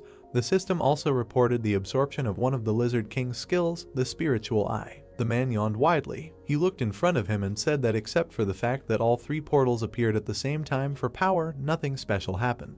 He looked back at his subordinate and asked if they noticed anything unusual. The interlocutor answered negatively. The leader, looking at the portal, thought that everything was as usual, because after the hunters of the first squad made a partial raid in the open portal and went outside, the attacking team of the Hunter Association would have to break into the dungeon and finish off the boss. He sat down on the back of the bench and said that it seemed like everyone was in the same Hunter Association, but he did not understand why only their team did not have a commission fee. After which he insulted the members of the attacking team and said that he was very jealous. Suddenly his eyes sparkled with anticipation of monetary payment. The man said that if the advance squad completely cleared the portals in the first quarter, then their control team would be able to get their share. Suddenly, he sadly lowered his eyebrows. Smiling slightly, he thought that this would only be possible within a rank hunter and wondered if there was even one high-class hunter who would pull off such a crazy stunt. Suddenly, Xiaolwen and Sunjun appeared from the portal. The leader looked back. Hearing the shout that the advance party of the third portal had finished clearing, the leader was surprised that it was so fast. The subordinate tried to accompany the guy. The leader was surprised that they went to raid the dungeon with only the two of them, meaning that this group couldn't even get halfway there. Suddenly, he raised his eyebrows in surprise, noticing something. The portal behind them began to disappear. He opened his mouth in shock, thinking that the portal that had become colorless meant that. The man smiled widely and finished his thought by saying that the boss's room had been completely cleared. Stumbling, he ran towards the guy. The man, breathing heavily, asked the young man if they had really cleared the dungeon completely. The hero asked him who he was to ask such questions. The interlocutor adjusted his suit and said with a smile that he forgot to introduce himself, after which he gave his name and said that he was the leader of the portal control group from the Hunters Association, who had arrived in this place to monitor the portals that had suddenly appeared in this park. Xiaolwen intervened in the conversation and asked if they had arrived later, that they wanted to buy the rights to occupy the portal. The man confirmed this and said that he wanted to make an offer to the two of them to sell. He raised his eyebrows in surprise when he heard the words that Xiaolwen was not the one who had the right to make decisions in this matter. The leader was very surprised when he was told that the young man had captured this dungeon alone. He recoiled and asked in shock if he really did the cleanup alone, since that meant he was a rank hunter. The guy interrupted him and said that he was a C rank hunter, and that he thought that was not the most important thing right now, after which he asked him to get closer to the point. He frowned and asked how much he wanted to buy the right to occupy the portal for, after which he thought that if it became known that he came from the test tower, then it would add unnecessary problems. The leader coughed and said that if we return to the main thread of the conversation, then their team wants to propose something. The hero frowned in surprise. Hearing the words, he said that they wanted to buy the right to occupy the portal from them for 1,200,000,000 won. A huge stack of papers fell on the table. The girl sat down heavily on them and said that it was very hard for her, because after returning from the tower, all she did was work like a horse. Suddenly, she noticed something. She picked up the phone and wondered who was calling her at such a late hour. The girl looked at the phone screen in surprise. A little earlier, she looked over her left shoulder. The girl looked at the nameplate with the manager's name. She remembered standing in front of three men who said that without a doubt, this incident would lead to revolutionary changes, and then she thought that everyone at the top was really worried. She held her head and said that even if the applicants were hiding their identities, she still didn't think it would be so difficult to win them over. She looked down sadly. She added that she hadn't even managed to recruit 10 people, and all of these applicants were low level, so it was not enough to satisfy the top management. She looked out the window and said that if she thought about it, she had no idea what that person was doing. She remembered how the boy cut down the goblins one by one and thought that the boy was so strong that it would not be an exaggeration to say that he cleared the 4th floor alone. She touched the glass and regretted that she did not propose to him right away. Suddenly, she was distracted by a notification on her phone. She picked it up and wondered who was calling her at such a late hour. The girl raised her eyebrows in surprise, looking at the phone screen. Sunjun had texted her and asked if they could meet up if she had already returned. The boy's balance was 1,291,600,000 won. The boy carefully looked at the phone screen and said that he had earned almost 1,300,000,000 won, and he still could not believe that it was true. He was sitting in a cafe, saying that he felt amazing, when suddenly a golden bell rang. The tired girl flew inside. She noticed her hours waving his hand at her. The girl grabbed her head, approaching the table.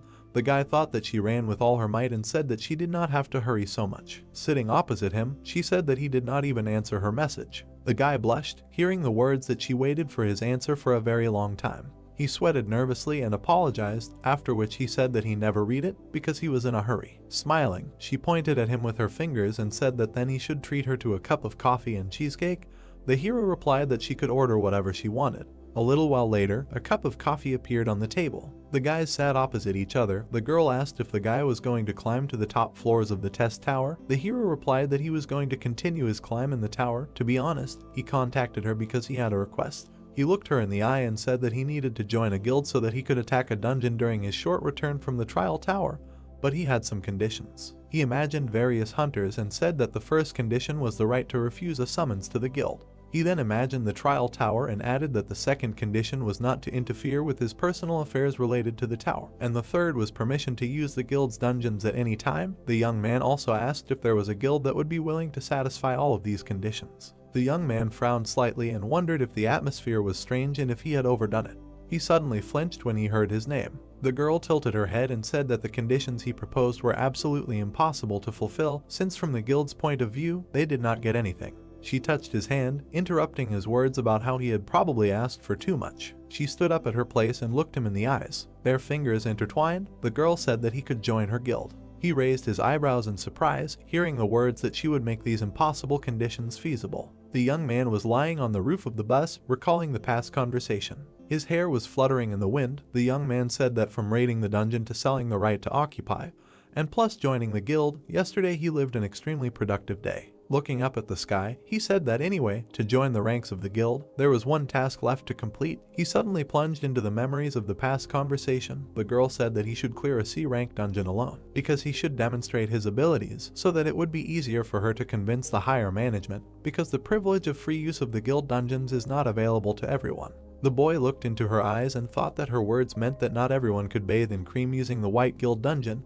It had to be at least a rising star or a hunter who had high hopes. He frowned and said that they could prepare everything necessary for the cleanup. They shook hands. The girl added that she would make sure that he would never regret his decision. Standing up, he said that as a warm-up, he thought it would be worthwhile to start jogging from this place. He rested his hand on the roof of the bus. Rising to his feet, he bowed his head. The boy looked up and made a powerful dash forward. People noticed something flying above them at high speed. The girl came to the open gate. She smiled and said that she came to confirm the reservation for the assault on the portal, which would take place in an hour. The interlocutor looked at the tablet and glanced at the girl's ID, after which he said that the attendance was confirmed. He pointed to the resting place and said that there was still a lot of time, so she could sit under this canopy. The girl thanked him. A moment later, she looked back, noticing the guy running up, and in our surprise that she was already there. He looked around. After a little while, the lagging airflow caught up with him. A strong wind began to blow away people and standing furniture. The guy awkwardly adjusted the fallen chairs and apologized, saying that he ran too fast, so it seemed like a shockwave arose. The girl smiled awkwardly and thought about whether he wanted to say that the wind rose simply because of fast running, after which he said that he came quite early. The young man looked at the gate, while the girl wondered what kind of person he was there. She pointed to the portal and said that she had already passed all the checks, so he could let her know when he was ready. The boy replied that he could start the raid right now,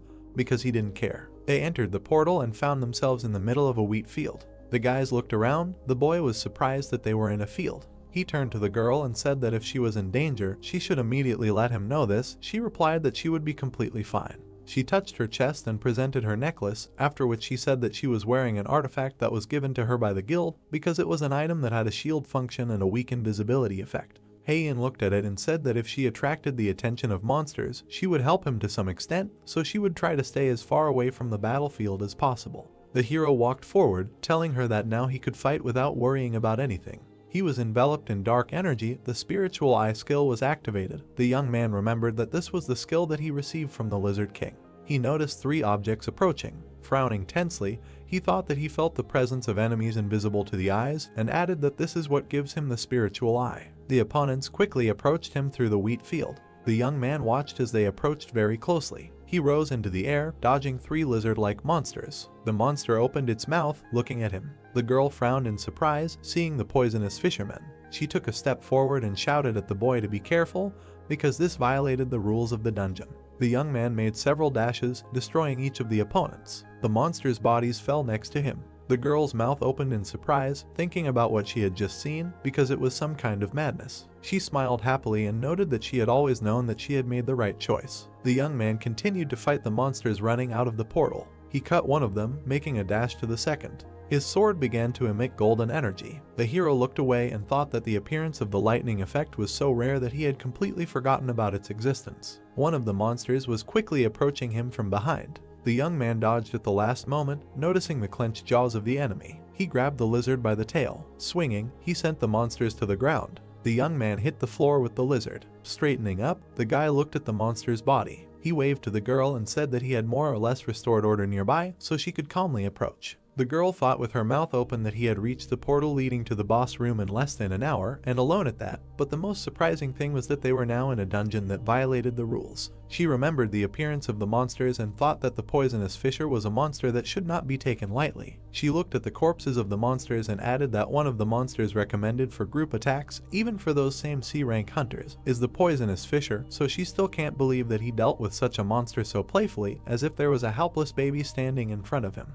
She looked at the guy's back and said that this was far from the limit of his growth. The young man headed towards the portal.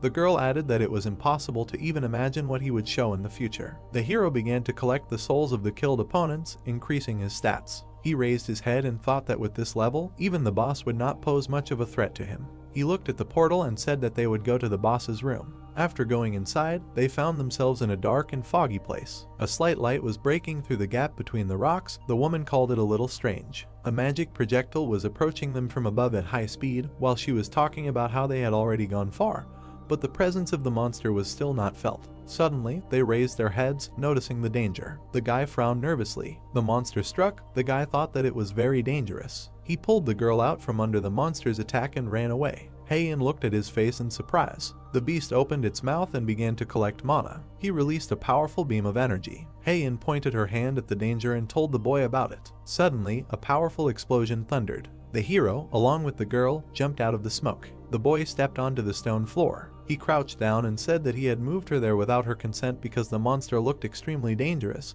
so he hoped for her understanding. The girl got off his hands and said that it was the other way around, because now she was in his debt.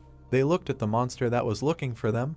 The boy said that he would leave her to deal with the beast. The girl turned around worriedly and asked him to stop so that she could use the enhancement skill on him because they could test his personal skills later. He stepped into the abyss and said that he would not agree to that. Frowning slightly, he also added that he would be back soon. The boy fell down like a soldier. He landed right in front of the monster, breaking through the stone floor. The monster opened its mouth and bared its teeth. Sun Jiun ducked, frowned, and activated instant acceleration. The beast planted its foot on the floor. The hero also used the exclusive effect of the speed boots. The opponents prepared for battle. The beast once again accumulated energy in its mouth. The guy raised all speed by 70%.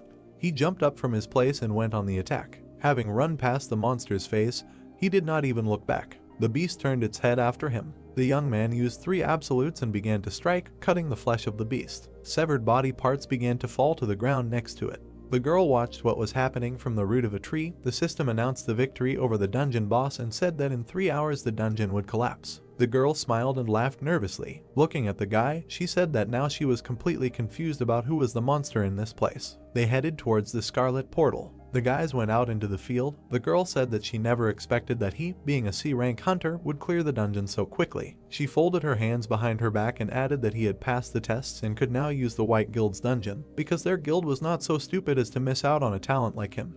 The hero replied that he was pleased to hear that. The woman turned around and said that she would digress a little from the main topic of the conversation. She presented 3 levels of difficulty and said that when he was summoned to the tower in a trial, the difficulty he initially chose did not matter much, because even at low difficulty, those who showed good progress in passing the trials would face increasingly difficult tasks as the number of trials increased. She schematically presented the exchange of difficulty between high and low levels, after which she added that there was also a reverse process, because even at high difficulty, if the result was lame, the applicant could gradually slide down to low difficulty. She looked to the side and said that based on this principle, the fact that he had achieved such an impressive growth could only mean one thing: his difficulty level in climbing to the top of the tower. The 3 past trials flashed through the boy's memories. The girl finished the sentence by saying that his level was deadly among the top 50 participants on the summary board. She lowered her head and said that therefore she hoped that he would try to be a little more careful. The hero was very surprised to hear her say that she would like to accompany him for as long as possible or to mature his amazing growth with her own eyes. Sun Jiun was sitting on the roof of a building in the middle of the night. He took a bite of an apple, smiling widely. He said that for the past 3 days, he had really been spinning like a squirrel in a wheel. In 5 minutes he would be transferred to the trial tower. He raised his head and thought with a smile that thanks to this, both his stats and his self-confidence had grown. After his reflection, time and glass, a spatial tunnel opened in the sky. The young man began to return to the tower. He smiled widely and thought that he was returning again. Having appeared in his room, he decided to begin his test. The guy poked his finger at the system window, confirming the start. The system opened a dialog box and asked which test intersection point he wanted to choose: tactics, combat, or capture. The young man raised his eyebrows in surprise and thought that if he thought about it, he had seen a mention of creating an intersection point. He chose combat and added that if he wanted to increase the effectiveness of necromancy, then he should go into battle. The system reported that all personal tests of the applicant were focused on combat, and after choosing a point, it could not be changed. Standing in the middle of the room, he noted that he had not intended to change it, and now he no longer needed to choose anything. The system reported that the applicant had the qualification of a pioneer. The young man raised his eyebrows in surprise. He silently looked at the message that the administrator's private chat was about to open, and the search for an administrator specializing in combat introduction was currently in progress. After a short while, the system completed the search. The boy's body was engulfed in system energy. It reported that a consultation with the Steel Blood Lord, the manager of the combat intersection point, had begun. The hero was transported to a snowy field full of lonely swords. Looking up, he wondered where he was. The system reported that he had entered the Steel Blood world. The system message notified that the search was complete. Consultation with the Steel Blood Lord, the manager of the combat intersection point, is beginning. Sun Jiun looked surprised, after which he landed on the field among the swords. Raising his head, the hero wondered where he was. The message notified that he had entered the Steel Blood world. Many blades were stuck in front of him. The pupil changed after using the Eye of Truth. The system message notified that the skill was activated. The Iron Blood World. Ranking unknown. A space created specifically for her, the administrator of the Iron Blood Lord, a place where uninvited guests cannot look in. The hero smiled and thought, such a place also exists. Sun Jiun began to walk forward, reading that the administrator of the Iron Blood Lord was unhappy with someone making inquiries. Looking closely at this message, he thought, does this mean that administrators can communicate their intentions through direct messages? One of the swords nearby burst into flames, after which he went forward. The system message notified that the administrator Lord Ironblood said to stop wasting time and asked to follow the sword. Sun Jiun looked at this in surprise, so he continued to follow the blade, after which he left this field. Steam came out of his mouth when he breathed. He found himself at the entrance of the house. Coming closer, he opened the door slightly. Looking inside, the hero saw something in front of him. Administrator Lord Ironblood was looking at him. Inside, there was a girl who told him that he had finally come, and she greeted the pioneer. She looked at the hero with a smile, saying that she was the administrator who was assigned to conduct a consultation with him. That same Lord Ironblood. She sat with her legs crossed. Sun Jiun looked at her carefully, thinking that in appearance she looked like a foreign beauty. But he saw her bright aura, realizing that in fact, in front of him was the creature that controls the trial tower. Suddenly, the girl appeared in front of his face, after which she reached for the bottle on the shelf, saying that she was curious about what this monster looked like, and she would say that it was pretty good. The hero thought in surprise, when did she manage to get here? He was staring at her non-stop. The hostess of the house went to the fireplace. Sun Jiun asked if she knew him, and she answered of course. The trial on the 4th floor was quite impressive. The drink was filling the glass when the guy asked if she had been watching his trials all this time, to which the girl said that she only knew about what happened from the data of the final report, because it is impossible to watch the trials of candidates below the 8th floor. Sun Jiun's eyes grew bigger from surprise. He thought about the fact that she is an administrator but cannot watch the trial. While stirring the contents of the glass, the girl also said that judging by his expression, she thought he had misunderstood something. Administrators are not omnipotent beings like the gods, and they do not control the tower at all. The blonde took a sip from the glass, saying that he should not be too nervous in her presence. Sun Jiun silently looked at the interlocutor, who also said that as long as she obeyed the tower, she could not harm him. But, glancing at him, the girl decided to close this topic and said that this personal consultation was an advantage he had earned. If he had any questions, he should not hesitate to ask. Sun Jiun frowned. He thought that he definitely did not feel any hostility. There was a blizzard outside. The hero asked if she could explain what this personal consultation was, and the interlocutor said that as mentioned earlier, a personal consultation was an advantage that a pioneer would receive. Sun Jiun recalled the armored enemy, saying that on the 5th floor, he almost died at the hands of a challenger from another dimension. Why did he come to him? Looking at her glass, the girl said with a smile that there was no special reason. Looking at the interlocutor again, she also said that it was because when entering a certain floor in another world, an intruder could not only steal the reward for the challenge of that floor, but also gain more favorable advantages. The fireplace was burning brightly in the room. The interlocutor also said that challengers from other worlds come from where the tower had existed for decades. They are well aware that the reward for harming a challenger from another world is incredibly large. The hero was surprised to hear that they also knew that the tower of this world would one day be united with the towers of other worlds, and asked her again what she meant. But she only said that everything is as it is. She presented a scale where the progress of the Earth dimension trials rose, while the invasions of other dimensions remained below. The fair-haired girl explained that starting from the 20th floor, the main focus was on combined trials, not personal ones, and then he would have to meet with candidates from other worlds. Looking at his interlocutor, the hero thought why this looked like an attempt to eliminate and advance a competitor whom he would have to meet one day. But, putting down the glass, she asked if she had satisfied his curiosity. Opening his mouth, the hero noted that if you do not take into account the last question, then you can say so. Then he lowered his head and asked about the trial tower, what kind of structure it was. Then the girl lowered her head and remained silent. Walking away from the table, she nevertheless answered that she herself would like to know the answer to this question. She looked thoughtful, hearing that she was the administrator of the tower, but did not know the answer to this question.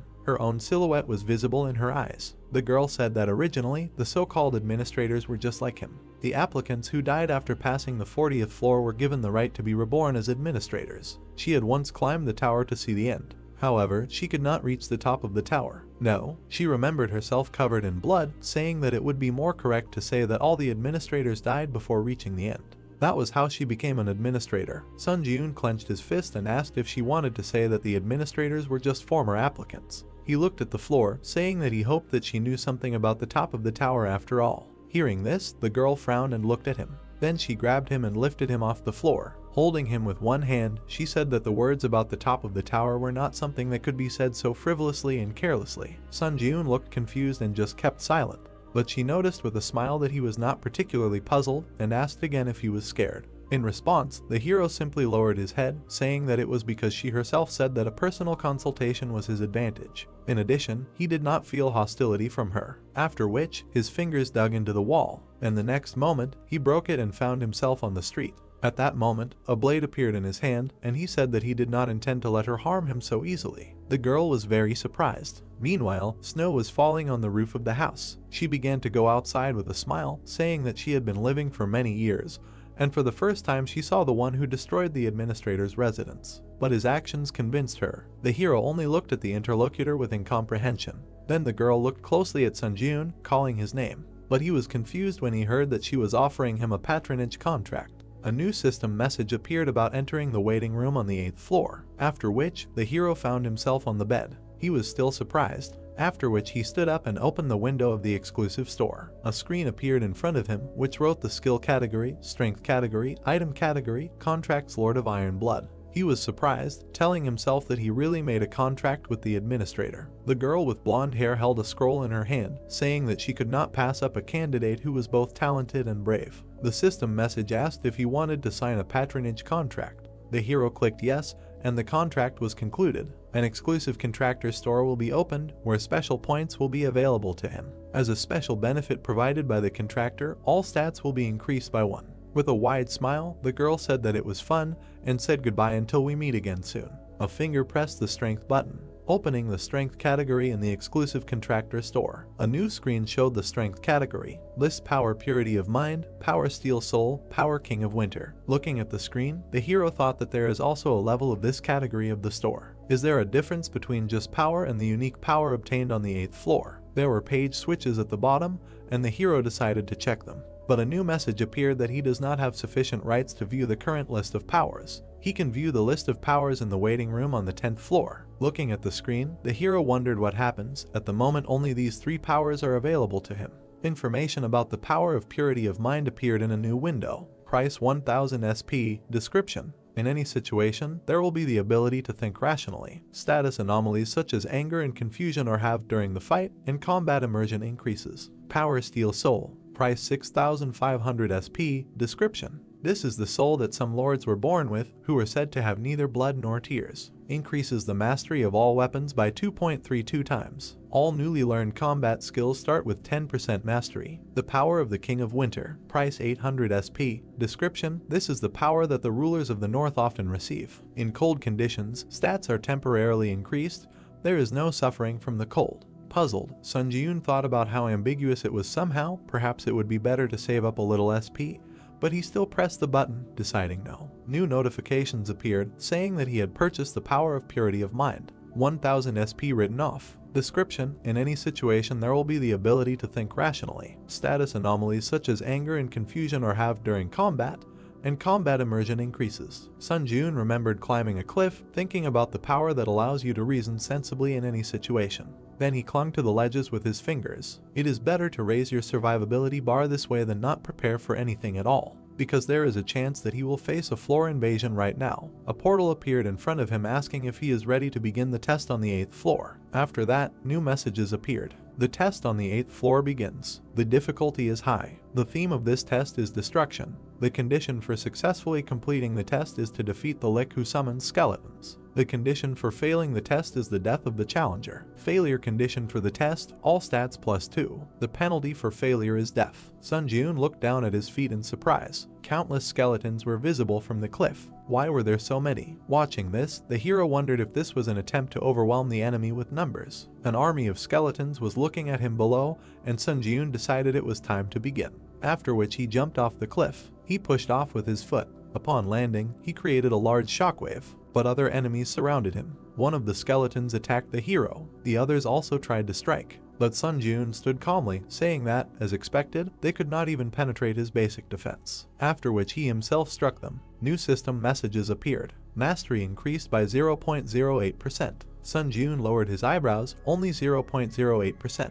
How annoying. Each swing hit multiple skeletons, increasing his proficiency. Holding his fists to his face, he decided that there was no point in increasing his proficiency during this trial. Standing on the battlefield, the hero suddenly heard a voice asking who he was. What kind of bastard dared to cause trouble in the shrine? Sun Jun turned around. Looking into the distance, he wondered if the voice was coming from there, and, raising 2 fingers, he used Summon Dead. The fallen skeletons rose again.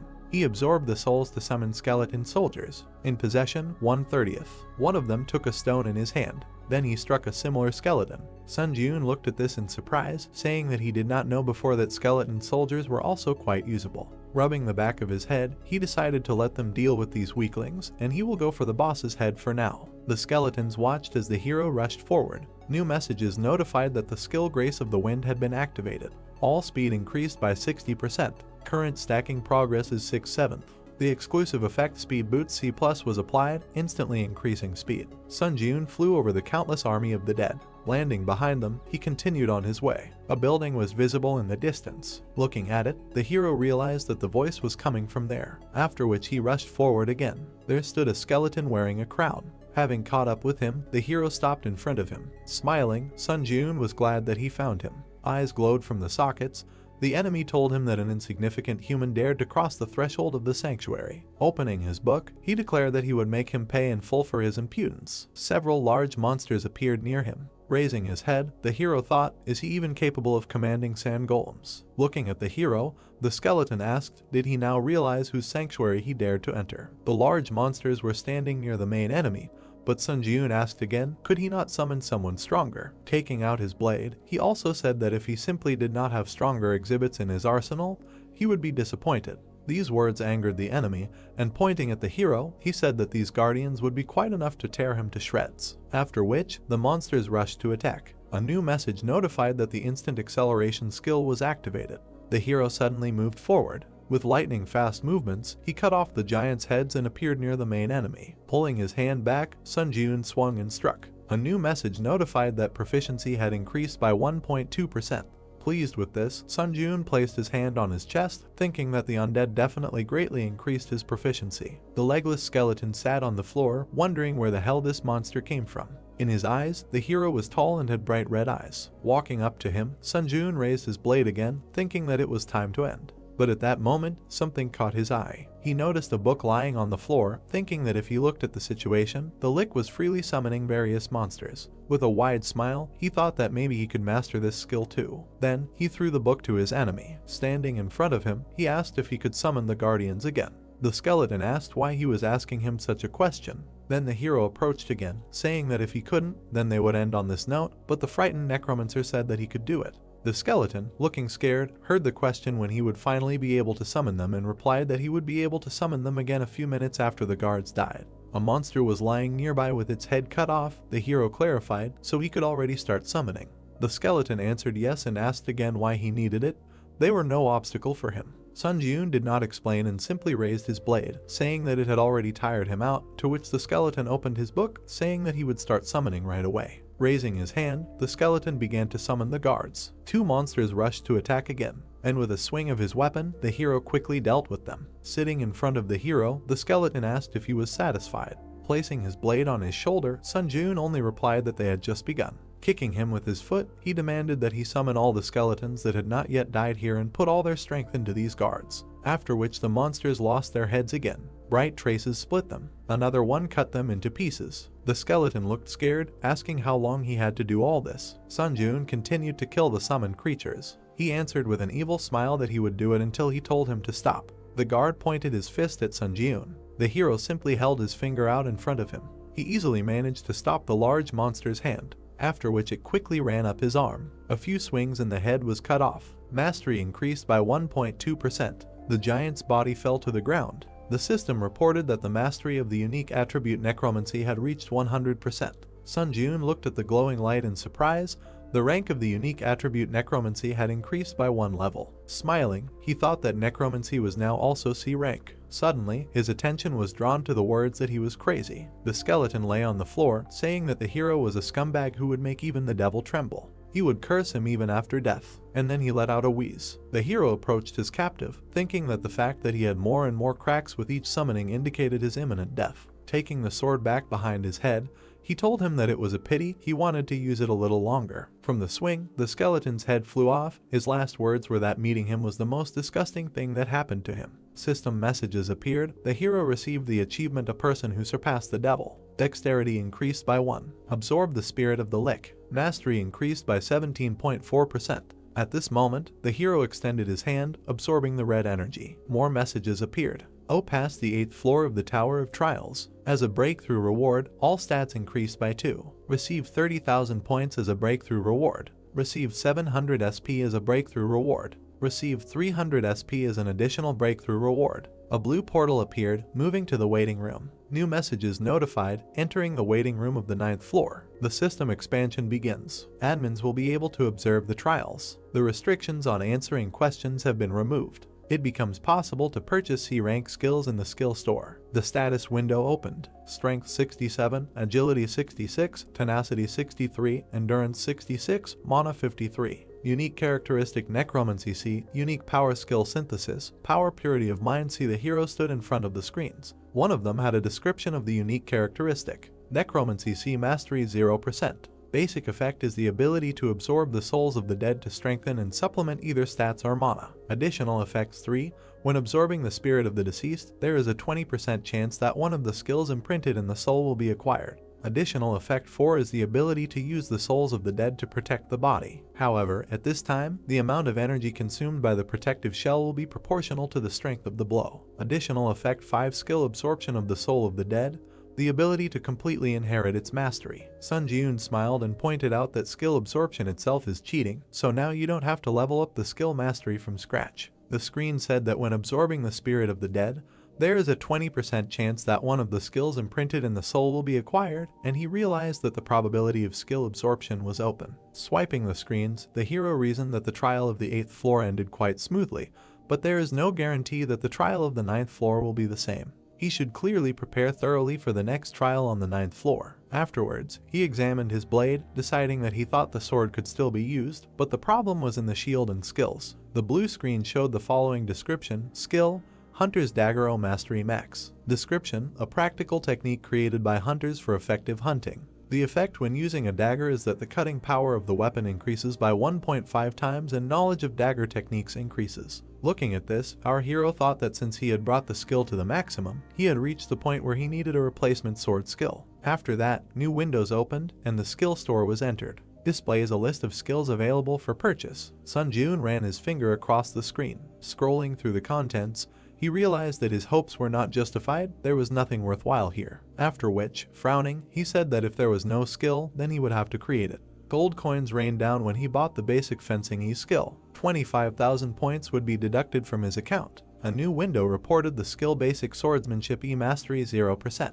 Description: General Swordsmanship, containing the basic techniques of all swordsmanship. Effect: increases basic knowledge of all swordsmanship and increases cutting power by 1.5 times when using swords. However, this increase in cutting power does not overlap with other effects of weapon techniques. A basic swordsmanship skill that increases the ability of swords, he thought. Manipulating the blue screens, the hero thought that if he was going to increase the rank of the hunter's dagger through skill synthesis, he should predict the combination compatibility as best as possible. Among the current skills he has, the most compatible is basic swordsmanship, right. On the screen was an image of the hunter's dagger and basic swordsmanship skills. He selected 2 skills. New system notifications reported that the ranks of the synthesis materials do not match each other. The synthesis of the new skill will be carried out around the dagger skill. Hunter, there is currently a 75% chance that a higher level skill will be synthesized. As he wished to continue, the hero pressed his finger on the screen. A bright message appeared and a notification that skill synthesis was complete.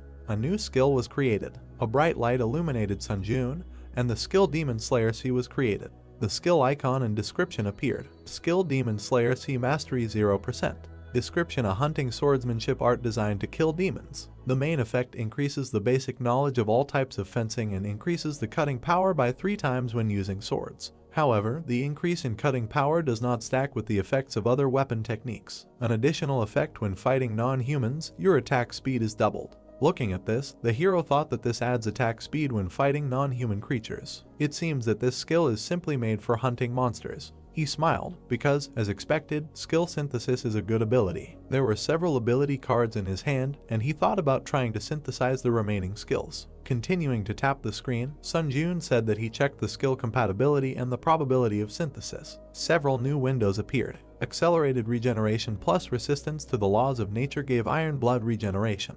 Iron blood regeneration and pain tolerance gave ash blood. At this moment, the glow became brighter. The hero looked in surprise. A new description of the ash blood skill appeared on the screen. Description: the main racial trait with which a mutant vampire is born. The user's recovery effect increases proportionally to the user's durability. Regeneration increases threefold when dealing physical damage. Depending on the damage dealt, up to 40% of pain is blocked. His eyes grew bigger in surprise. Sunjun thought that a threefold acceleration of regeneration is already cheating in itself, and the skill also blocks pain. After which he took the weapon in his hands, saying that since the waiting room was equipped with healing, he would not be able to properly test this skill. Also thinking, however, 120 points were not a burden to him at all now. After which the messages appeared again saying that the waiting room's regeneration effect was removed. 50 points would be deducted from the account. Fatigue would accumulate, and he would not recover from physical damage. The guy raised the sword above his head, thinking that since all the spirits had been absorbed, the shield would not activate in any way. The swing left a bright trace. He decided to start the test. Drops of blood flew to the sides, but his hand looked whole. He injured himself again and again, but after raising his hand, it was unharmed. Looking at the green glow, he realized that this was an amazing ability. Even being outside the waiting room, he essentially seemed to be under eternal healing. Adjusting his sleeve, he also thought that in addition to this level of regeneration, he also had a spiritual shield. To be honest, he no longer needed this tin can called a shield. Facing the wall, he still realized that he had to use it until it broke. Then he opened the community tab. Scrolling through the screen, Sunjun said that it seemed that there was nothing worthy of his attention. Then a portal opened in front of him. The time spent in the waiting room was coming to an end, so there was no point in dragging it out. New system messages appeared. The entrance to the 9th floor of the trial tower was completed. The difficulty is high. The theme of this trial is fighting. The remaining time is 1 day. The condition for successfully completing the trial is to kill all the monsters in the arena within the allotted time. The condition for failing the trial is the death of the challenger or the expiration of the allotted time. The reward for successfully breaking through the skill animal instinct. The penalty in case of failure is death. But then a warning appeared. The window said that the challenger Sunjun's trial on the 9th floor is currently unsafe. Confirmed floor infiltration of the Muram World Challenger. Confirmed theft of the trial target by the Muram World Challenger. The hero appeared in front of another person. He frowned upon seeing him. The person stood on top of the defeated monster, saying that the hero had finally arrived. The trial target was changed. The man in white said that he was the commander of the Muram Union, Sunhak. A new window informed him that he needed to be killed. The gray-haired man stood with his head down. A challenger from another system. The hero silently looked at his opponent when he asked his name. Looking at the man in front of him, Sunjun asked why he was asking his name out of the blue. The man replied that he had already revealed his name and position. Frowning, the hero said that the man had not invaded his floor with good intentions, so what was the point of introducing himself? To which Sunhak, without opening his eyes, replied that there was some etiquette between swordsmen, but his thoughts were clearly limited. Without taking his eyes off his opponent, our hero thought about how it happened that there was not a single normal warrior among the contenders from other systems. But the man took out his weapon, saying that it would be so. Since the hero wanted to hide his name, there was nothing he could do. Then he rushed to attack. His sword left bright marks, after which many magic blades appeared around him. System messages notified that the hero had activated the skill Grace of the Wind. All speed increased by 30%. Current summation progress is 3/7. Sun Ji-eun looked ahead and concentrated. Using the ability, he began to repel the attack, after which the opponents retreated from each other. Taking his blade away, Sunhak said that it turns out that there is such an experienced warrior in this dimension. Our hero looked at him and heard an apology for looking down on him, after which Sun Ji-eun just exhaled. The old man was surprised when he heard him stop being hypocritical. Thick smoke gathered around them, and Sun Ji-eun said that he was here to kill him and steal his reward. He came here with such an intention, after which Sun Ji-eun's eyes turned red and he asked why he had to act polite. Sunhak stared at the protagonist, saying that perhaps because they were from different worlds, they could not understand each other, after which the old man raised his weapon and dispersed the smoke around him. His blade glowed, causing a storm. The man only said, "Let the earth rest in peace," a swordsman whose name he does not know. A message appeared, notifying that due to the unique characteristic sword light, he was blinded for 5 seconds. The hero was confused when he saw this, after which he stood in the darkness, thinking that he could not see anything. A new window notified that the magic resistance skill was activated. Sun Ji-eun held the sword at arm's length. A sound was heard behind him. The spiritual eye skill was activated. Suddenly, the enemy's blade approached the back of the hero's head. Our guy managed to dodge, but he still received a cut. New windows reported that he received the achievement Avoidance of Blindness. Dexterity increased by 2, after which the swing of his sword left a bright trace. The darkness dissipated and the enemy could be seen. The darkening effect of the unique characteristic sword light ended. Sunhak pulled the blade back. A sweaty Sun Ji-eun looked at him, thinking about how his throat was almost cut. Looking closely at his opponent, the old man asked how he calculated the trajectory of the sword. New messages notified that the skill Instant Acceleration was activated. The skill Grace of the Wind was activated. Agility increased by 50%. The current stacking progress is 5/7. Sun Ji-eun touched the ground with his hand, then rushed forward. Sunhak prepared to attack. Their blades crossed, causing a release of energy. The touch occurred with the tips of the blades. After that, Sun Ji-eun turned his back to the enemy, so he tried to kick, but the old man stepped back. After that, he tried to strike with the sword. At that moment, Sunhak stopped the hero's hand, but the hero kicked the man's hand. It turned out that they blocked each other's weapons. Frowning, Sunhak noted that he saw that he was using some strange techniques. Looking at the enemy, the hero thought that despite his incredible height, their characteristics were essentially on the same level. Suddenly, the ground opened up beneath them. The man's eyes lit up, and he said that he would be serious from now on. The swing of his sword left a bright trace. Due to the unique characteristic of the sword light, Sun Ji-eun was blinded for 5 seconds. He found himself in the darkness again.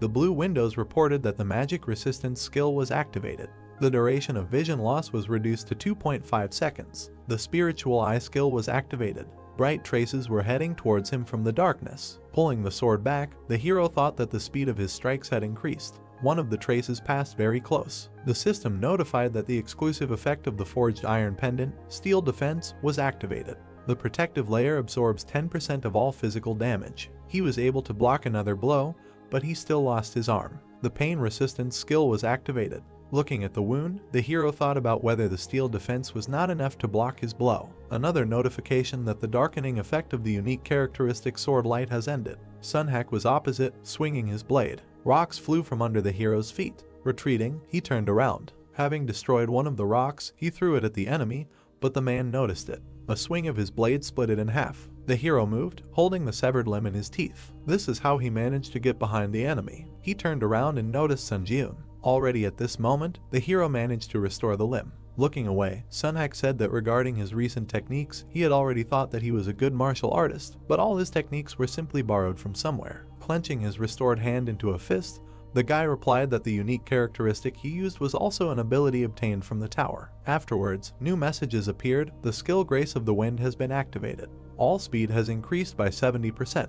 The current stacking progress is 7/7.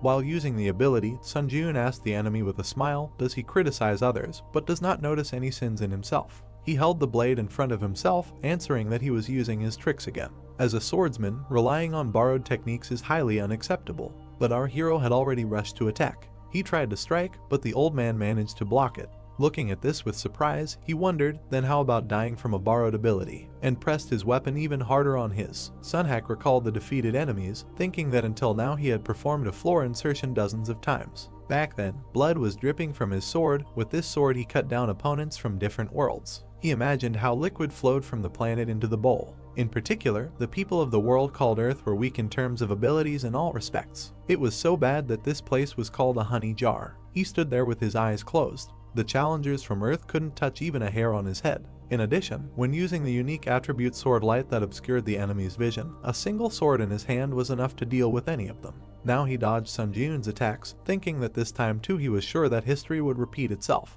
after which he was able to retreat back. Gritting his teeth, he still received an injury. Ring marks appeared in the sky, so Sunhack retreated even further from Sun Jiun. The hero took a deep breath. The old man was breathing heavily. More messages appeared above his head as he stood with his head down. Administrator White Crane Sword admires the young challenger. Administrator Beast of the North predicts his imminent defeat. Administrator Late Night Lords is interested in the young challenger. Administrator the Hero of the Black Islands was amazed by the skill of the young challenger. He looked up and glared at the boy. As his sword flared up, new messages appeared. The skill 1 strike, 2 skins activated. Attack speed doubles. The skill Lightning Sword Kai is activated. Lightning energy fills the sword. The skill 1 strike is activated. The cutting power of the sword is doubled for the next attack. The skill Nymph Walk is activated. Increases the user's movement speed by 2 times for 1 minute. Sun Jiun smiled widely, noting that just a moment ago, the same one Ankeny techniques. The windows that appeared notified that the second floor implementation penalty was applied. All stats were reduced by 8. He cannot use some skills. The old man looked angry about this. The skill 1 strike, 2 skins was forcibly deactivated. The skill Lightning Sword Kai was forcibly deactivated. The cooldown of the unique characteristic Sword Light has ended. Activating the unique characteristic Sword Light. The hero was surrounded by shadows again. He thought that he was starting to get used to his pattern attacks. The spiritual eye skill was activated. Putting his hand behind his back, Sunhack opened his mouth wide, shouting that he would rip out all his insides. A bright beam was directed towards the hero. He prepared to attack, using the 3 absolute skill. 3 attacks are strengthened by the skill effect. Sun Jiun gritted his teeth. After that, he swung his blade, leaving a bright trace. A new message appeared stating that the darkening effect of the unique characteristic sword light was over. The hero stood behind the old man. He was breathing heavily, and the enemy was motionless. After that, Sunhack's sword fell to the ground. The old man began to walk forward, but his body was trembling, and a wound appeared on his belt. His eyes became larger from anger. He screamed that this could not be. Then blood gushed out of the wound, and he fell to the ground. The hero smiled as he was congratulated for breaking through the 9th floor of the Tower of Trials. Red lines stretched towards Sun Jiun's hand. He had absorbed the spirit of the challenger Sunhack. Mastery increased by 27%. The hero looked at his hand, noting the increase in stats. Afterwards, new system messages appeared about breaking through the 9th floor of the Tower of Trials. The difficulty level and reward did not match. The reward content was completely revised. He thought that there was definitely something like this last time too. I wonder what kind of reward he would get this time. New messages notified that the revision was complete. Rewards would be issued sequentially. The skill 6th Sense C+ was created as a breakthrough reward. 30,000 points were received as a breakthrough reward. He received 1,000 SP as a bonus reward. Moved to the waiting room. Looking at the screen in front of him, the hero thought that the rank was much higher than the skill Beast Instinct, which was originally a reward. Afterwards, he headed to the portal, saying that he would look at the details in the waiting room. Before entering it, he saw new messages that Administrator White Crane Sword was impressed by his battle. Administrator Beast of the North was delighted by his battle. Administrator Late Night Devourer was watching his actions with interest. Administrator Hero of the Black Islands applauded his combat instinct. Sun Jiun looked at them in surprise. There were more messages that the system expansion was starting and administrators would be able to watch the tests. He thought that if his memory served him correctly, there was a notification of this kind. So a smile appeared on his face when he decided that one way or another, many administrators were delighted with his fight. He felt a little satisfied that he had received at least some recognition. Sun Jiun looked at the blue screens again. It said that Administrator Lord of Steel Blood condemned the excessive interest in the contractor. Administrator Lord of Steel Blood said that the contractor should not become obsessed with the increased attention. After that, there were more messages that Administrator White Crane Sword wanted to add power to the contractor's exclusive store and asked if he was willing to accept the offer. Sun Jiun widened his eyes in surprise and wondered what this meant. The administrator was simply giving power. The hero looked at the screen again, and a notification appeared that Administrator Lord of Steel Blood said in a dissatisfied tone that he could accept the power. Then the hero wondered if he could just accept. Then a new message informed that Administrator Lord of Steel Blood said that there are cases where power is sponsored to gain the favor of contractors. Looking at the screen, Sun Jun wondered if there was any benefit to the favor of a candidate who had already made a contract. He wondered if there would be situations where they would have to face each other. Standing silently, the hero saw a message that Administrator White Crane Sword laughingly said that there would be many such situations in the future. The sun shone on the rocks. A notification appeared that Administrator Lord of Steel Blood said that the power provided would be so excellent that he would feel a certain burden. Then the hero thought again that the power was not that good, but at the same time they were trying to buy his favor with it. So this power was given to him because they expected something from him. After which, he tapped the screen, deciding that there was no need to doubt, and replied that he gratefully accepted the gift. You have accepted the power added by Administrator White Crane Sword. Another screen notified that the administrator of the White Crane Sword asked him to remember this kindness with a smile on his lips, and Sun Jun replied that yes, of course, he would be happy to use their gift. After exiting the portal, the system message is notified that the waiting room of the 10th floor had been entered. The system expansion is beginning. Access to the common areas is now possible. The light reflected from the hero's eye, he wondered about the common areas. Looking down, he wondered if the administrators could watch him here too. Then he opened his mouth and asked if they were still watching him, but only the walls and silence surrounded him. Then he brought his fist to his mouth and cleared his throat. Blue messages immediately appeared about the opening of the Strength category in the contractor's exclusive store. Strength category, list a third. Strength Purity of Mind C, acquired. Strength Steel Sola Plus. Strength King of Winter D Plus. Strength Sword Master Kai C Plus. Our hero was surprised by what he saw, after which he clicked on the screen. Then the description of the power of the Kai Sword Master C Plus opened. Price 1500 SP. Description: the Kai Sword is the result of converting the released Kai energy, which can only be used by first-class warriors, converting it into power. The Kai Sword is slightly more powerful than a normal sword, and when he receives this power, he will be able to strengthen the sword with energy such as mana or internal Kai energy. However, the mana consumption will increase proportionally to the duration of activation. Looking at the screen with interest, he realized that he can pour mana into the weapon and use the Kai Sword, saying that he was told that the power is so-so, but it looks very good. After that, he moved to the second page, saying that now he can check the second page. A new window opened their categories power. List 2/3. Power Bone Reconstruction C+. Power Steel Blood Sword A Power Hand of Death B. Looking at the new blue messages, the hero saw the description of the Power Bone Reconstruction C+. Price 1500 forks. Description: bone structure can be reconstructed for any martial art. All stats increase by 2. Strength Blood Steel Sword. Price 5000 forks. Description: able to summon a low mana blood steel sword. The user's mana is not consumed. However, only one blood steel sword can be used. Strength Hand of Death V. Price 2000 forks. Description: the yin and black magic element is activated, causing damage and slight decomposition of the body. He glanced at the information about the funds, noting that he only had 2000 forks. Sun Jun imagined himself covered in golden light, deciding that the power he could buy now was bone reconstruction. His weapon was surrounded by the blue glow of the Kai Sword Master ability. This was one of the two. Looking at the screen, he wondered what to do. Maybe he should save up a little more forks. After which he raised his hand, thinking that the old man Sunhack he had just met on the 9th floor was also a crazy monster. So, tapping the screen, he thought that in order not to die at the hands of such bastards, it was important to buy more powers first. A new notification appeared, saying that he had bought the power of Sword Master Kai. 1500 forge points would be deducted. The sword in his hand shone brightly. He had obtained the power of Sword Master Kai. After swinging it a few times, the hero said that the triple absolute skill also uses mana, but the feeling was completely different. Waves crashed against the stone. Sun Jun thought about how if the mana flowing into the sword instantly like a wave was called the triple absolute skill. The river flowed along the riverbed, but perhaps the power of Sword Master Kai should be compared to a stream of water flowing over the sword. Afterwards, the hero looked at his weapon in surprise when notifications appeared that 1 minute had passed since the activation of the Kai Sword Master power. Increases mana consumption by 2%. 2 minutes had passed since the activation of the Kai Sword Master power. Increases mana consumption by 4%. Every minute, mana consumption increases by 2%. In about 50 minutes, mana consumption will increase by 100%.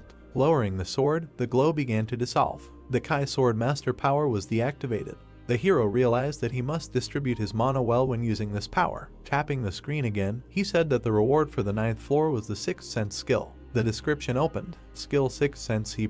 Effect, instincts are sharpened to such an extent that they become a 6th sense through which you can make complex conclusions. He thought, does that mean his intuition will improve? Sunjun put his hand to his chin, thinking that being able to make conclusions based on instinct seemed like a pretty useful skill. Then the community tab appeared on the screen, and he thought that he should check if there were any mentions of common areas. There were several profiles that left messages. Susie went to the common area, and there were many foreigners. She thought the common area was a shared space with people from other countries. Maximum level swordsman just got here. What kind of place is this? What was the purpose of this? On-chan Sok asked, what is the exchange between applicants? First of all, it is worth noting that foreign speech is automatically translated. Great Life wrote that this is some kind of madness. He saw an S-rank hunter from Japan. What the hell is going on here? Chushnya wrote that an S-rank hunter was also dragged into the tower. Damn, his hopes are dashed. Master of martial arts, I figured out a little about what the common areas are for. As soon as he arrived here, he was bombarded with messages from the administrators. BRZD asked why he was the only one bombarded with messages. He didn't receive any. Master of martial arts replied that maybe it was because he was ranked 71st. Running his finger across the screen,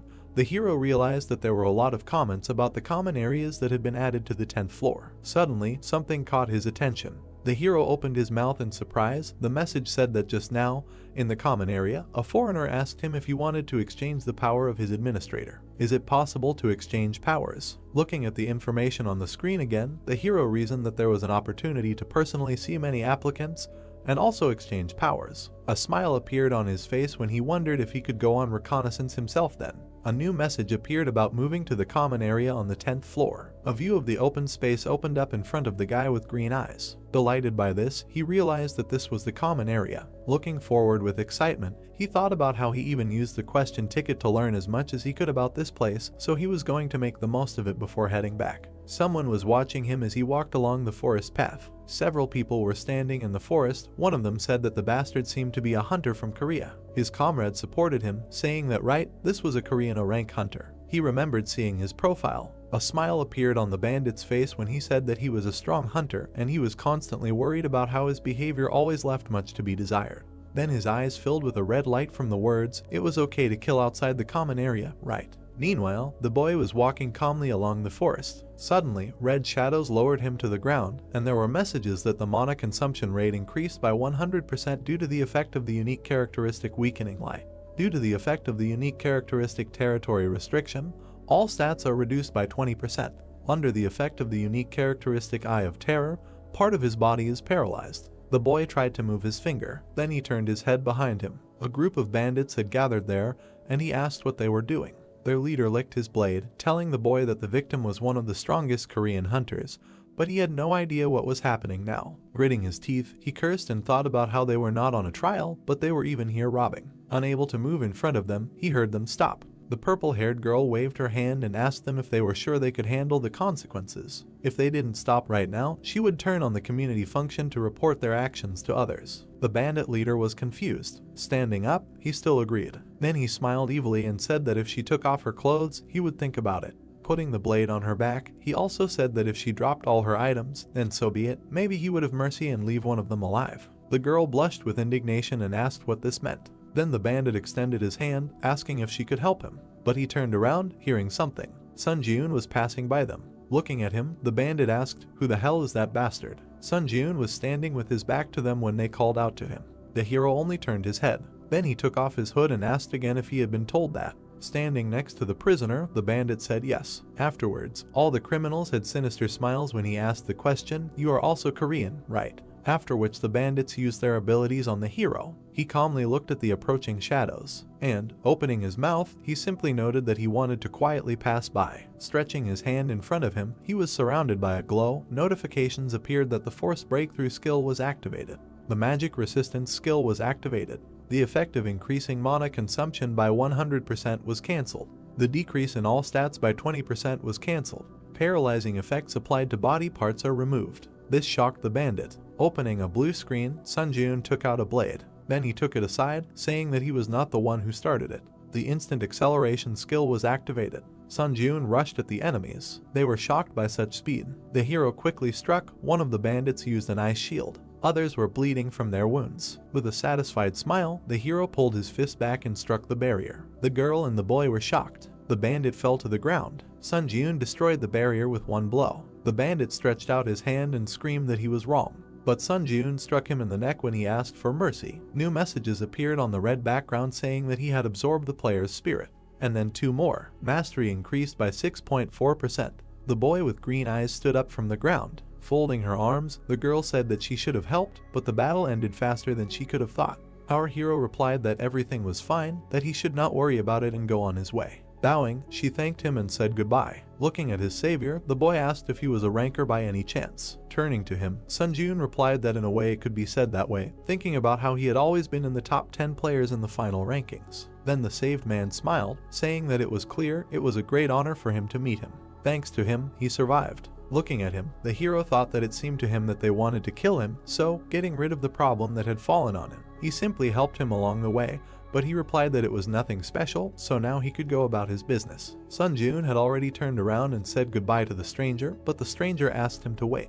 The hero looked over his shoulder. The guy pointed at the dead bandits, asking him to leave the corpses of those applicants with him. Sun Jun looked at his interlocutor in confusion and asked why. The man happily smiled and replied that if he gave him those corpses, as well as for saving his life, he would pay him by giving him power. Sun Jun looked interested. Gluttony, a dark light came out from his hand. The corpses of the bandits were sucked into his hand. Wiping his forehead, the guy said that it was not bad. Smiling again, the interlocutor said that, so, as promised, he would give him power. A new message appeared that the hero accepted the power added by the administrator. Sun Jun looked at the monitor with a smile, reading that the power steel wings was added to the power category of the exclusive contractor store, and thought that he did not expect to get another power. Visualizing the magical wings on his back, the administrator said that this is a power that allows you to create wings on your back with the ability to levitate.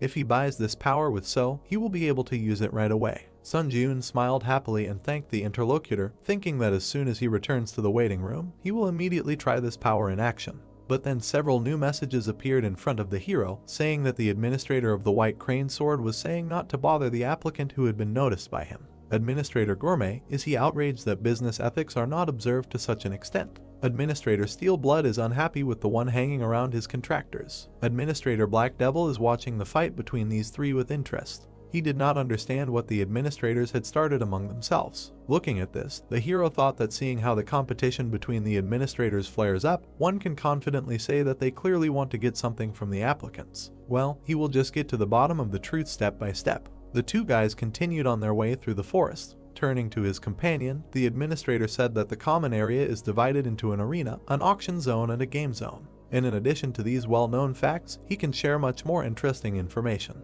The hero looked at him as he continued to explain that the other dimensional worlds that had been revealed so far through the floor embedding process were Ares, Murim, and Kellyan, so they could only encounter these three dimensions when it came to floor embedding. He imagined a warrior kneeling before another. The challengers from the Ares world placed great importance on chivalry. The samurai held his sword. The Murim challengers were similar to them, but a little more aggressive. Sun Jun narrowed his eyes and thought about what it meant that the Black Knight was from the Ares world and Sunhak was from Murim. He also introduced the representatives of the other races, saying that he had heard that Kellyan was a world of races such as elves, fairies, and beastmen.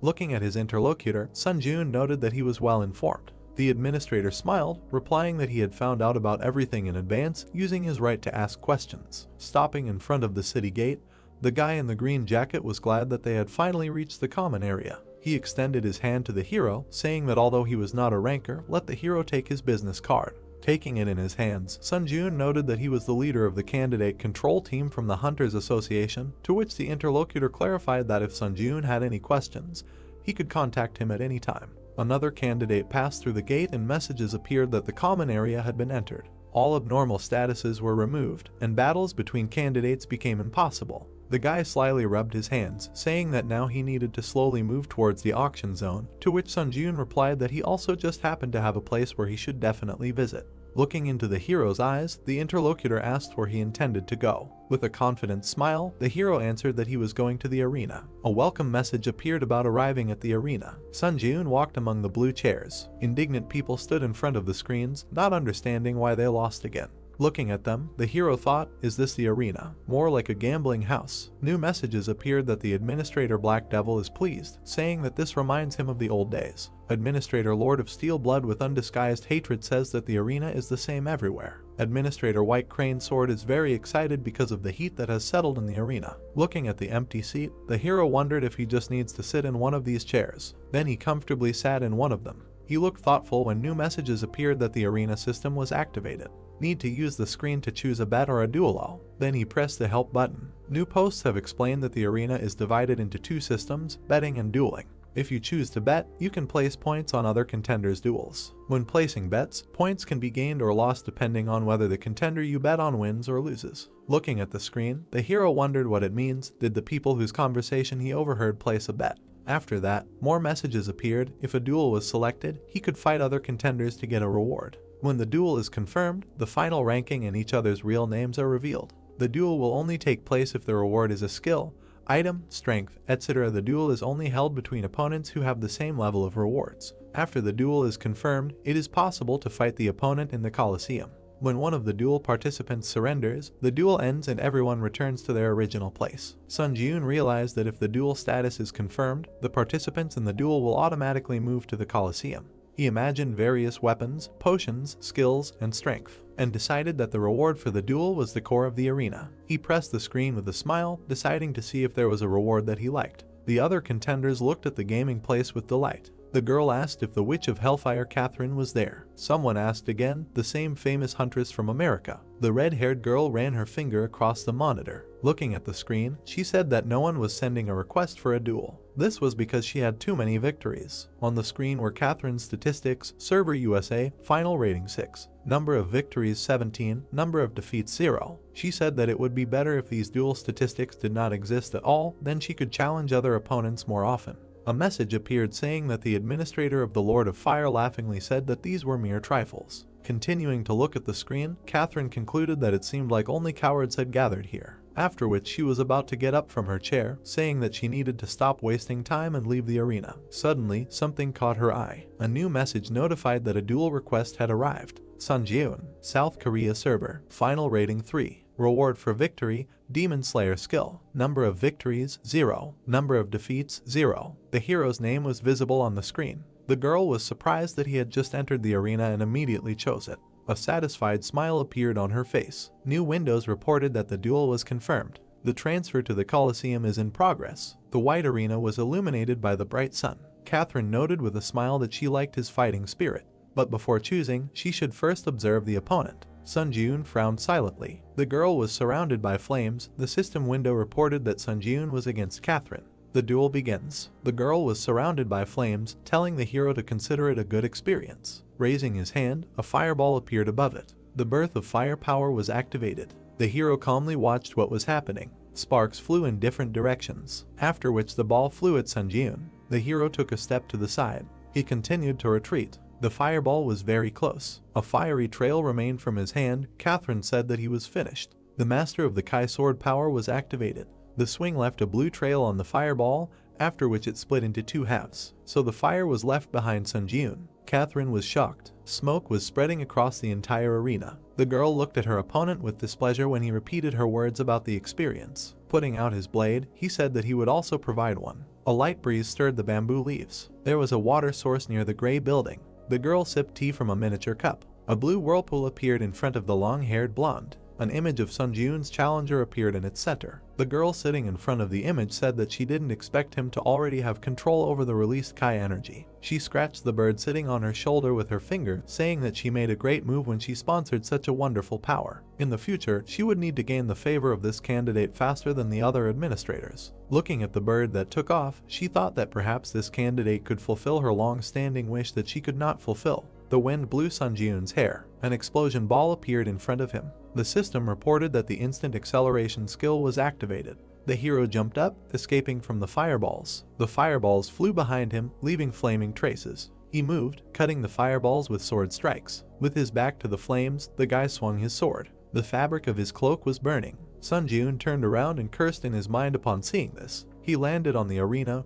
raising dust. Looking back, the boy thought that it was a pity to lose the exclusive effect of the plaza due to the inability to use the skill Grace of the Wind. Fireballs were blazing above the girl's outstretched hand. Catherine asked with a smile, "I wonder how long he can hold out." Administrator Lord of Iron Blood looked at the close-up of the flames with interest. Administrator White Crane Sword had high hopes for him. Administrator Black Devil laughed loudly, watching the power of the fire. The girl sent huge fireballs forward. Sun Jiun swung his sword, leaving a bright trace. The system reported that 3 minutes had passed since the activation of the power of the Kai Sword Master. Mana consumption increased by 6%. The hero looked forward, surrounded by flashes. A notification appeared that 4 minutes had passed since the activation of the power of the Kai Sword Master. Mana consumption increased by 8%. Frowning slightly, the brunette thought that if the battle dragged on, he would be at a disadvantage. The system reported that he had absorbed the spirit of the challenger Seonhak, thereby exceeding the stat indicators. Strength increased by 2, agility increased by 1, endurance increased by 3, mana increased by 3, toughness increased by 2. Red and black rays were spreading from the guy's chest.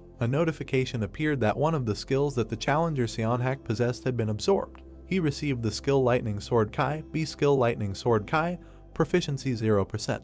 Description: genuine skill of the Lightning Gate. The main effect when using the released Kai energy, lightning discharges are formed at the tip of the sword, thereby the Kai energy gains the properties of lightning. However, the effect cannot be used when Kai energy is unavailable. Additional effect: when the skill is not activated, the basic statistics of Kai energy are greatly increased, which allows you to perform a slash. Sun Jiun carefully read and thought, Lightning Sword Kai allows you to perform a slash. Does this mean that he can launch Kai energy over long distances? Catherine's palm was ablaze with fire. She said that it seems that he thinks that he has time to be distracted by other things. The guy looked at her carefully. Many fire arrows appeared above his head. They quickly flew down. Sun Jiun ran, dodging their attacks. The guy ran right under 2 fiery flashes, and then with a sharp blow of the sword, he cut them. The system reported that the skill Ash Blood was activated. A blue glow appeared on the hero's fingers. He extended his hand with the sword to the side, thinking that he did not know if he would succeed the first time. The sword in his hand glowed blue. He decided that he needed to practice. A notification about the activation of the power of the Sword Master Kai appeared.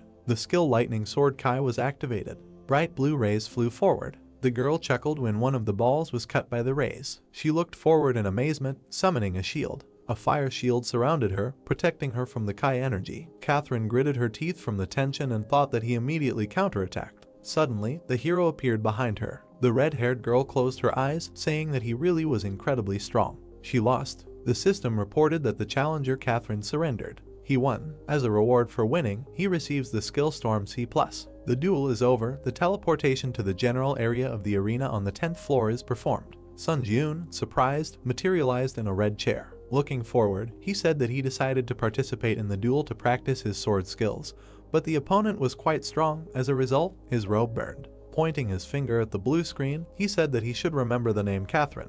The description of the skill Storm appeared on the screen. No mastery. The main effect is activated when attacking with a piercing sword and increases the attack speed by 3 times for piercing strikes. An additional effect when activating the skill is a 30% chance that the wind property will be applied to the piercing blow, and the movement speed will increase significantly. Seeing this, the brunette said in disappointment that he thought it was some kind of fencing art, but it was about the skill of piercing blows. An information window appeared in front of him, which said the server was South Korea, the final rating was 3, the number of victories was 1, the number of losses was 0. He thought, just 1 victory. He needs to start growing actively. The system reported confirmation of the duel. The hero is moving to the Colosseum. The hero saw a semicircular gray structure of the arena. Sun Jiun versus Owaki Yuji. The duel begins. The opponents stood opposite each other. The hero thought that he was ranked 11th on the Japanese server. The long-haired man with a spear said that he was ranked 3rd on the Korean server, so he was really looking forward to their duel. But the one who appeared before him looked like a beggar, nothing to even look at. The guy's lips stretched into a smile. Owaki sullenly asked why he was laughing. In response, he heard that he found it funny that they had the same thoughts. Veins bulged from anger on the Japanese man's face. He swung his spear, shouting insults. Sun Jiun dodged his blow. Looking at the blade in front of him, he thought that this was all that the 11th ranked player in the Japanese server could do. The boy smiled, thinking that he must have become too strong. If this level seemed like child's play to him. The long-haired man fell, spitting out blood. The system reported that the challenger Owaki had taken serious damage. Sun Jiun had won. The brunette smiled contentedly, saying that this was a cornucopia of skills. He struck the man in the green coat with his sword. The system reported victory. The man screamed as he flew back. The hero had won. Sun Jiun gripped the sword resolutely. He had won. The system reported that he had obtained the Dual Master achievement. Strength increased by 2. Mist swirled among the mountains in the central lands of Murim. A man was meditating in front of a bamboo grove. His eyes were closed. Then he opened them and asked the one who had come up to him, "What?" The one sitting on the stone asked again. He said, "Master Seonhak is dead." The boy confirmed it. Bowing, he said that according to the latest news he had received about Master Seonhak, it had recently become possible to connect to the earthly dimension, and it was said that he had attempted a floor-by-floor penetration there. The man opened his eyes, listened, and thought that he seemed to have arrived. A dark figure appeared among the bamboo thickets. A roaring white beast emerged from there. The long-haired boy chuckled. The huge beast was approaching him from behind as he said that it had been 5 years since he had stopped climbing to the top of the tower. He extended his palm, surrounded by flames. The sword thrust into the stone began to glow, trembling. The beast jumped back when the man caught the weapon. He jumped up, breaking the rock beneath him with energy. The huge monster saw him fly over his head. The man approached, his brows furrowed in determination, and then he plunged the sword straight into the monster's forehead. Red lightning surrounded the beast. The boy looked at it, thinking that he had dealt with such a powerful spiritual creature with such ease. The martial arts of a martial artist are so strong that contemplating his power gives goosebumps. The man pulled out the sword from the head of the defeated monster and asked, "Earthly dimension, I wonder." Smiling, he ordered to find out by any means who exactly killed Master Seonhak. Sun Ji-eun came out of the blue portal. The system reported that the entrance to the waiting room of the 10th floor was made. The hero fell onto the bed. Lying on the pillow, he said that there was no trace of fatigue left, which was to be expected from the waiting room. The boy touched the blue information window with his finger. He looked at it with a slight smile, thinking that in such an unexpected place he was able to access some other powers. On the screen was a description of the power Steel Wings C+. Price 15.0. The power that allows you to create steel wings with mana. They are able to provide high flight speed. To keep the wings active, you need to constantly fill them with mana. When there is not enough mana to maintain them, the wings will automatically disappear. The hero imagined himself hovering with pink wings on his back and thought that the power with which you can fly. Just thinking about it fills his heart with happiness. The screen said exclusive contract store, so 500. The guy thought that, but he can't buy it right now because he doesn't have enough. So Sun Ji-eun sat surrounded by blue information windows and said that he would now begin synthesis. The screen said that the unique power of skill synthesis was activated. Skill synthesis is complete. The system repeatedly notified that a new skill was created. Shining windows appeared in front of the hero. Sun Ji-eun looked at them with interest. A short list of skills that he managed to create after an hour of deep thought. The logo depicted a red shield. This is defense, counterattack shield. Be the image of a purple footprint near the foot spoke of the speed of movement. Secret shadow step, C+. The red glowing blade indicated attack speed. Frantic swordplay, C+. The palm was surrounded by a red glow. The hero thought that there was even a B rank shield skill among them. The system reported that the counterattack shield was activated. A glowing red defense appeared in front of the guy's palm. He looked at the shield with impress. The 10th floor of the test tower has been entered. The difficulty is high. The theme of this test is cooperation. The remaining time is 3 hours. The condition for successfully completing the test is to prevent the resurrection of the Lord devouring the darkness within the allotted time. The condition for failing the test is the death of all team members or the allotted time has expired. The reward for a successful breakthrough is a skill enhancement potion, B+. The penalty for failure is death. Portals appeared at the entrance to the cave. Team members are distributed according to their final ranking. The assignment of team members is complete. A man in an iron mask came out of the portal. This is first place in the final Seung-hoon ranking. The pink-haired youth, second place in the final rankings of Chunseok. From the next portal appeared Sun Ji-eun, third place in the final rankings. From the next portal appeared the blonde man in a red suit, Sooty, sixth place in the world rankings. The system announced a 30-minute grace period. During the grace period, the remaining time will not be spent. We must try to unite as much as possible during this time to defeat the monster boss. The masked man asked, "Is this a team trial again?" The pink-haired man ran up, asking if he had also climbed the trial tower. Sun Ji-eun watched carefully, thinking that the two of them were first and second place in the final rankings, and it seemed like they had met before. The red-suited man stood behind them, looking at them. The heroes suddenly looked up, hearing a scream. Sooty pointed angrily, shouting that he was the one he met on the 4th floor. Sun Ji-eun looked at him questioningly. Seung-hoon in a mask asked, "Did the two of them cross paths during the trial?" Judging by his reaction, it was not a pleasant meeting. The blonde hugged himself, trembling, and said gloomily that he was absolutely right. They met on the 4th floor during the combined trial in this hunter. Sooty trembled in front of the hero, saying that he was someone who strives to grow by accumulating achievements for killing. The red figure of a man smiled wickedly. Sooty, the blonde touched his chin. For Seung-joon, deceiving others was an everyday matter. The participants fought in the crowd. He created conflict by turning others against each other and used this time to get a reward. Sudi held the gems with a wild smile. This was a survival tactic he had developed. The smile revealed sharp teeth, which he began to actively use in another place called the Trial Tower. The administrator, a lying clown, laughs at the contractor's deception, so much so that even the corners of his mouth are torn from laughter. The image of the clown laughed at the wickedly smiling blonde. Sun-joon looked at him in surprise. He thought that his expression showed that he was confused. Well, should he add something else? He pointed his finger at the brunette, who tried to say that there was a misunderstanding and exclaimed that he even brutally killed a member of his team. The hero waved his hand, asking what kind of nonsense he was talking about. The hammer materialized and glowed. Seung-hoon extended his hand towards it, saying that instead of the 4, where everyone kept to themselves, he preferred the 3 in good teamwork. The test tower was not a place where one could act frivolously. Looking with glowing eyes, the masked man asked who was telling the truth. They would find out now,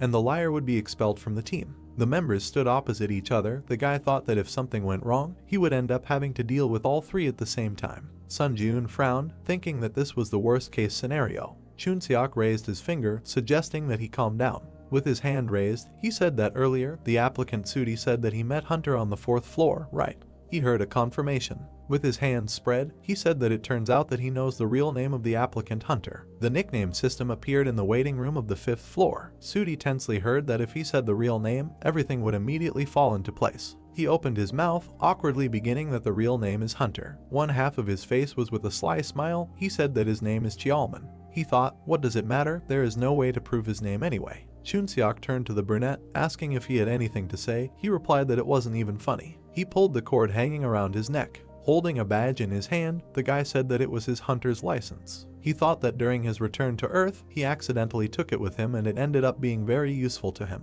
Showing the ID, which stated that he was a Hunter Sun-joon, rank C, type close combat, and the date of registration, the guy said his name. Sudi looked at him in shock. Holding a hammer, Seung-hoon said that now it seemed to be clear who should be expelled. The hero thought that everything was very bad. Administrator Lying Clown clicked his tongue because of the clumsiness of his contractor. Administrator Expert in Dispute laughed at his abilities. Administrator Finder of Lies enjoyed the consequences of his stupidity. Administrator Dark Observer snorted, looking at his results. The blonde read the notifications tensely, thinking that he was in trouble. The guy extended his hand, blocking the masked man's way, and said that he would handle this matter himself. Sun-joon clutched his sword, saying intimidatingly that because he was very angry right now. Seung-hoon looked at him, but then agreed. Sudi was surprised, thinking that he was attacking alone. He grinned wickedly, thinking that he was a fool. Even if they looked at him with hatred, there was hope if he killed him. The test was for 4 people, and if they excluded him as well, it would be extremely difficult for 2 to pass it. The brunette standing opposite said that he was talking about very funny things, so shouldn't he take responsibility for his words? The liar asked, responsibility? He has no idea what it is. A shining book appeared above the palm of the wicked guy. He said that he only cares about surviving. Putting forward his hand with a shining seal, he said that he was not the only one with power. The system reported that the stems of the swamp spirit were entwined around his legs. Green vines were entwined around the hero's legs. The notification said that the magic resistance skill was activated. The stems of the swamp spirit were completely destroyed. Surrounded by a green glow, Sun-joon approached the enemy. He decisively swung his sword. Extending his hand with a barrier, Sudi said that he was annoying. He also had a magic resistance skill in his arsenal. A bright beam of attack collided with a magic shield. The ground broke from the impact. Seung-hoon said that he should move away. Chun-seok replied that he liked it here, so you can fully feel the fight between them. The masked man dragged him by the collar, telling him not to be capricious, and there is nothing wrong with caution. The young man whined, saying that he likes to watch everything from special places. Sudi frowned and stretched out his palm and wished for death. Shining balls flew forward. Sun-joon dodged one of them, and then angrily swung his fist. A powerful blow crashed into the enemy's body. The blonde grinned, saying that it seemed that the hunter had become the prey. Sun-joon looked questioningly. Behind him, balls surrounded by lightning glowed. Turning around, the hero thought, are these the spheres that he launched earlier? A bright beam quickly crashed into the hero. Sudi, with a book in his hand, laughed and said that he was in vain pretending to be a tough fighter. Let him look at himself now. Suddenly, his gaze became surprised. He exclaimed in confusion. The system reported that the counterattack shield skill was activated. Sun-joon stood on the broken ground, holding a shield. The system reported information about the counterattack shield skill. Mastery 0%. The main effect after memorizing the name of the skill, he can summon a red shield created from mana. The additional effect absorbs 25% of the damage received by the shield and then immediately releases it. The hero resolutely held the red magic defense, asking why he was so surprised. Everything was just beginning. Sudi's dissatisfied eyes glowed yellow. He wondered what it was, how he blocked his technique so easily. Sun Ji-eun abruptly took off, rushing to attack. The blonde gritted his teeth in dissatisfaction and stretched out his hand. Stone blocks appeared on the hero's path, blocking the way. Holding the shield, the guy swung his sword. A bright beam flashed between the stones. A voice was heard, addressing Seung-hoon. The brunette jumped, leaving bright traces. The voice asked if he knew who Hunter was, or rather, Sun Ji-eun's challenger. The masked man, watching from a distance, answered that no, he had never seen him among the high-ranking hunters. Chunseok said that since he didn't know him, there was a high probability that he was just a civilian. But was it really possible to become that strong? The masked man replied that unless he was a high-ranking hunter like them, it would be hard to achieve such results. Sun Ji-eun held the barrier, defending himself from the enemy's attacks. Seung-hoon said that the most surprising thing was that he wasn't fighting the enemy with all his strength right now. A glow could be seen through the slit of his mask. He continued that for some reason he felt like his level was comparable to his. Chunseok turned to the man, saying that he was so strong. After all, he was 2 steps lower in the final ranking. Although this was just a guess. Introducing the orcs who rushed to attack, he said that if the team's luck had passed him by in all the combined tests so far, there was a high probability that he would have been underestimated compared to his original skills. He imagined Sun Ji-eun standing with his back in the blue light. The real Sun Ji-eun swung his sword. It attacked the blonde's hand, cutting the book. Sudi grabbed his injured hand with a scream. Falling to his knees, he saw the tip of the sword. Looking at it carefully, Seung-hoon thought that he was surprised. He did not kill the enemy, but suppressed him with his superiority and did it as if it cost him nothing. Sudi stretched out his hand and begged for him to stop.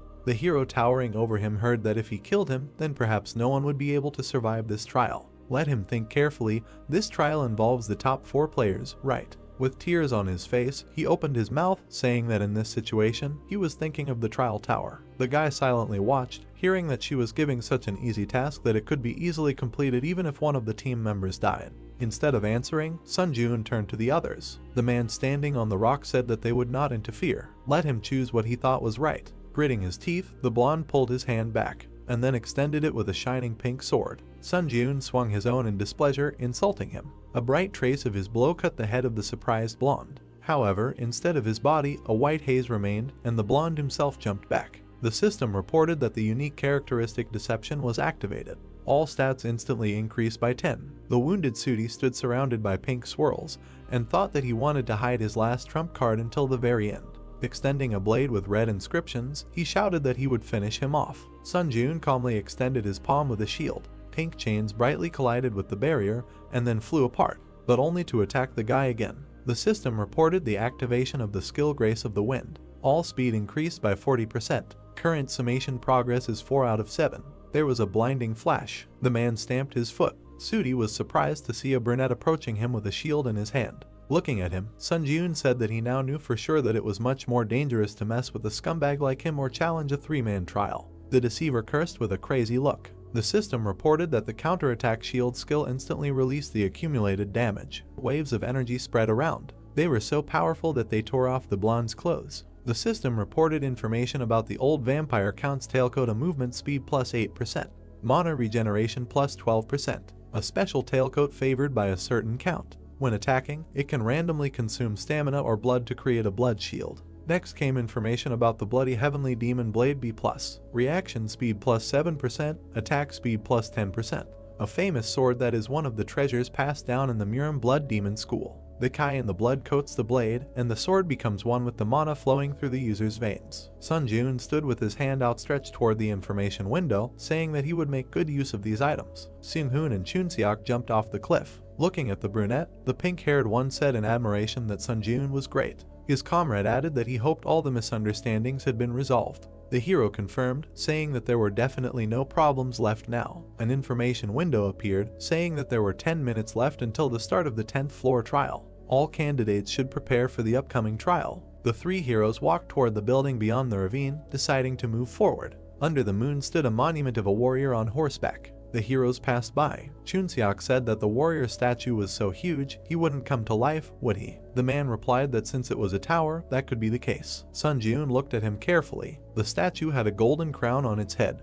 and instead of eyes, there was darkness. Looking with his blue eyes, the hero was silent. The test participants walked among the gray buildings. Chunseok was surprised, looking ahead. They stopped in the center of the round hall in front of the throne. Next to it was a statue of a warrior surrounded by chains. The same one stood on the other side. Words were heard that there were 3 more statues here, which gave him a bad feeling. Looking ahead, the guy said what it was. He looked at the huge stone monster sitting on the throne and said that it was probably the darkness devouring overlord. The system reported that the grace period had expired. The 10th floor test was beginning. When the allotted time began to count down, a squad of dark guards would appear. It was necessary to prevent the darkness devouring overlord from being resurrected. The participants looked ahead in surprise. The chains holding the warriors began to unwind. The eyes of the stone guard lit up with purple fire. He jumped off his pedestal and landed with the others next to the heroes. Looking at the warrior, Seung-hoon said that all his bones were already numb. It was time to stretch. He looked at the brunette, who said that there was a head. Imagining a crossed-out image of a man in a crown, the brunette explained that they must prevent the head, which the squad of dark guards carried on their backs, from reaching the lord. He was glad that everything was so easy. Holding a shining hammer in his hand, the man ordered everyone to take on one target. The armored warrior stamped his foot, and then, like the others, jumped up, raising his sword above his head. The participants of the test looked at them resolutely and asked to wish them luck. Sun Jun put his hand behind his back, thinking that he should deal with him with one attack using the Kai sword. The enemy swung his weapon, leaving a purple trail. The guy jumped towards him. His gaze became surprised. The hero landed, sliding on the ground. He looked at the purple glow around the stone giant's sword and thought that it was Kai energy. Looking carefully, he thought that it was not as simple as it seemed. Are the others okay? At this time, a powerful blow knocked him off his feet. The shockwave smashed the stones on the floor. The warrior with the head behind his back ran quickly. A huge boulder flew forward. He looked at it in surprise. The warrior chopped the stone with an axe, but was still knocked off his feet. Seung-hoon's hand was surrounded by blue glove energy. An eye glowed in the slit of the mask. He said that each of them was of a level that matched the boss. Holding a blue glowing hammer, he told everyone to be careful. A chuckle was heard. He seemed to have let his guard down a moment ago. A pointed hat materialized. Chunseok put the hat on his head, saying that it doesn't suit him, so he can't stand to use it. He stood in front of the warrior running towards him and said that for this, that he made him wear this clown hat. A bow with 3 glowing arrows appeared in the hero's hand. He will have to incarnate his life for this. The arrows, surrounded by lightning, flew forward. Bright flashes appeared from them behind the warrior. Holding a sword in his hand, he quickly attacked the archer. The hat hid his eyes. Clash with magicians, the standard is close combat. A scythe with a red blade appeared. Chunseok stretched out his palm in a fighting stance, saying, "Only if the opponent is an ordinary magician." Looking at him, Sun Jun mentally admired, thinking that after only encountering weak opponents, the sight of these people excites the blood. He jumped back, saving himself from the enemy's bright attack, and thought that the main thing was for him not to fail in such a team. Stones flew around. The brunette kicked them, sending them into the body of a stone monster. The skill Grace of the Wind is activated. All speed is increased by 50%. Current summation progress is 5 out of 7. The hero quickly ran forward with a determined look. The huge warrior thrust his weapon into the ground. The state when he steps on the shadow of a creature. The skill Secret Walk in the Shadow C+ is activated. Strength is temporarily increased by 3. The brunette with a sword ran up to the enemy who was carrying the head. The skill Furious Swordplay is activated. Sword attack speed is increased by 10%. Current summation progress is 5 out of 10. The skill Master of the Kai sword is activated. The hero jumped, cutting the monster's head with his sword. The stone head shattered into pieces along with the crown. The man in the mask talked about a depth charge. His opponent was surrounded by bright golden lightning. The stone man's face was distorted by the scream. The crowned head behind him was also smashed. A red whirlwind appeared in the air. It was the guy in the hat who attacked swiftly, twirling the weapon in his hand. He jumped high, holding a double-bladed scythe. The shining weapon struck the stone enemy. The third head of the boss was smashed into pieces. The stone monster opened its mouth, screaming loudly. The participants of the trial watched as they walked away. Chunseok asked if they were running away. Seung-hoon replied that now that there were no heads left, resurrecting the Lord was impossible. It was time to end. The 3 guys ran forward. They left the circular area following the monuments. The brunette running behind became alert, noticing something and wondering what that sound was. The huge stone monster stomped its foot. Sun Jun's eyes widened in surprise. The 3 stone opponents stood together, forming a pedestal. The horse quickly galloped over their bodies and jumped high with the cloaked rider. The guy looked at him in shock, thinking that it was the one from the entrance. The stone rider was rapidly approaching the headless body on the throne. The heroes quickly rushed after him. Gritting his teeth angrily, Sun Jun thought that it was too late to run after him. The rider held the Lord's head in his hands and jumped high. The brunette swung his sword as he ran. The guy's eyes shone brightly with anger. With a sharp movement, he threw the weapon forward. Meanwhile, the enemy had already brought the boss's head to his neck, but a bright blue beam smashed it right in his hands. The Lord's golden crown fell next to him. The stone warrior's eyes glowed red, and then he, like the others, screamed loudly. Chunseok made a joyful gesture with his hands and exclaimed that this was great. The brunette standing in a throwing pose breathed a sigh of relief. Suddenly, a stone hand picked up the fallen crown and placed it on its head. The fingers were clutching the handle of the weapon. The silhouette of the monster who cut off his own head appeared. The heroes looked at it in amazement. They rushed forward shouting that they had to stop him. The stone man held the head and the crown above himself. The guys jumped on him with weapons in their hands. When it was disconnected from the neck, there was a bright flash, and then a powerful red explosion through the hero's back. There were black flashes in the thick smoke. The system reported that the conditions were met. The stone monster in the crown rose from the throne.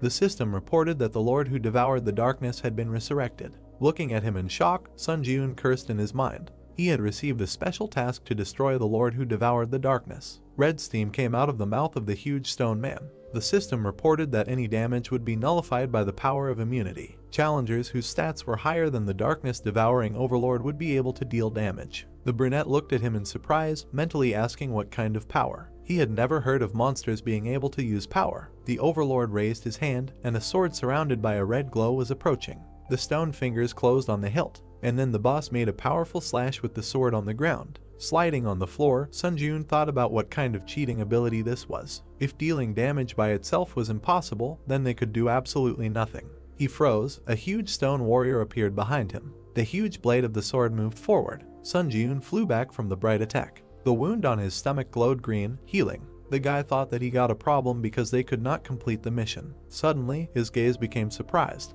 He thought that this might work. Several stone guards were approaching with weapons. The hero's comrades ran up to him. Chunseok asked if Sun Jun was okay, and Seung-hoon added that they should come up with a plan and hit the overlord, but first, they needed to deal with his guards. Standing next to the participants, the brunette said that he had a request. Could the two of them delay the overlord for a while? The masked man noticed that they couldn't do any damage to him, so wouldn't it be more effective to clear out his guards first? Looking at him with determination, Sun Jun said that he had an idea. There was a way to kill the overlord. The face of the huge stone monster in the crown looked surprised. An eye glowed through the slit of the mask. Finally, Seung-hoon turned away, saying that they would trust him. Looking at the hero, he said that they would not be able to hold out for long, so he should hurry up. The guys quickly rushed to the overlord. Sun Jun decisively turned to the guard, saying that he was starting. He stood in front of the huge stone guards, saying that they would have to play with him for a while. The blue hammer was surrounded by golden lightning. They quickly hit the boss when the participant used a depth charge. Then any damage is nullified by the power of immunity. The man in the crown turned his red eyes. Seung-hoon landed, telling his comrade that as expected, there was no use. The system reported that the power of the overlord's greatness was activated. The eyes of the stone monster glowed. A notification appeared that everyone should show respect to the overlord. Any action that does not meet this requirement will be blocked. The heroes bent from the powerful energy bending them to the ground. The king struck with his sword, breaking the ground. A huge crack in the floor almost reached the heroes. The palm lying on the hilt glowed golden. The system reported the activation of the magic resistance skill. Golden flashes surrounded the body block was partially released. The guy in the hat screamed, seeing a flash nearby. The explosion that soared through the hero's back. Seung-hoon put his hands out to the sides, protecting the younger one. A powerful force hit him in the back. Blood dripped from under the mask. Chunseok grabbed his comrade by the arm and asked if he was okay. Then he turned around, covered in shadow. The huge stone boss pointed his sword at them. The guy closed his eyes as the tip quickly approached him. His foot slid along the ground. Sun Jun managed to protect his comrades with a red impenetrable shield. Chunseok looked at him in surprise, hearing an apology for being a little late. A red barrier was spreading from the shield on the guy's arm. He calmly said absorption. The system offered to increase stats using the spirits he had. Black and red swirls appeared in the air. The system reported that strength increased by 4, agility increased by 3, endurance increased by 3, mana increased by 6, tenacity increased by 4. Sun Jun clenched his fist, holding the red barrier. A notification appeared that the shield counterattack skill instantly released the accumulated damage. A bright beam threw the overlord's sword away from the shield. The system reported that the power of the Kai Sword Master had been activated. The blade in the boy's hand glowed blue, and a notification appeared about the activation of the lightning sword Kai skill. A bright blue beam rushed forward from the sword strike. Sun Jun gritted his teeth resolutely, thinking that the boss would receive it. The bright energy crashed into the stone monster's body. Deep furrows were left on it. The hero thought that it worked. The overlord with red eyes opened his mouth, screaming. The system reported that the power of the overlord's greatness had been activated. Everyone should show respect to him. Any action that does not meet this requirement will be blocked. Sun Jun fell to one knee, crushed by the red energy. He gritted his teeth, trying to resist. The system reported that the force breakthrough skill had been activated. The magic resistance skill had been activated. The ground around the brunette was covered in cracks. A notification appeared that all blockages on the body had been completely removed. A bright green ball of power surrounded the hero. A notification appeared that the proficiency of the skill force breakthrough had reached 100%.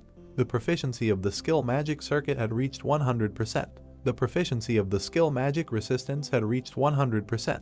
These skills had been upgraded to rank C. The monster's strike collided with the bright shield. Sun Jun moved forward, thinking that the situation was extremely dangerous. However, there was a wicked smile on his face. He wondered why he couldn't stop laughing. As he flew at the monster wearing the crown from above, he wondered if it was because he was anticipating his impending victory. The fundamental desire to become stronger was burning like fire. Bright rays of attack surrounded the stone monster. Chunseok's words were heard that the challenger Sun Jun was a real monster. Seung-hoon replied that it was such a strange feeling. He never thought he would be looking at someone's back. However, they should congratulate him. Leaning on his friend, the man said that the first place in the rankings was now his. A powerful beam hit the red shield. The system reported that charging was complete. The counterattack shield skill had reached the maximum damage absorption limit. Sun Jun held the shield, surrounded by a red glow, with his legs spread wide. Bright energy was spreading from it. The brunette extended his hand forward, thinking that if he reduced the shield's area of effect, the energy density would increase. The system reported that the counterattack shield skill instantly released the accumulated damage. A bright red beam was rapidly approaching the boss, cutting off his sword arm.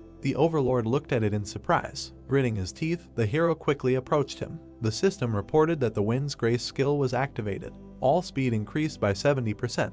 The current stacking progress is 7 of 7. Due to the maximum stacking, a 1-day cooldown was applied. The Furious Swordplay skill was activated. Sword attack speed increased by 10%. The current progress of the summation is 10 out of 10. With a swift strike of his sword, he cut off the monster's huge head. The system reported that the darkness-devouring overlord had been defeated. The white-haired girl looked at the image of the fighting hero. She smiled, holding her hand to her face, and said that this challenger who showed crazy growth was her contractor. She imagined a man walking with a torch in his hand. The ordinary challengers who climbed the tower carefully prepared themselves so as not to take risks, and only climbed the tower one floor at a time after tirelessly spending a lot of time training. In the shining window was the face of a smiling brunette. She said that Sun Jun was a valuable talent that was not easy to see in other dimensions. She thought it could be said that he represented the desire to grow. The white-haired girl imagined the images of people, thinking that the problem was that as time went on, other administrators would also become more and more interested in him. Many swords were stabbed into the white ground. She decided that she needed to establish a closer relationship with this challenger before other administrators did. The battlefield she stood on was engulfed in bright flames. She thought that it was for the sake of achieving her wish. The head of the stone monster fell to the ground with its crown shattered. Notifications began to pop up that the darkness-devouring overlord had been defeated, and the guys were congratulated for breaking through the first floor of the trial tower. As a reward for breaking through, a mastery enhancement item would be sent to their inventory, as well as 60,000 points, and 1,000 forge points would be added as a reward for breaking through. Then the protagonist grinned sarcastically, because he was a challenger who contributed to the completion of special tasks. 10,000 points and 1,500 SP were awarded as a reward, and such a reward completely compensated for the difficulty of the test.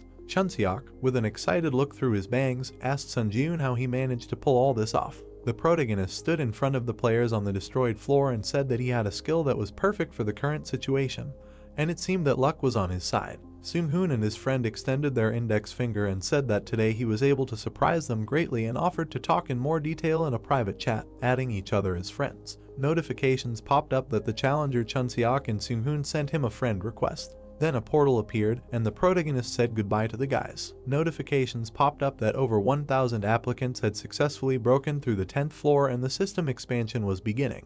It was a place that looked like a stone tunnel, and a message that the shop had created a category called Dimensional Travel, which was now available to the guys. The brunette stared at what was happening and thought that it meant moving to other dimensions like Ares or Murim, but he wondered if that was the same as signing his own death warrant. Messages started popping up that the Earth Dimension Administrator's observation area had been expanded and it was possible to communicate with the administrator even in the waiting room. A message that the Earth Dimension Administrator's intervention area had been expanded and an additional contract with the administrator was available and moving to his personal domain.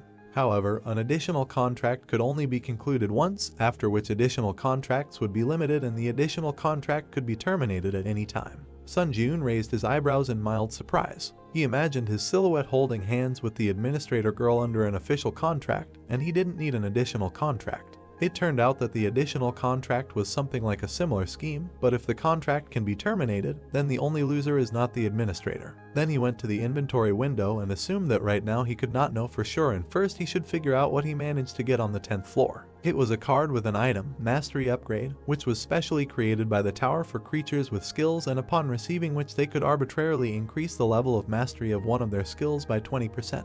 Then he decided to drink this potion and was asked to choose a skill to increase mastery. He wiped his mouth with his hand and wanted to improve the skill of the Grace of the Wind. A notification popped up that the selection was complete, and this skill was increased by 20% and it reached 100%, so the rank increased by 1 level. The card describing the skill of the Grace of the Wind, when the effect looked like this, when he said the name of the skill, it would increase all speeds by 10% and this effect could be stacked. Sun Jun's eyes widened in surprise, because he noticed that the recharge time had disappeared. Then, streams of red light began to emit from his chest under the silhouette of the Overlord devouring the darkness, because the next step was that he used the absorption of the spirit to permanently increase the stats. Numerous notifications popped up that various skills were increased by a certain number of points, and one of the skills of the Overlord devouring the darkness was absorbed. The brunette through the bangs widened his eyes because he received the skill of mana management. A card appeared with a description of the magic control skill where the effect concerned the use of magical power,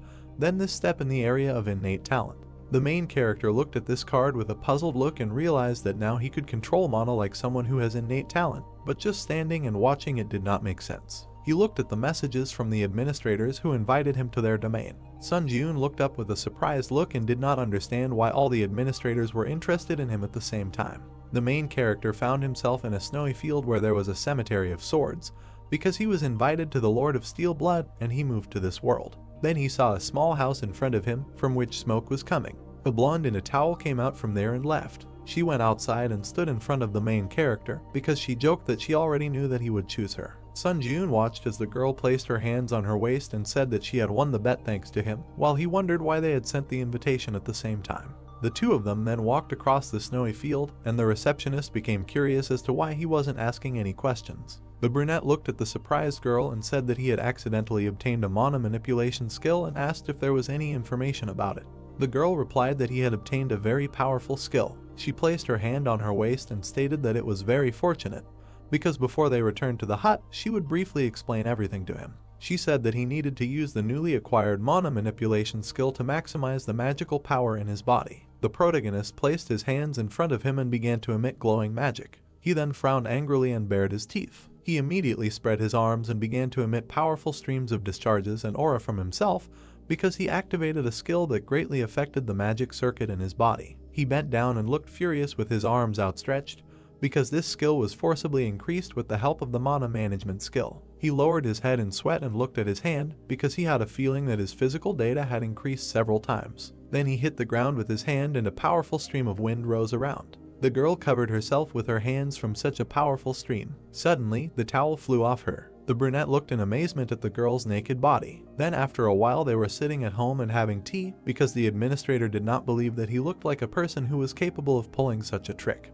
The main character sipped tea and choked on such a statement and said that it was just a misunderstanding. The girl placed her hand on the table with a malicious smile, saying that he was at a loss, and in any case, he should try this skill from time to time later, namely activating skills that use manas with the mana management skill. She imagined how thin branches of skills were emitted from the bright sphere of energy. She said that no matter how the understanding of mana management changed, the skill would be able to stimulate the growth of each skill. Sun Jun inquired about why he was called. The girl sat at the table opposite the guy and said that when he entered the waiting room on the 11th floor, he received a notification about the expansion of the system. He replied that thanks to this, he was able to come here without going through the tower. At this time, he was chewing on a cookie when the girl explained that only the expansion was not limited to such a function as the interference zone, and the real purpose was to convince that the administrator could seriously cultivate applicants. He became curious about what this meant. The girl immediately raised her hand, snapped her fingers in the discharge of aura. A message popped up that the administrator of the Blood Iron Lord was transferring power to the contractor using the interference zone, and the new power was engraved on the soul. Light began to emanate from the protagonist's chest, and he was tense all over because it was the power of the Blood Iron Sword imprinted on the soul. He asked if she couldn't just give power before, to which he received a refusal. They sat opposite each other at the table, and the girl said that she had already paid the corresponding price of the tower. Sun Jiun, looking at her in surprise, realized that the additional contract function was also open, so maybe it would be better to find another applicant, and did not understand why him. He inquired about why she was so actively helping him. The girl sat opposite the protagonist and said that she saw a huge opportunity in him. Through her long hair, sitting on a chair, she said that administrators are rewarded by developing applicants, but this is by no means the end goal. Sun Jiun's eyes widened in surprise through his bangs when he heard that everyone was investing in one or another precedent to fulfill a long-standing wish. While Sun Jiun sat at the table with a confused look, notifications from various administrators began to pop up. The girl at this time smiled maliciously, leaning on the back of the chair, and said for those too impatient, she will end her story here. Then the protagonist found himself in a bamboo forest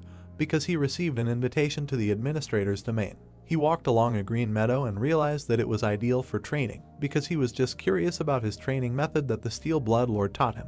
He immediately swung his glowing blade and wanted to use mana control and hone his mastery of the skill 3 absolutes. He put out his magic shield with his hand and swung his sword again, because he used several skills, such as instant acceleration, and the skill rank was forcibly changed. He pulled out his magic blade to match the color of the rays and realized that now he needed to increase the power of the sword master. He stood in a fighting pose and looked at the magic blade in surprise. He looked at the blade with an angry grin and did not understand why this sword could not be activated by mana control, because he wanted to raise the rank of the lightning sword skill through the power of the sword master. He bared his teeth angrily in the sweat of his brow, and for him it was strange, because he assumed that this was all because the sword master is power. Notification that the administrator, the White Crane Sword, is waiting for his visit.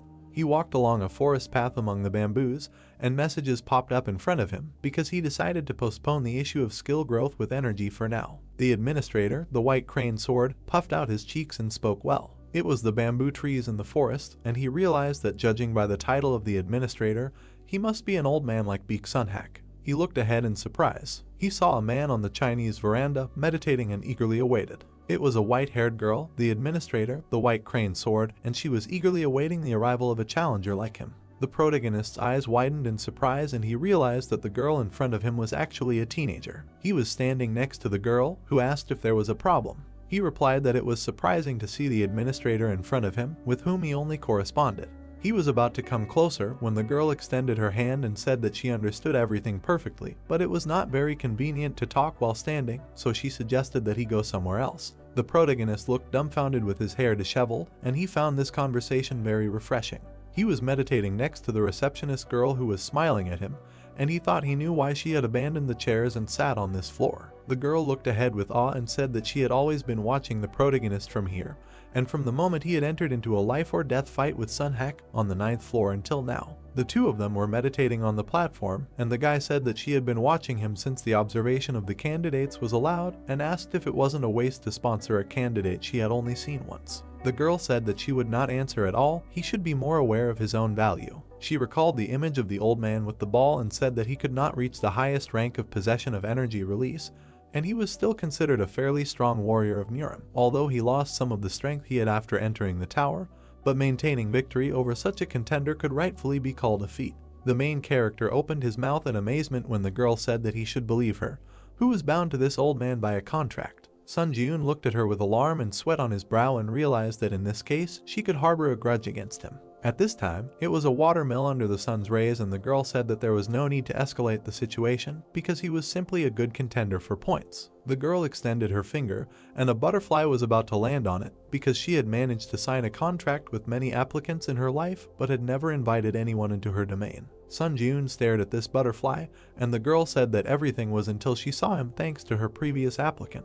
Then she looked at the sleigh with slight malice and said that he should already guess what was what, and therefore decided to say it directly so that he would make an additional contract with her. The protagonist looked at her coolly through his bangs and asked if there were any benefits for him that he could get after this action. The two of them sat on the platform and looked at the forest when the administrator said that if he signed a contract with her, she could make him an apostle of the administrator of the White Crane Sword. He again became curious about what benefit he would get from becoming her apostle. She imagined a warrior in armor standing in front of the unique sign, and explained that in the tower, the term apostle refers to a candidate who enters into a special contractual relationship with the administrator, and the latter can only appoint one person as an apostle in his entire life, and only candidates who become apostles can acquire all the powers of the administrator. The protagonist thought about what was happening in surprise. He remembered the image of that very girl administrator of Steel Blood and realized that the patronage contract was so important, and realized that the girl then proposed to conclude a patronage contract, but did not bother to tell him about such important nuances. The white-haired girl was sitting on a pillow with a sword in her hands, and Sun Ji-yoon said that in the test tower it was said that an additional contract is a contract that can be broken at any time, and asked why she was offering him patronage that can only be presented to a candidate once in a lifetime under such unfavorable conditions. She said that, like that woman, she chose him to fulfill her long-standing wish. She imagined a huge sharp sword and said that she wanted the sharpest sword in the world, the best sword that would never break or become dull. She imagined the protagonist in a demonic form with shining eyes and saw that it had the potential to be sharper than any sword.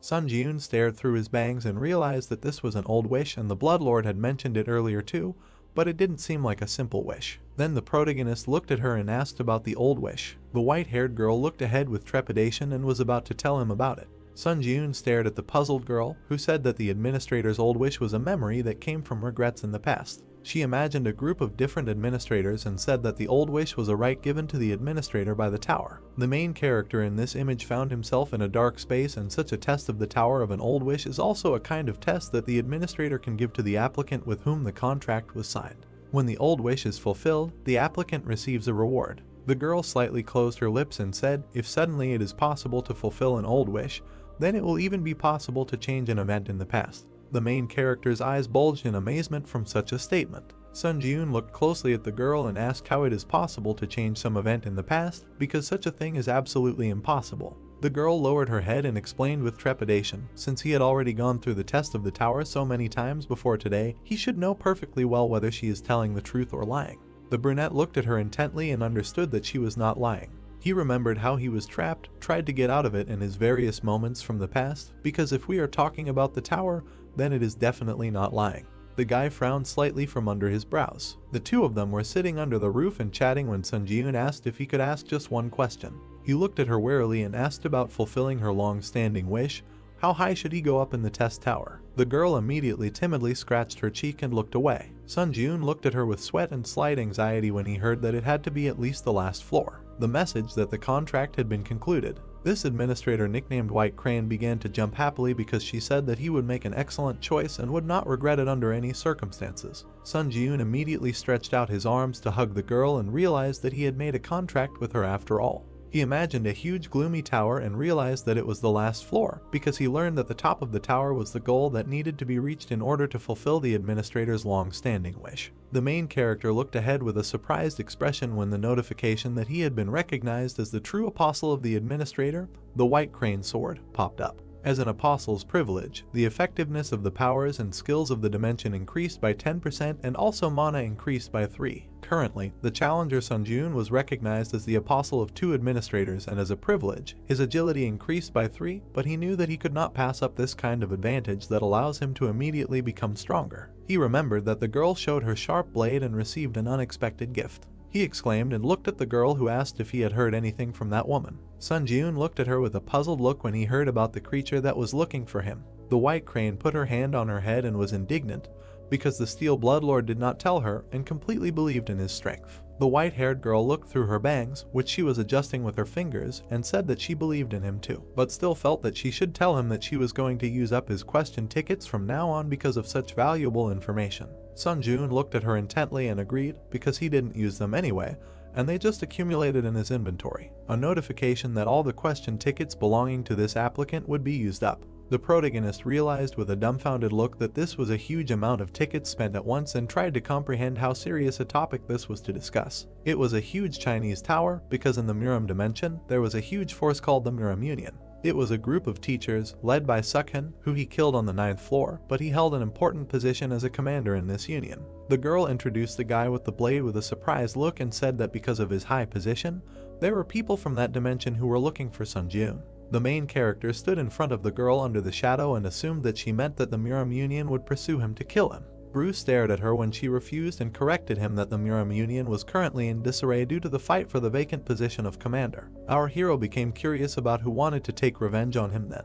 She answered that it was the sword, the dragon of the Namgun family, when suddenly a magical portal appeared in the city of Tokyo. It was the heavenly dragon sword, Namgun Hayek, who flew out of the portal. This heavenly dragon looked at everything around him arrogantly, because he was a creature that in the Muram dimension, where everyone was obsessed with martial arts, was called a genius. All the fighters immediately flew with swords to attack Namgun, because he was looking for Sun Jun, using revenge as an excuse, but in reality, he was driven by simple curiosity. Namgun stuck his glowing blade into the ground when a whole crowd was flying at him, and the girl said that she did not know when this would happen, but if he encountered them, he should be ready to risk his life. These fighters were immediately bloodied and killed by the blade of the heavenly dragon. The message that there was a transfer to the waiting room. Through the magic portal, the protagonist found himself in a room and was about to take off his jacket. He then looked away warily and thought about Namgun. He opened the inventory window again and realized that he was being sought by a psychopathic killer from the Muram dimension and realized that he needed to go to that dimension himself.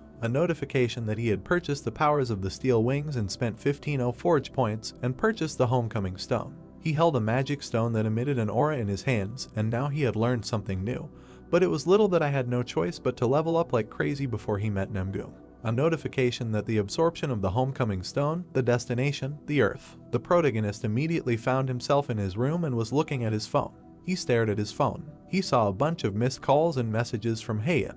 It was a brunette in a white shirt who was worried because once he read the message, he should immediately head to the Hunter Association. Sun Jun stared at the phone and guessed that something might have happened. He activated the power of steel wings. Suddenly, magical wings appeared behind him. He immediately rushed to fly at high speed to the association. They were transported to the Hunter Association, where people were crowded. The hunters walked in a crowd and looked at each other when one of them said that he was glad that this was not a forced mobilization. And judging by the video, he really is ruthless and bloodthirsty. They were trying to figure out what will happen to Japan from Namgun now. Then the hunters began to look up in surprise. They saw the protagonist quickly land on the ground. He waved his hand at the guys, apologized for such an appearance. Then he ran inside while being watched. A crowd of people looked at the guy who had left in surprise and realized that he had just flown. The protagonist was met by Heian and her boss, who were happy to see him and assumed that he had gone through a lot of trouble in the tower. The protagonist stood in front of the guys and extended his hand, saying that they hadn't seen each other for a long time and asked why he was urgently ordered to come.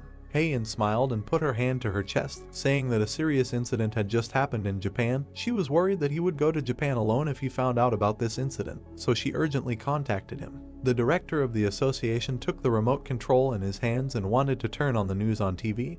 Because he assumed that talking was not very effective, it was better to see everything with your own eyes. He showed what the hunters were watching, the black portal in space, and it was a video from the body cameras of the Japanese hunters. Suddenly, purple rays started to emit from that black portal. Because this place was Tokyo, and feeling the strong wave of the gate generation, the Japanese Hunter Association formed a response team and sent 7 rank hunters to the scene. At that moment, Namgun was standing on the street after killing all the hunters. Because he was the person who appeared from the portal, shocked everyone with his appearance. Because he killed 6 hunters in just a few seconds, and it is assumed that this is the first time that a challenger from another world invaded the Earth's dimension. The main character exclaimed slightly and realized that it might be about Namgun.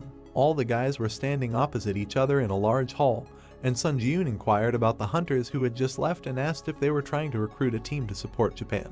The brunette in the suit slightly inclined his head and said that in such an unprecedented situation, almost all countries focused on protecting their hunters, preventing the outflow of hunting resources to Japan, and the same applied to Korea because they did not recommend supporting Japan.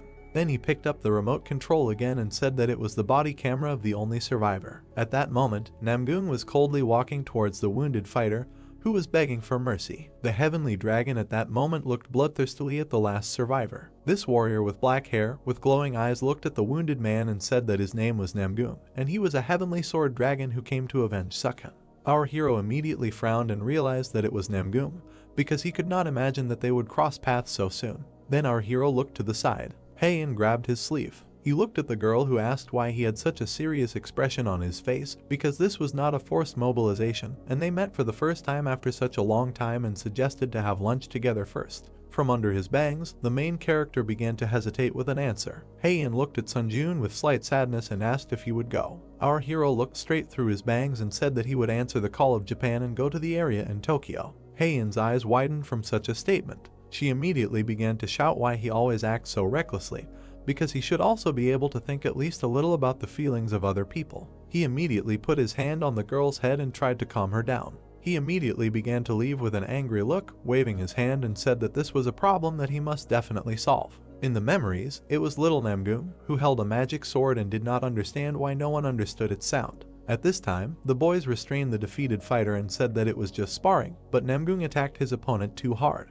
When the boys were standing on the platform for duels, an old man walked up to them and said that at 13 years old, to master the released energy is strong, and his achievements exceeded even his own expectations. Sanok, that I was in a yellow cape, greeted the sword master. Under the setting sun, this old man stroked the young fighter's head and said that martial arts are not intended to harm people, but as a path to excellence. At that moment, little Namgoong looked puzzled at the hand of the old man, who told him that it is impossible to hurt people without reason. The message that the test tower selects the strongest from the Murim dimension. He remembered how the crowd of guys rejoiced, because their young master had already reached the 20th floor of the tower. At that moment, Namgoong clenched his fists in anger, because as he thought, he was missing something, and climbing the tower on his own did not satisfy his desire. At that moment, he stood far away in the shadows and realized that such an incredible feat was accomplished in just 17 years, but for him, it was not enough. Through his lips, he apologized to his mentor because, as expected, he used his skills in killing people. He bloodthirstily thrust his sword into the enemy's head and used the rite of spatial invasion.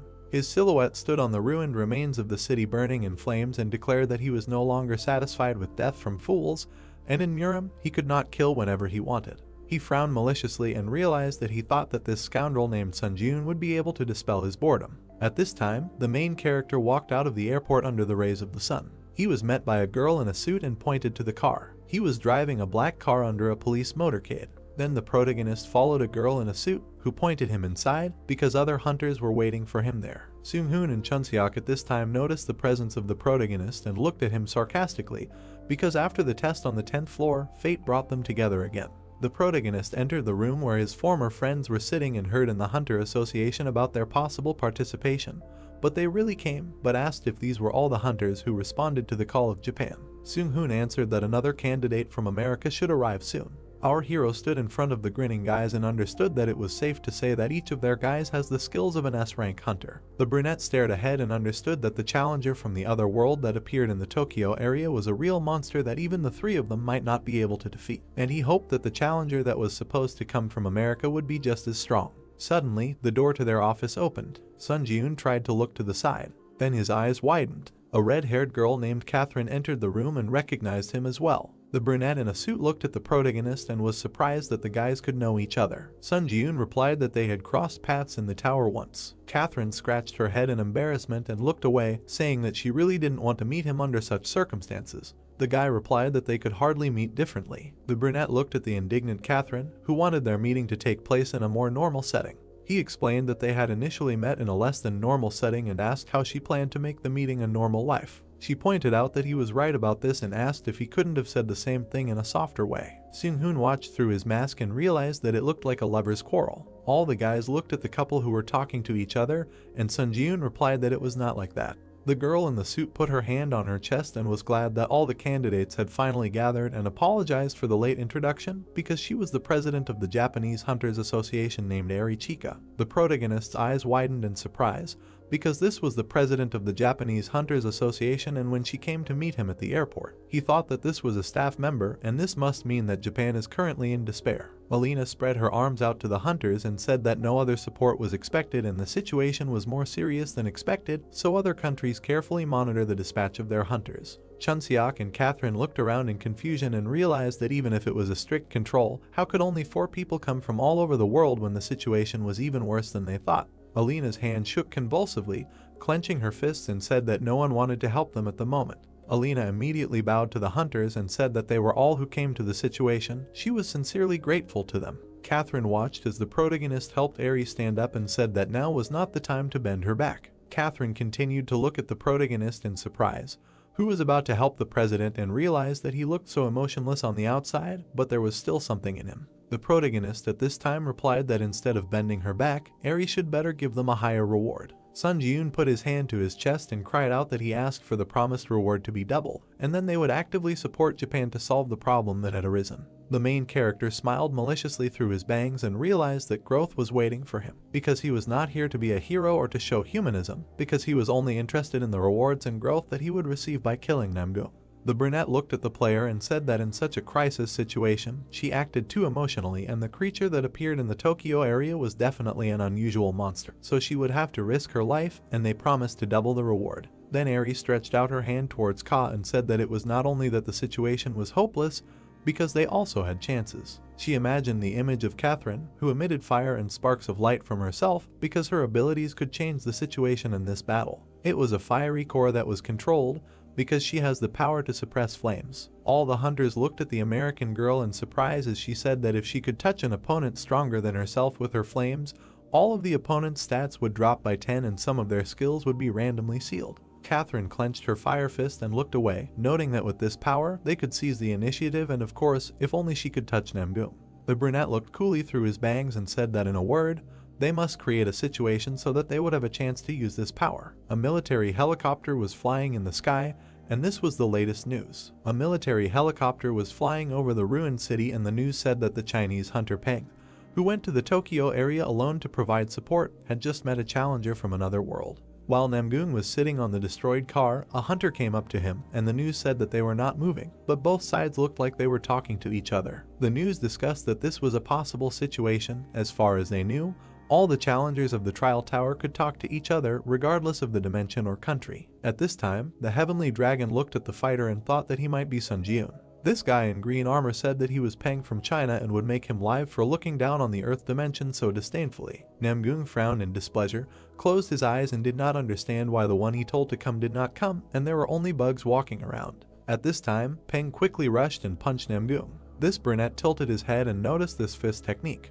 With slight bruises on his face, he looked at the fighter arrogantly and found it interesting. Then Peng suddenly froze and his eyes widened. There was a powerful explosion that threw everything around. The hunters watched the helicopters for this explosion and realized that the Chinese hunter had started acting alone, and the situation was starting to take a turn for the worse. Catherine looked at the protagonist in the red suit, who turned to her and said that if she ended up in the air, she should land correctly. The brunette looked through his bangs and said that he had a very good idea. Catherine looked closely at the protagonist and said that there was a skill called the Purity Jump, which makes her immune to all damage from falling, and that would be enough. Sun Ji-yoon looked at the girl and said, if the plan is from work, then he will be able to deal a strong blow to the enemy, and at that moment it will be necessary to immediately activate his power. He immediately grabbed the girl by the waist, who was scared, and said that they needed to get out. They immediately quickly jumped off the helicopter and the power of steel wings was activated. At this time, Chunseok along with Seung-hoon grabbed onto the side of the helicopter and were about to jump when the magician suggested that Sun Ji-yoon was doing his best to do it himself.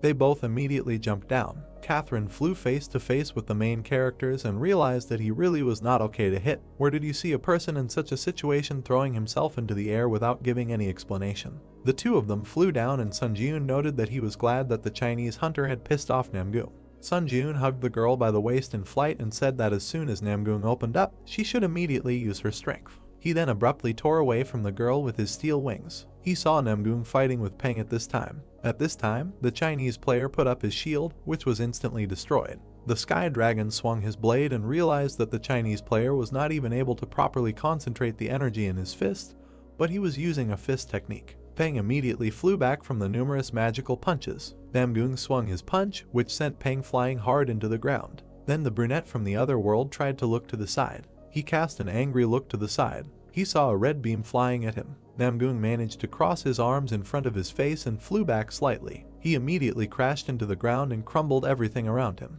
These were concrete fragments and light drops of blood. After such a blow, Namgung was slightly landed, kneeling on one knee. A huge blister appeared on his hand. Our main character appeared, leaning his hand on the wall and walking with a sword. Sun Jun stood in front of his opponent and said that falling from the real sky is something that can be done twice. Namgung looked at our hero with an evil eye and asked who he was. Our character bared his teeth with glee and said that Namgung had been desperately looking for him, and when he met him face to face, he had no idea who was in front of him. A notification began to pop up that the skill Ashen Blood had been activated, and all types of more damage caused to users were reduced by 40%. Because he had survived, being on the brink of death, and skill mastery was increased by 20%.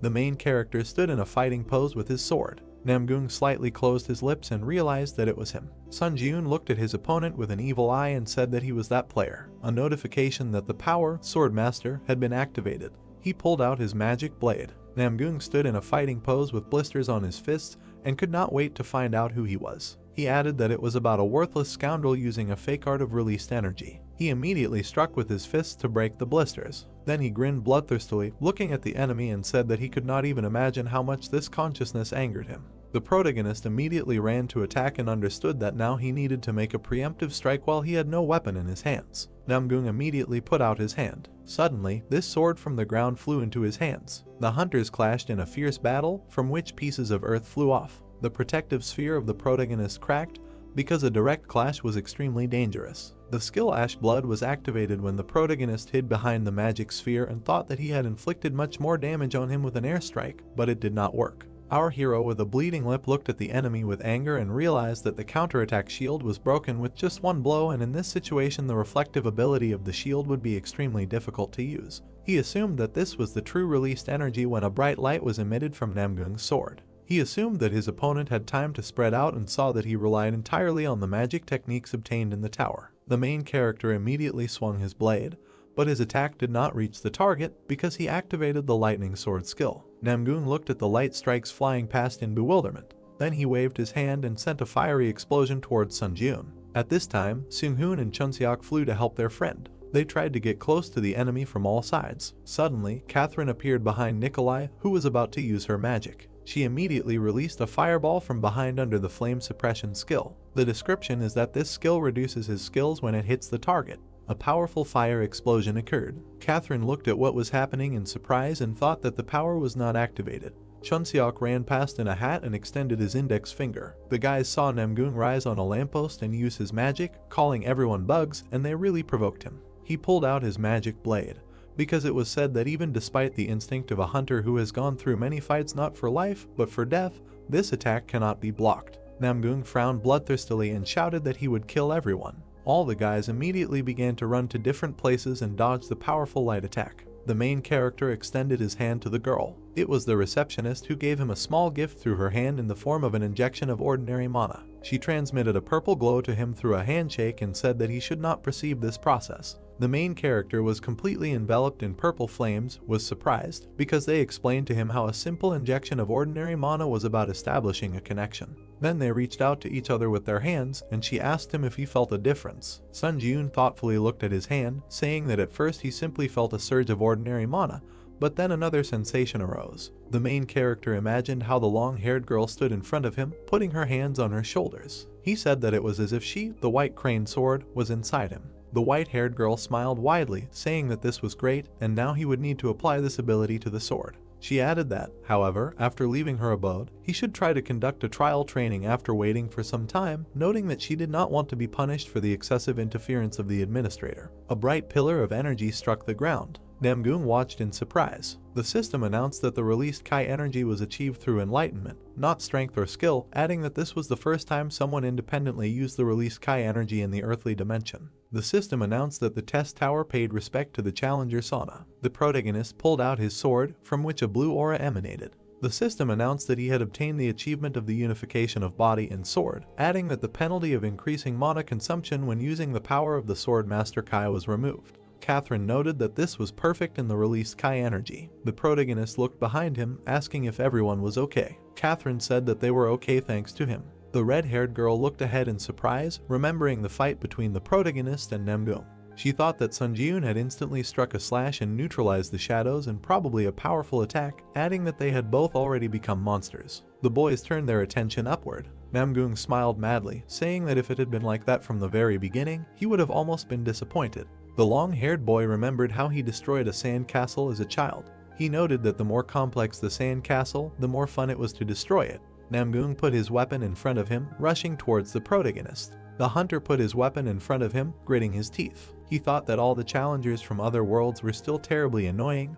This scoundrel was a real psychopath. The hunter was thrown aside. He furrowed his brows, asking the boys if they could all wait in a safer place, adding that if he had to protect them again, he would lose all concentration. Seung-hoon put his hand in front of the red-haired girl, saying that although it was a shame, he was right. Seung-hoon thought that in the last test, that this time, he could not help him. Seung-hoon stared at the protagonist from under his mask. He said that when he saw an opportunity and was confident in success, he would give the go-ahead to carry out Operation Fireworks. The boys ran away from the protagonist. Seung-hoon told him to be careful. Slashing blows met each other. The protagonist and Namgung fought in the air. The windows of the building cracked from the powerful energy. The car was thrown to the side due to the strong flow of energy. The boys fought each other fiercely. Sunbeams were visible from under the gray clouds. Explosions could be seen in the air. The boys stood behind the wall, watching the scene. Chunseok said that he now understood why he told them to leave. Catherine noted that he was still fighting equally with that monster. Seung-hoon narrowed his eyes, stating that it was not so and it felt like he was one step behind the enemy. Blood sprayed in the air. Seung-hoon added that at this rate, he would miss the attack sooner or later. The hunter blocked Namgung's attack. He thought that he would be able to resist if his Kai skills improved.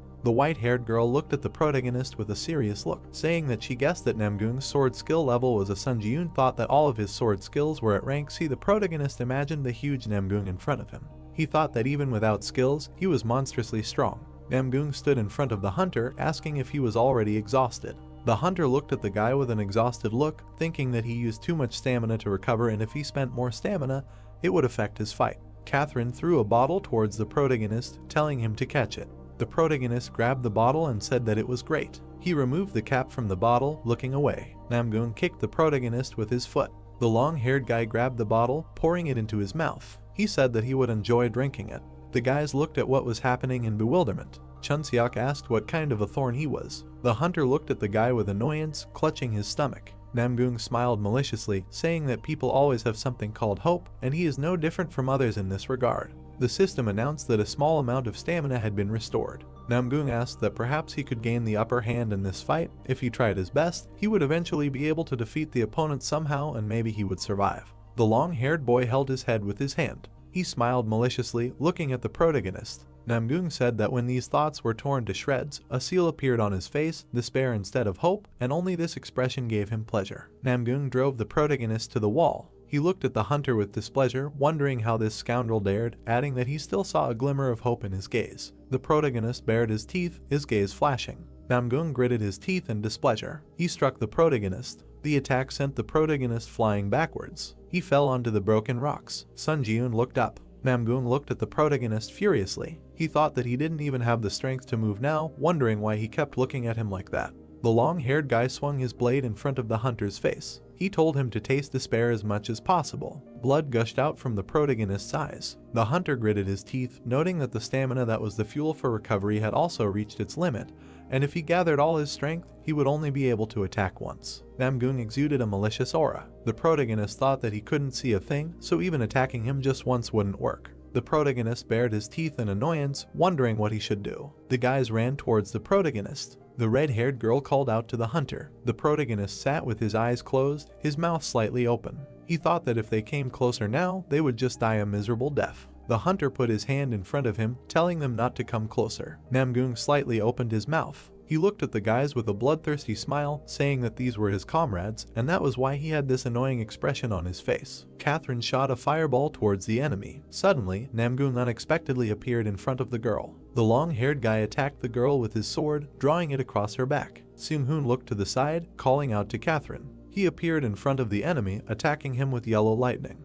Namgung's leg appeared above the guy's head. The long-haired guy kicked the guy, pinning him to the ground. Blood was streaming down the protagonist's face. Namgung grabbed the girl by the hair, presenting the blade to her. Catherine told him to let go. Namgung pressed his blade to the girl's neck. The protagonist opened his mouth wide. The long-haired guy said that he could smell the burning flesh of his comrade. Sun Ji-yoon told him to stop. The long-haired guy smiled bloodthirstily, saying that it was a wonderful expression. Chunseok's hands appeared in space. The mage stood to the side of the enemy, casting a spell. The mage created a magic circle using the ice shackles skill. Chunseok grabbed the red-haired girl, running away from the enemy. He noted that she needed urgent help from healers. Namgung looked away angrily, saying that he was a nasty fly, after which he broke the ice that froze his hands. The long-haired guy rushed towards the guys. The mage surrounded the girl with a barrier using the Zorb ball skill. The barrier in the form of a ball began to bounce along the ground. Chunseok noted that he threw her as far as possible, and this is the most he can do, adding that now he needs to open up again.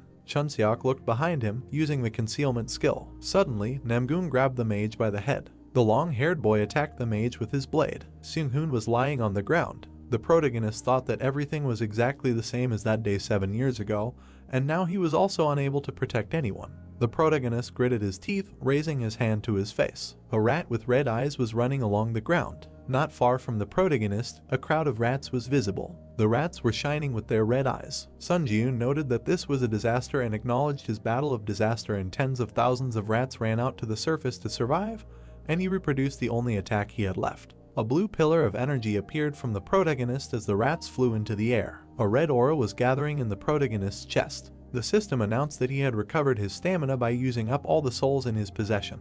Namgung held Seung-hoon's severed arm, looking behind him. Sun Ji-yoon told him to know when to stop. The main character was emitting a dark aura. He said that he was a Muram crazy scoundrel. The long-haired guy smiled bloodthirstily, saying that he did not want it and he liked to watch his reaction, as it amused him. Pang swung his fist, emitting a golden aura. He used the dash skill. Pang struck the opponent's stomach. Namgung bared his teeth. The system notified that the ability of the person who touched the fire was greatly reduced by the effect of the fire suppression power. Fencing and flame sword are sealed for 10 minutes. The system notified that everyone except Namgung of the specified user is immune to this flame. Peng looked at the opponent angrily, saying that he is the Chinese hero Peng and he is not dead yet. After which the brown-haired man abruptly ran to the side, saying that he delivered the flame to Catherine and now dares to take his leave. Namgung looked ahead with displeasure, saying that this little fly was trying to do something until the very end. The system announced that he couldn't use swordsmanship because the fire suppression skill had been sealed. The long-haired boy bared his teeth in anger. He raised his blade above his head when swords appeared in the air. He used the skill battle of the strongest. The swords began to fall to the ground around the guys. The protagonist and Namgung were in the center of the barrier. The system announced that a dual zone was formed within a radius of 30 meters by the unique characteristic battle of the strongest. With the exception of Sun Ji-yoon and Namgung, everyone else was prohibited from the dual zone. The protagonist looked ahead with confusion. Namgung smiled bloodthirstily, swinging his fist. He thought that if swordsmanship was sealed, then he could use fist techniques. The long-haired boy appeared above the protagonist's head. He wondered what someone who could not see anything could do to him.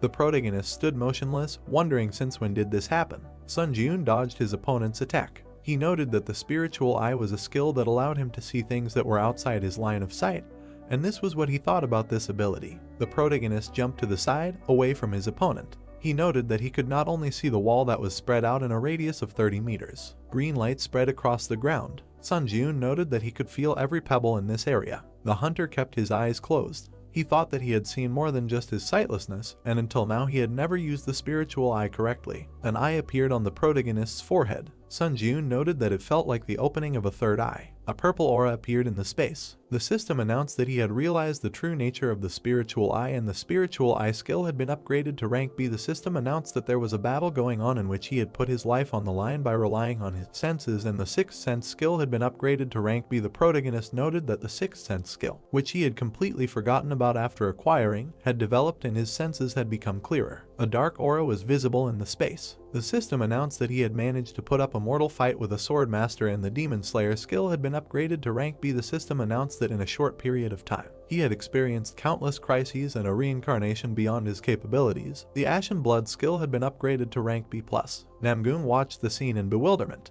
The protagonist swung his blade as Namgung jumped aside. The protagonist opened his eyes, flashing a red light. He noted that he could now fight equally with the weakened Namgung. The protagonist ran towards his opponent. Namgung wondered what kind of situation this was. He looked at the protagonist with annoyance, wondering why he was moving better and better with each step and why each subsequent thrust of his sword, or rather the previous one. The protagonist moved his hand with the blade to the side. The system notified that the skill Secret Walk in the Shadow was activated, and he was moving by stepping on the shadowed space, adding that the user's movement speed was increased by 30%. The protagonist bounced off the ground. The system notified that the skill Instant Acceleration and Grace of the Wind was activated. All speed increased by 70%, The current stacking progress is 7 out of 7. The hunter collided with his opponent. The system notified that the skill Furious Swordplay was activated. The sword attack speed was increased by 20%. The current stacking progress is 10 out of 10. Sun Jun tilted his head to the side, dodging the attack. He noted that even with everything in his arsenal, he was barely close to the point of fighting on equal terms, and he was in a high-risk zone. Namgung clenched his fists. Sun Jun noted that his stamina would soon drop to 0, and Namgung's reduced abilities would return to their previous state in 10 minutes, adding that he should deal with him while the flames were active. The protagonist raised his hand with the blade, thinking that it was the only thing that could turn the tide of close combat.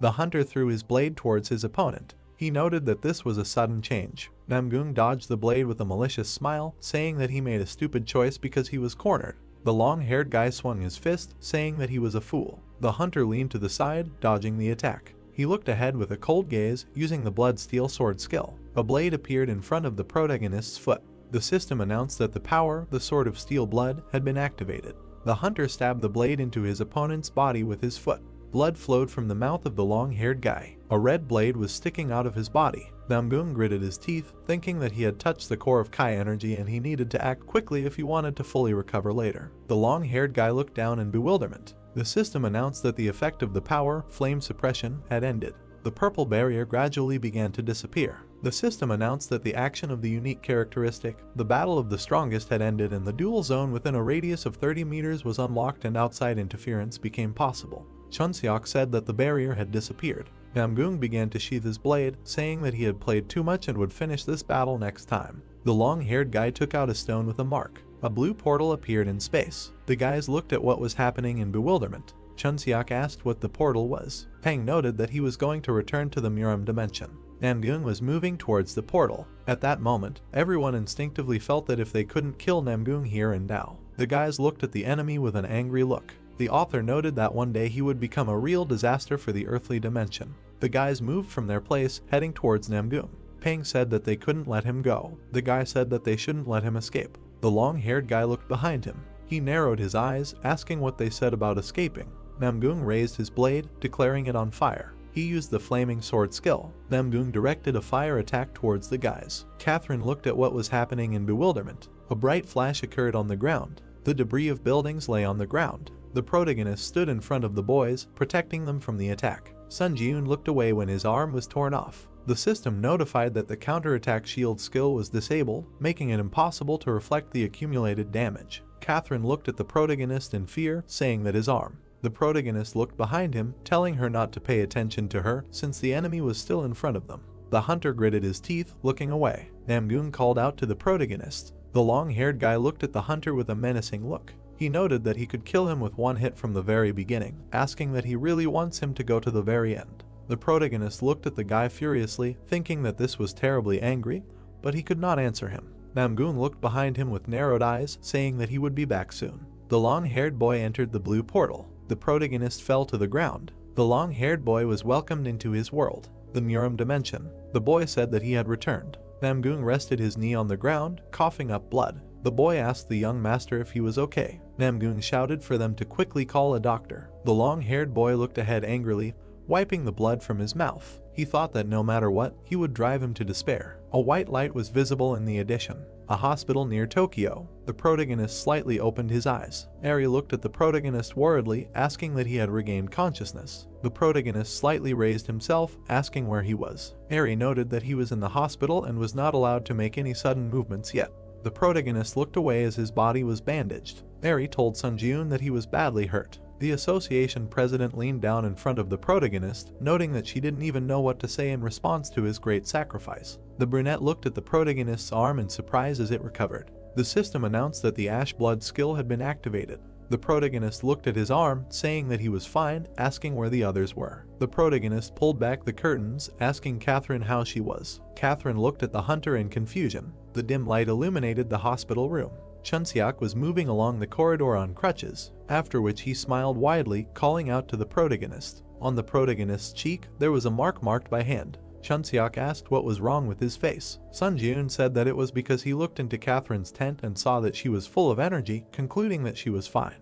The boys stood opposite each other. The protagonist said that Seung-hoon was not in the room, asking if he knew where he was now. Chunseok noted that he himself had only seen him briefly early in the morning. The guy looked sadly in front of him, saying that he thought he was in a depressed state now because he had lost his right arm. Seung-hoon stood on the balcony, looking into the distance. The hunter came up to the guy from behind, saying that this is where he was. Seung-hoon said that the ghost of the sword had come here. The white-haired guy looked at the protagonist's arm, asking if he had restored his left arm with a skill. Sun-joon said that he had. Seung-hoon noted that it was an unimaginable skill, and it never ceases to amaze people. The white-haired guy lifted his sleeve, saying that, as he had probably already heard, his arm could not be saved. The white-haired guy looked at the protagonist in surprise when he apologized. The hunter slightly opened his mouth, saying that if he was just a little stronger, then perhaps such consequences could have been avoided. Seung-hoon created a magic hand, telling him not to worry too much about it, since, fortunately, he has the skill, so this disadvantage does not hinder his activities much. The hunter lowered his head, saying that he climbed the tower like a madman only for his own height. Seung-hoon held a cigarette in his fingers. He said that it was not so bad, because this thought alone makes him much stronger. The white-haired guy looked ahead, saying that however, the strong should always help the weak, at least this is his life credo. The protagonist looked sadly ahead. He said that he also realized a lot in this fight, and it turns out that he forgot something very important. Seung-hoon began to remove the mask from his face. He stated that however, in one, he can be calm, although he is strong, but at the same time he is not a psychopath who abuses power. The protagonist looked at the white-haired guy. Seung-hoon said that when they first met in the tower, he had no idea what was on his mind, asking if he should give him a light. The protagonist looked at the guy dumbfounded, saying that he does not drink alcohol or smoke. After which Sun Ji-eun asked what he was. The protagonist looked sadly in front of him, saying that he also realized a lot in this fight, and it turns out that he forgot something very important. Seung-hoon began to take off his mask, saying that however, in one, he can be calm, although he is strong, but at the same time he is not a psychopath who abuses power, adding that when they first met in the tower, he had no idea what was on his mind. The protagonist looked at the white-haired guy. The guy asked if he wanted a light. The protagonist said that he neither drank alcohol nor smoked. After which the protagonist looked at the guy in surprise. The white-haired guy looked towards the protagonist, after which he smiled widely, saying that he forgot to introduce himself. The guys were standing behind the association president and the people when they were being filmed. The protagonist was sitting opposite the girl, giving an interview. The protagonist was handing the red-haired girl a choker. Catherine smiled widely, putting the choker around her neck. The protagonist waved to the guys as they left. Sun Ji-eun pulled the red coat over himself. He looked at his hand with a smile, thinking that the design of the tailcoat had been slightly improved. Sun Ji-eun stood in the ward, saying that the equipment items were licked to a shine. From Japan's point of view, they had prevented a disaster, so such an attitude was not something out of the ordinary. The protagonist lay down on the bed, saying that these 3 days he returned to Earth for were filled with endless chaos, and he did not want to become so famous. The protagonist looked at his phone, noting that there was even a video of their battle already circulating on the internet, noting that the filming was done from a helicopter of the Japanese Hunters Association.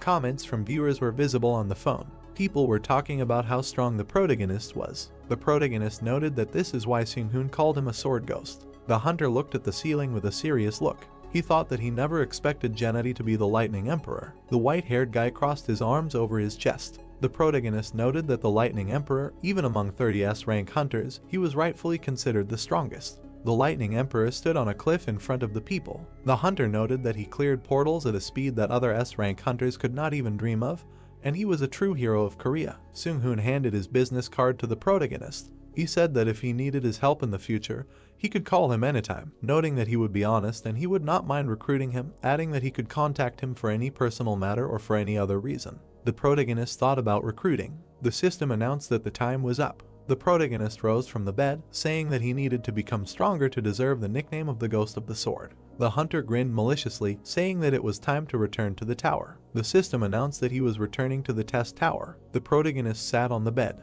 The system announced that the waiting room on the 11th floor had been entered. The protagonist looked ahead with a serious look. He noted that he had learned some lessons from the fight with Namgoong.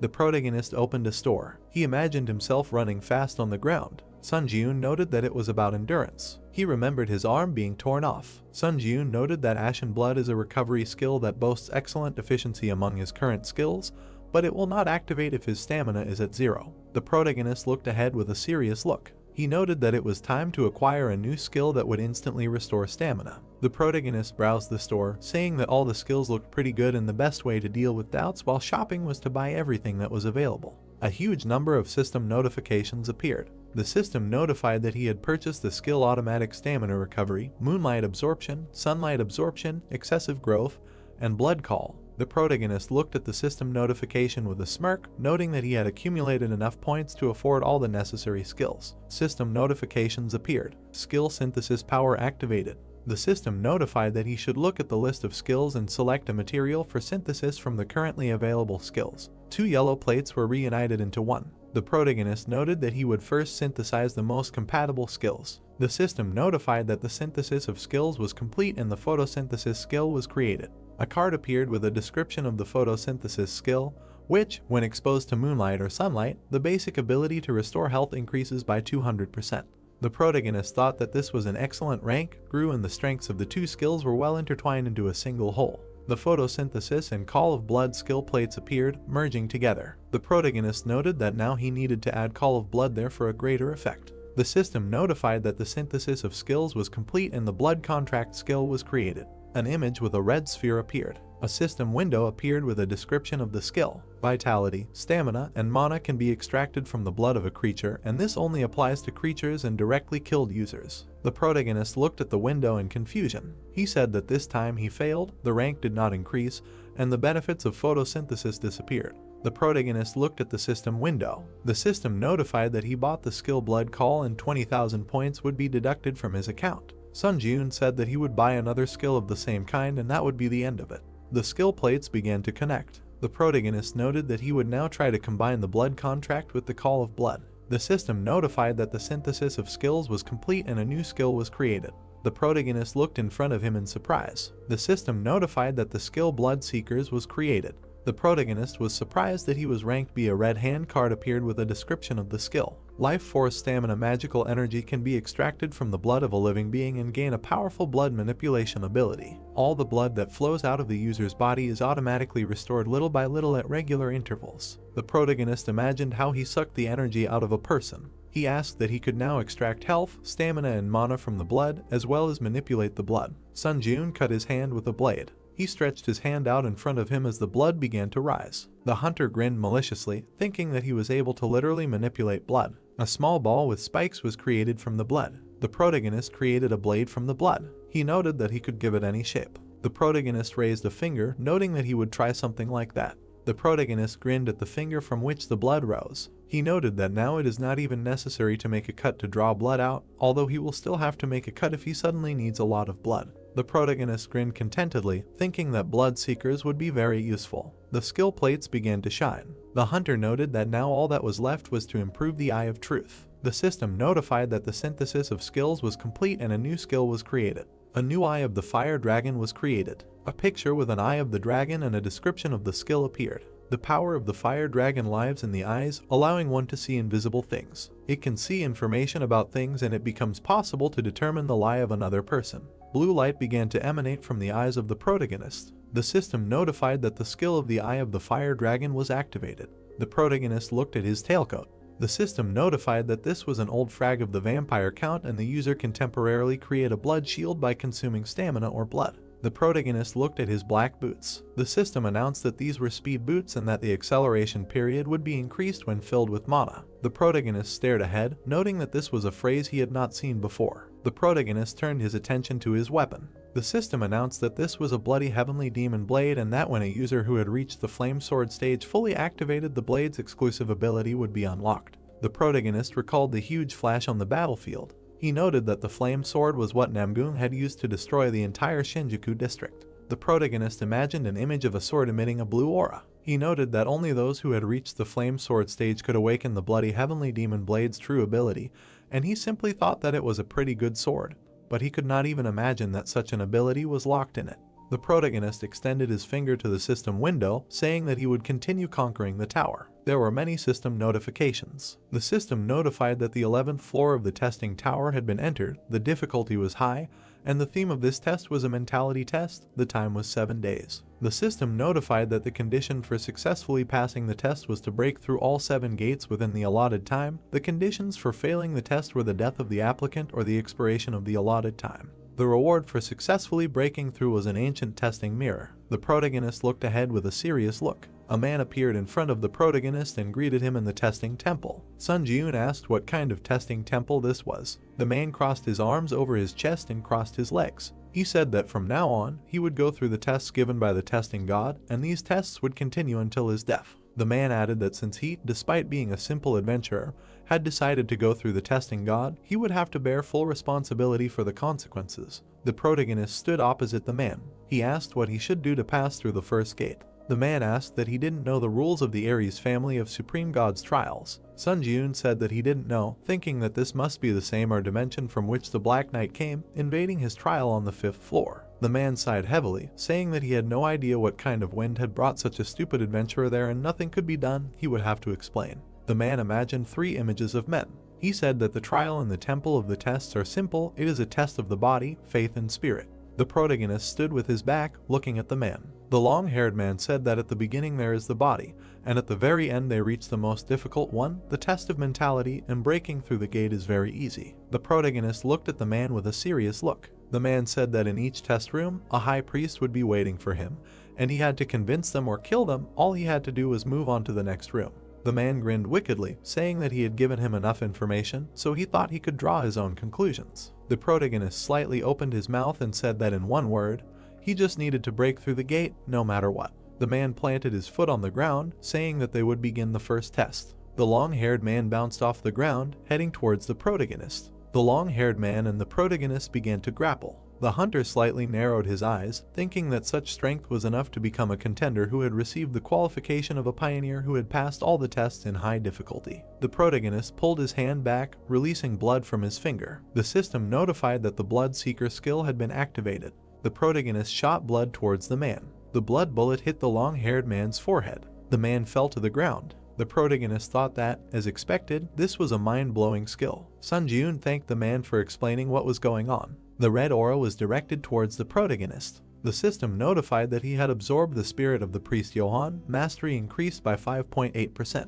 Many system notifications appeared in front of the protagonist. The administrator priest of the 7 gods was shocked and outrageous by his behavior when he accidentally saw this scene. The administrator godslayer swordsman nods approvingly at his inhumane and cruel actions. The administrator hero of the ruined world looks at him and praises him for demonstrating an interesting spectacle. The administrator seeker of divinity says that he has nothing to worry about because he is flawlessly coping with the test. The protagonist frowned, looking at the notification. He thought that if he took into account the nicknames of the administrators, he believes that he attracted their attention because these tests are related to the god. The protagonist looked ahead in bewilderment. The system notified that the administrator of the Steel Blood Lord was shocked by his actions. The administrator of the White Crane Sword was upset that he went to the test without saying a word about it.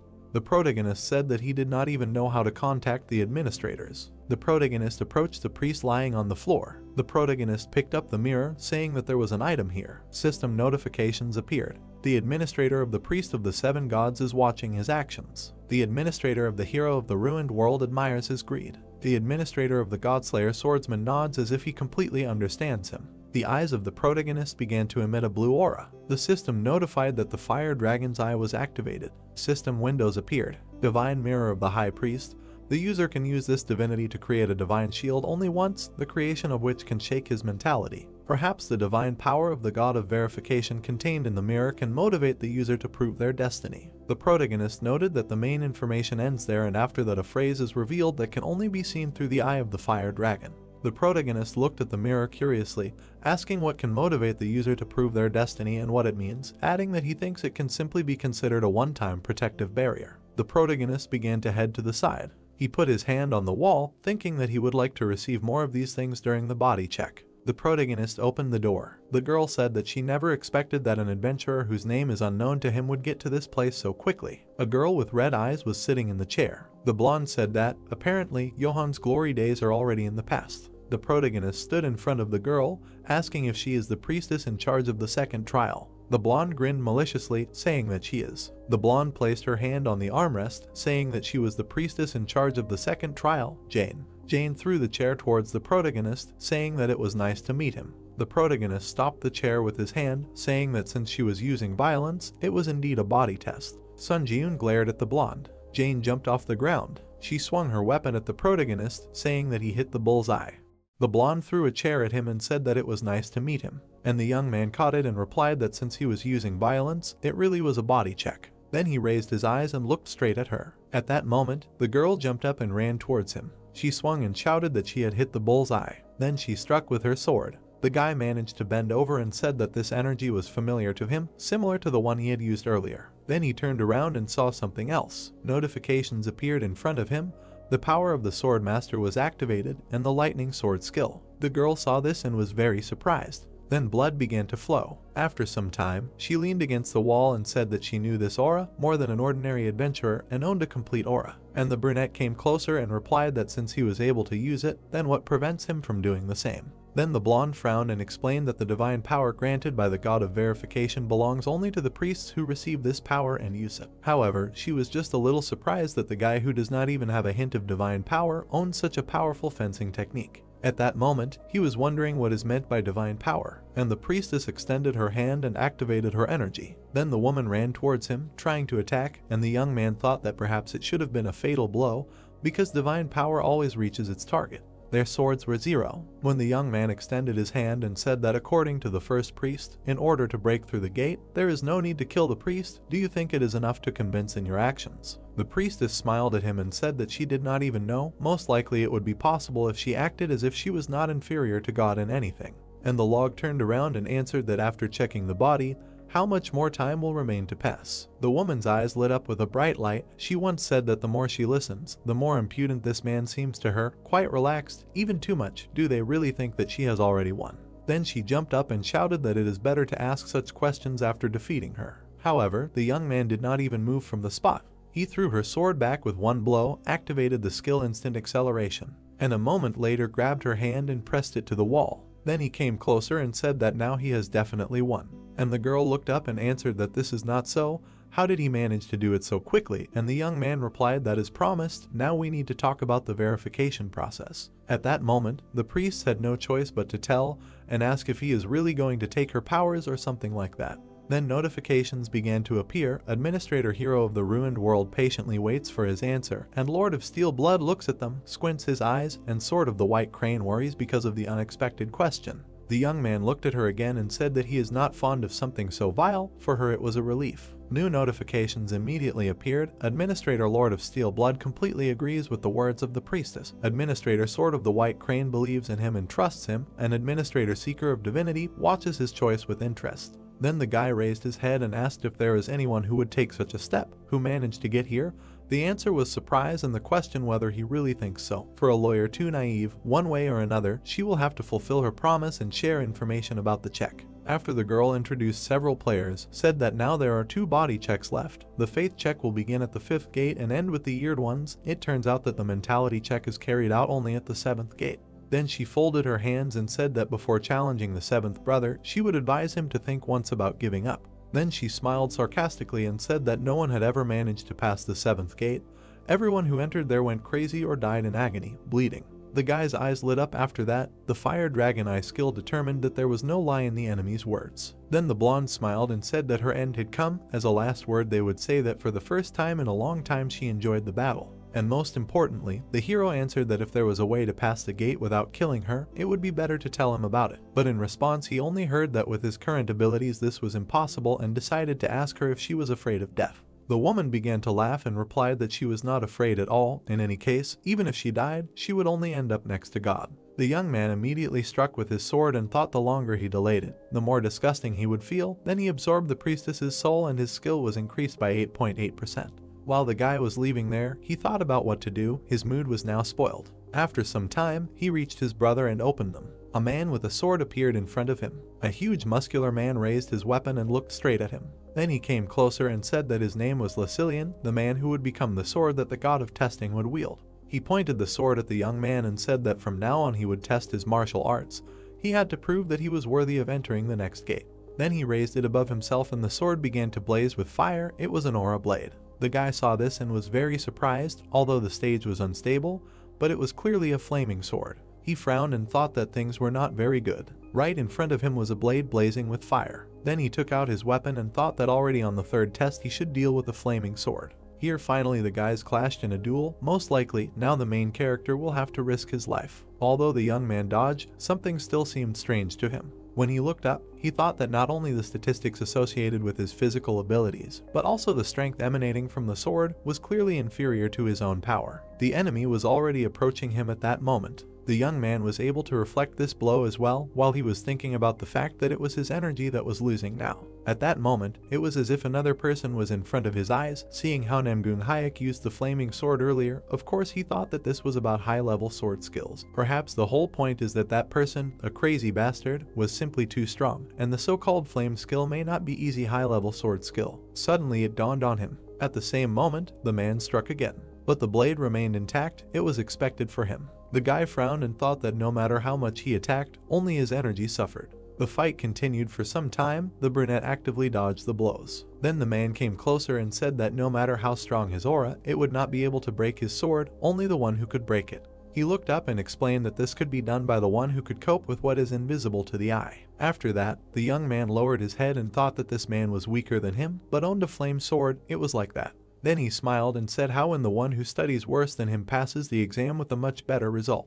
Then he took the sword more firmly and thought if he really said that he needed to cope with what is invisible to the eye, in that case he would certainly break his sword, and immediately ran to his opponent. Their swords clashed again in a duel. The man continued to fight and shouted that only the one who knows how to handle the invisible creates a sword that pierces all existence. The brunette at that moment continued to think that no matter what he could break him, and continued to listen that in this way a magic blade called aura with absolute powers is born. And finally the young man swung and again thought that the only goal was to break it. He managed to cut the sword in half. This greatly surprised his opponent. And the guy landed on the ground and thought that now he understood what the difference was between released energy and a flaming sword. The principle of activating a flaming sword is willpower, dense enough to be expressed in real physical strength. At that moment, his sword blazed brighter than ever, and blood dripped onto the ground. The man lowered his head and began to laugh. He realized that he was defeated. Afterwards he raised his hand and laughed even louder, saying that it was not that imperfect flaming sword borrowed from the god of verification, but the real thing, and this guy really did it. The main character couldn't understand whether this man was really happy now. He turned to him and thought that he was more interested in the achievements of others than his own death, like he had his own mission, but he did not understand whether it was time or madness. Finally, Lucilian raised a trembling hand and said that this man had learned the whole essence at once. This fact makes his heart ache 3 times from bliss, passed the test of his martial arts. Then he smiled and with tears in his eyes said that it was better to continue in the same spirit, to go forward, like this. Literally a moment later, this man lost his head, and the young man said that now he would not feel pain. And while the guy was accumulating energy, he received a notification that he had absorbed the spirit of the priest Lucilian and his skill was increased by 14%. A bright light also appeared. The skill of the unique characteristic necromancy reached 100%.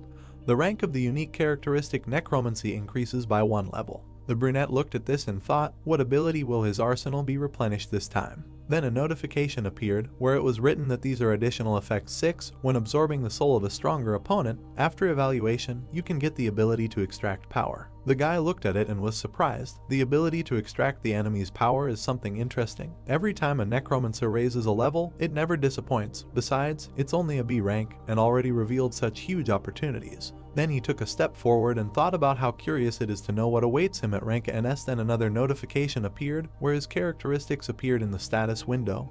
Ruler area, strength 86, agility 85, stamina 81, endurance 84, mana 79, unique characteristic, necromancy, unique power, synthesis of skills, strength, more details, skills, more details. The young man raised his head and thought that even the statuses have already come close to 3-star numbers. When he studied, wanting to become a hunter, he considered it something unattainable. Then he tilted his head and began to receive notifications that he had absorbed the spirit of a priest, thereby increasing his stats, absorbed the spirit of a priestess, thereby increasing his stats, absorbed the spirit of another priest, thereby increasing his stats. Strength was increased by 8, agility was increased by 6, endurance by 7, mana was increased by 8, and stamina was increased by 9. Several more notifications also appeared that one of the skills that the last priest had was absorbed. He received the skill Indomitable Will Mastery 27%. Description: a symbol of those who challenge the impossible to the end without giving in to despair. The main effect: when faced with an opponent stronger than the user, physical ability and concentration are significantly increased. Additional effects: when activating the skill, it becomes easier to achieve enlightenment, and the ability to mental defense is enhanced.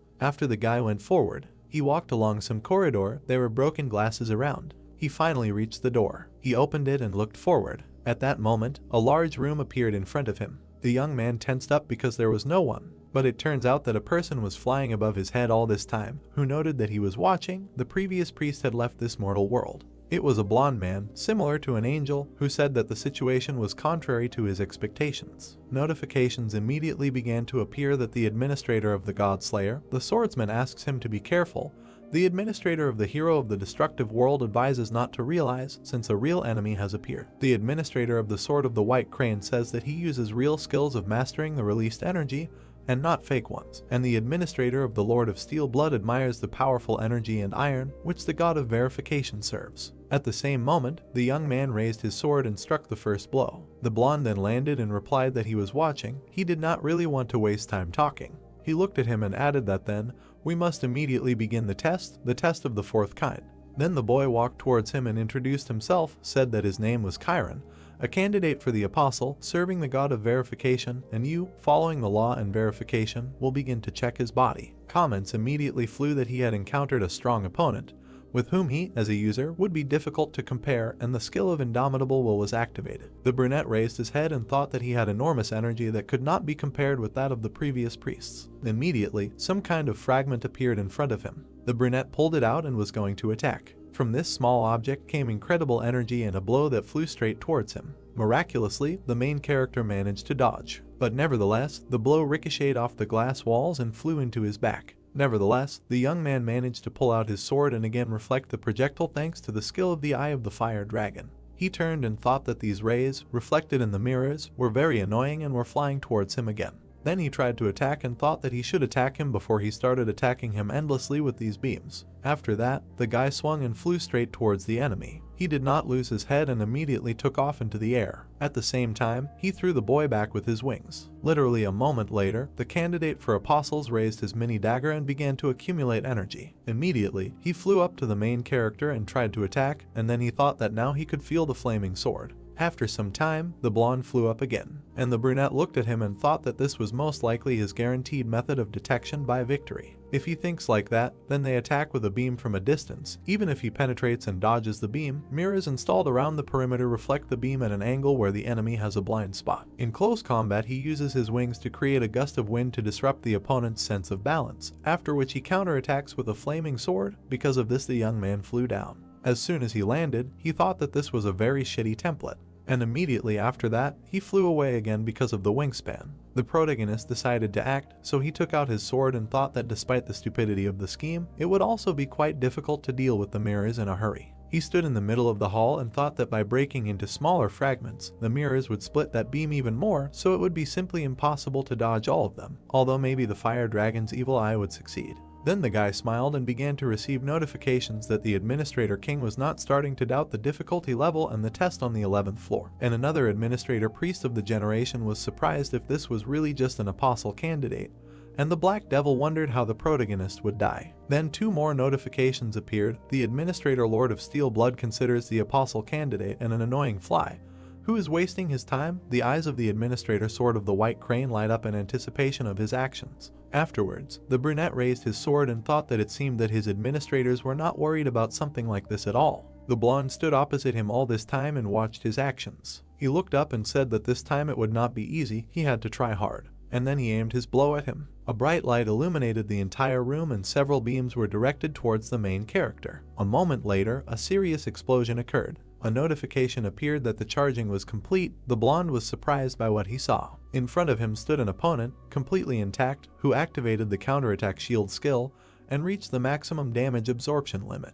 The young man raised his head and said that he had used release. He immediately struck, released the accumulated damage and reflected it back. This beam immediately pierced his opponent. The apostle candidate began to bleed and did not understand what had happened. Then he bit his teeth and said, "What the hell was this?" There were clearly no traces of magic training on him. And she added, "Do they really use the power of a god?" The brunette was surprised again and said that he had no idea what the power of a god is. At this moment, the apostle candidate flew closer, said that he did not flee the battlefield and did not lose the battle. In accordance with the law of verification, they announced that all physical checks are complete. Then he flew to the ground and added that he acknowledged that this person passed the check. Notifications began to pop up that the young man absorbed the spirit of the same person. The skill was increased by 8.8%, When absorbing a spirit stronger than the user, an assessment is made for the disappearance of power. The guy was surprised when he saw after the completion of the assessment that it was confirmed that the spirit of the person has power, and this power will be extracted. A bright light appeared in front of him,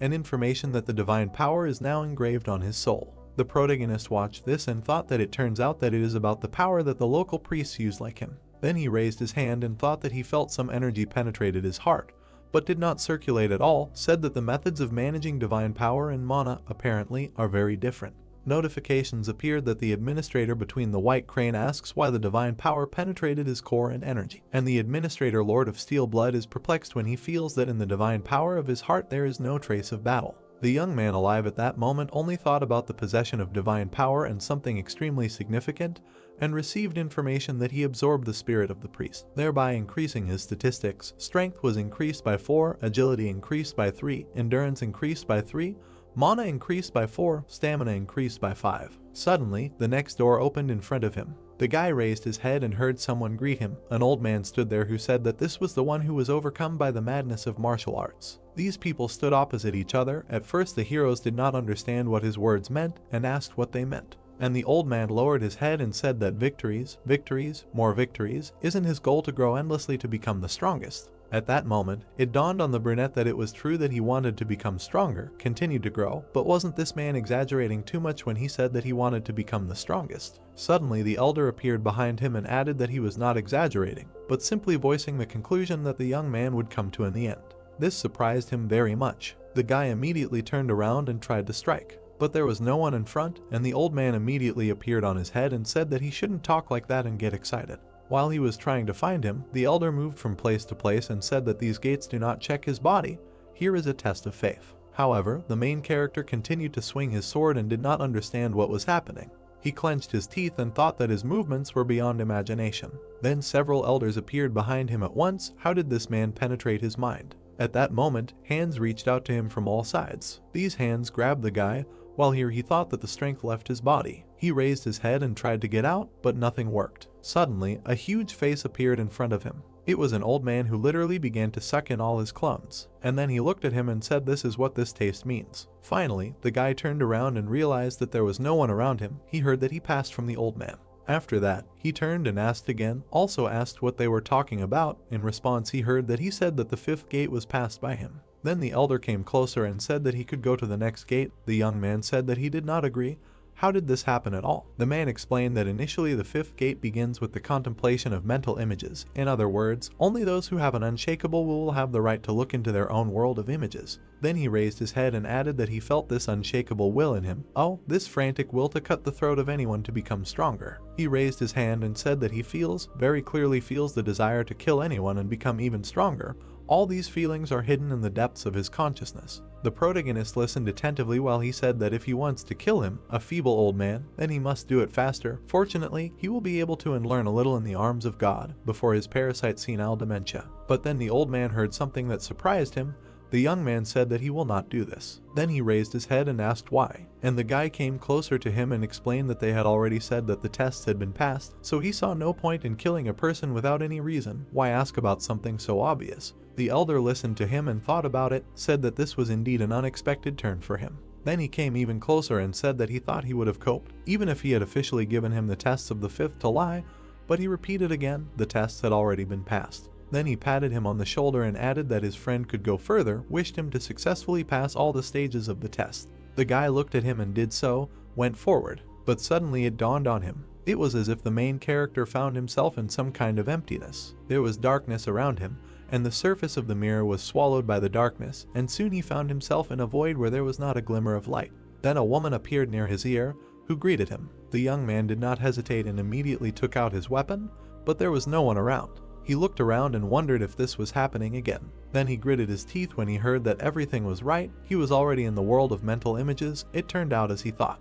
And when a sprout grew on his back, the woman added that the previous priest had planted a family so that he could penetrate the world of mental images. Suddenly it dawned on the brunette that when the old man patted him on the shoulder, he did this, and the woman continued to answer his thoughts. A moment later, the young man seemed to be in a huge web, and the priestess said that he should not worry too much. Then she looked at him and said that it was because she would take good care of his physical shell. The brunette looked up and thought that her words, on the contrary, made him more nervous, and the girl took out her dagger and said why people are so cruel, that for rude comments addressed to a girl, she only has to want and his neck will be pierced through, but he will not be satisfied with such an arrangement, will he? Here the main character looked ahead and wondered if he could ask how he should now pass the test of his faith. And the woman began to smile and noted how polite this man had suddenly become. How sweet. Okay, she would explain everything now. Then she pointed to the valley and said that the space he was in now was the world of his mental images. Here he just needed to be able to see his own world of mental images. As soon as he completed the task, the 6th gate would be passed. Here he thought that he did not understand what it meant to be able to see his own world of mental images.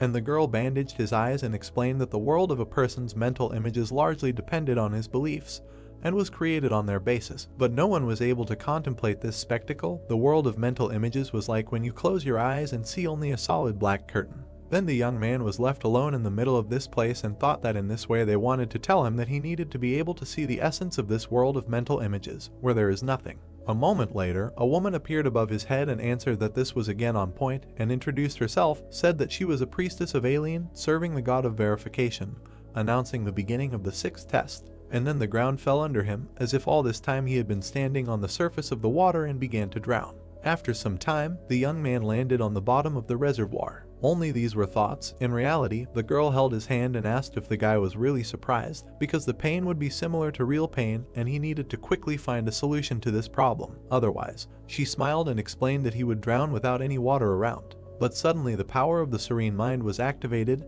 This surprised her. At the same time, the guy was underwater, and thanks to the power of a serene mind, he did not lose his composure, and the limitation of mental images weakened. He also thought that this was great. It was much better until he was subject to panic, able to hold his breath underwater. Then the wasp looked there and thought that much more importantly, that for a moment he seemed to feel a tingling in his fingertips. The young man frowned when he heard that his willpower was really impressive. She did not expect that not only would he break out of mental images, but he would also be able to move his body. The woman raised her hand and thought that this guy was able to protect himself even at an unconscious level. What kind of monster was this man? Then she came closer and thought that it was better to keep a secret, that his actions almost left her without a head on her shoulders. And the young man, meanwhile, was still underwater and thought that he was gradually beginning to feel his body. The brunette was very surprised by this, asked again and said that in the world of mental images he should not feel anything. How in just 2 hours he was able to completely regain control over his body.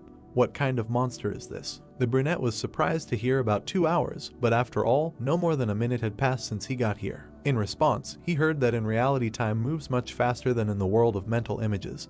This news also surprised him and made him think that it was very dangerous. If he spent more than part of the remaining time from the allotted 7 days in this 6th gate, he could die from the penalty for failing the test. Immediately after, he tried to surface and thought that he needed to see the world of mental images as soon as possible. His eyes at that moment began to change color, and his thoughts were such that if he could again feel his body through the use of the power of the serene mind, then it meant that activating this skill was also possible. Then the guy spread his hands and activated the skill of the eyes of the fire dragon. He raised his head and thought that he finally saw. There was something on him that looked like a huge whirlpool. The water at that very second began to diverge in different directions, freeing up space for him to pass, while the brunette was thinking whether he should call what he saw a sea of blood. The priestess watched all this and did not understand what was happening. It was some kind of nonsense for her. How is this even possible? Why did the world of mental images open up to him? At the same time, his body in the real world was also moving. A sword appeared in his hands. After that, the girl stepped back and answered that she had a question. Is this really a person? Why did steel wings appear behind his back? He needed these steel wings in order to fly up in a parallel world, so he had to activate this skill. The young man literally flew up into the sky in a split second and found himself at the top. Some time passed, the guy flew over the world of mental images and thought that he saw it with the help of the eye of the fire dragon. Although he did not have a single guess what this means at all, but the surrounding environment looks extremely ominous and alarming. Finally, some circles with a large number of swords appeared in front of him, and the young man looked at them and tried to understand what it was. But it was also decided not to waste time and stretch out his hand forward. A moment later, he grabbed one of the swords, and immediately after, he landed on the ground with a loud roar. Everything around him began to collapse. The young man raised his head and looked ahead. In front of him was a priestess, to whom the guy immediately asked if this was all his doing. That's what he heard. Why does her world look like this? Notifications from the administrator also began to appear. The sword of the white crane is glad that the main character woke up. The administrator Lord of Steel Blood choked with relief that he came to his senses, and the administrator hero of the destroyed world, and the task is that he woke up faster than he thought.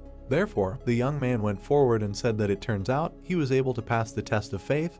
How is this even connected with faith? And the woman looked at him and answered that the test of faith is the path to recognizing oneself. Of course, the brunette immediately asked again. So the girl led him to the mirror and answered that it was amazing that people themselves did not really understand what they believed in, and never even tried to think about what exactly they believed in. The purpose of testing this gate was to encounter the world of mental images created through the processes of faith, thinking, and action. And as he walked down the corridor, she added that he would overcome his miserable past and become stronger without losing his humanity. That's what she read in his world of mental images. Everything is very simple and clear, isn't it?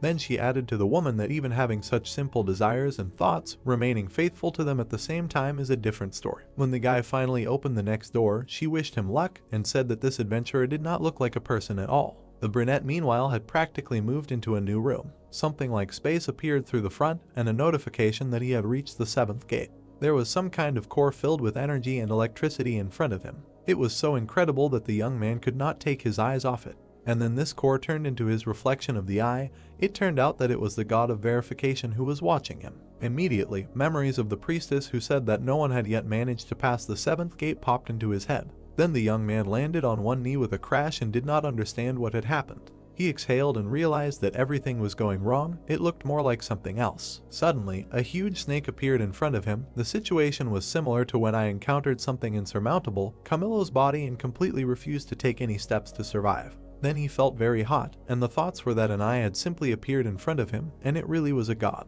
The young man clenched his teeth and said that he would never do this again.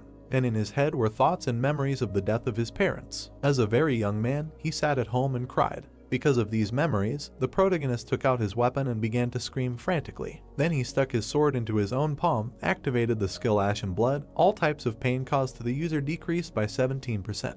And the young man continued to mutilate himself and screamed that he was not going to helplessly stand and watch as he was trampled here. And as soon as he pulled the dagger out of his palm, he thought that he lived to break through any trials that fell to his lot. After he looked around and thought that he was sure that this training place was built exactly on this principle. New snowy teeth and decided that although they do not know whether he will be able to wake up that pupil at all, however, if there is at least a small chance, then he must try it.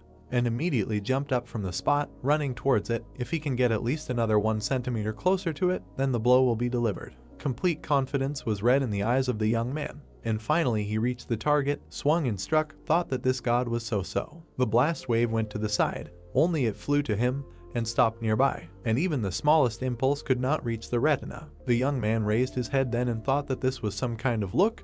Any such nonsense bothers him. And the eye still continued to watch him, and a notification appeared that the god of verification appreciates the spirit of the applicant. The god of verification is glad to see the applicant with such high spiritual strength after a long time and tells him to prove himself, looking into his confident eyes. The guy was very surprised when he saw another notification that the god of verification remembers the existence of the applicant and announces the beginning of the test of the 7th gate. Suddenly the eye began to move and change color. Everything around began to collapse and the god of verification himself disappeared. The brunette lowered his head and tiredly thought, does this god really exist? At that very second, a huge mirror appeared in front of him. The young man saw it and jumped back. It was that very mirror. It reflected the main character, slightly modified, and it was necessary to establish contact with himself in the future and begin synchronization. Therefore, the main character raised his hand and tried to touch the mirror. Then a bright light appeared, and then followed a notification that a mentality test was beginning. The speed of assimilation with him inside the mirror slowly increased as if the mirror was going to absorb him, and the applicant had to pass the most suitable test for checking mentality. Also, a notification appeared that it was necessary to prove that his beliefs would not change in the future. This was already the most difficult for him. Immediately after, the young man fell into some strange room, and below sat a man who asked if this was really the same. The brunette immediately realized that this was the same priest and the first doctor who sat and asked where his mirror went. As soon as the young man landed, the fresco behind him began to move apart. He turned and looked there, and what he saw surprised him very much, because it was Christmas, a place similar to South Korea. There were people walking, strolling and chatting in the square, and somewhere between the houses the main character in the future was passing. Now he thought that he didn't understand what the hell was going on. There in the gateway a young man in the future cut his forearm, The young man saw this and didn't understand what he was going to do now. I just thought about it, as his blood immediately turned into arrows and began to kill people in the square. And the young man began to scream and didn't understand what kind of crazy bastard this was. I immediately received a notification that the assimilation speed with him inside the mirror was forcibly increased to 10%. As if it caused him great pain, his chest literally burst with pain, as if someone was tearing off pieces of flesh from him alive. The boy clenched his teeth and thought that this disgusting whirlwind of mixed hair irritated him. The feeling of guilt grew into madness and anger. Then a priest appeared behind him, who recognized him, and asked if this man really took his mirror. Immediately after this, the man grabbed him by the head and began to cause incredible pain. Strange energy fetters appeared around the protagonist's head, accompanied by a notification that from now on all skills and powers that interfere with the applicant's spirit would be sealed. Of course, the protagonist tried to attack the tenant and almost immediately deprived him of his head. But he seemed to be mad, he was only worried about the mirror. The guy then grabbed his head and thought that during the mentality check, where the psychic defense was released, the power of the serene mind was blocked. Then he looked around and saw that the magic was still working. His future incarnation smiled and said that if he had known about this, he would have crossed the line from the very beginning, and the simulation speed with him inside the mirror suddenly increased forcibly by 20%. When the young man realized this, he was surprised and received a notification that due to the unbearable psychological shock, the applicant suffered from an abnormal condition called Kai intoxication. He immediately began to spit blood and did not understand how to stop it. Then he understood his head and thought about what had happened, why was this happening, and why was he doing something so disgusting? Why would he kill all these innocent people in the future? It is true that he is obsessed with power, but he will never go that far. Notifications immediately began to appear that he was under the influence of an abnormal intoxication status. If he failed to remove the abnormal intoxication status, then the mastery of the magic chain skill would drop to a maximum of 10%. The mastery of the magic chain skill would decrease by 0.3%, the mastery of the magic chain skill would decrease by 0.7%, and the mastery of the magic chain skill would decrease by 0.4%.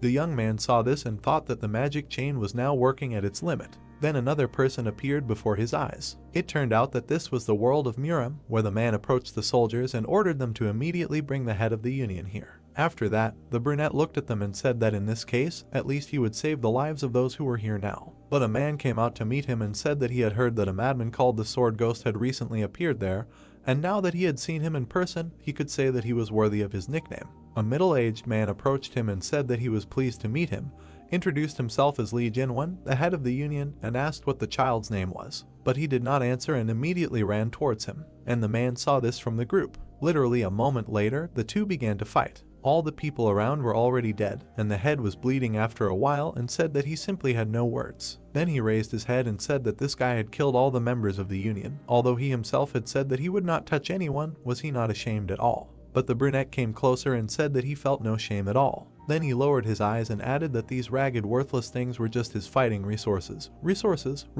that did not make him tired, did not get sick, and were no longer of any value. And immediately after he cut off the head of the Union leader, the main character continued to watch this and spit blood, and the speed of assimilation with him inside the mirror was forcibly increased to 30%.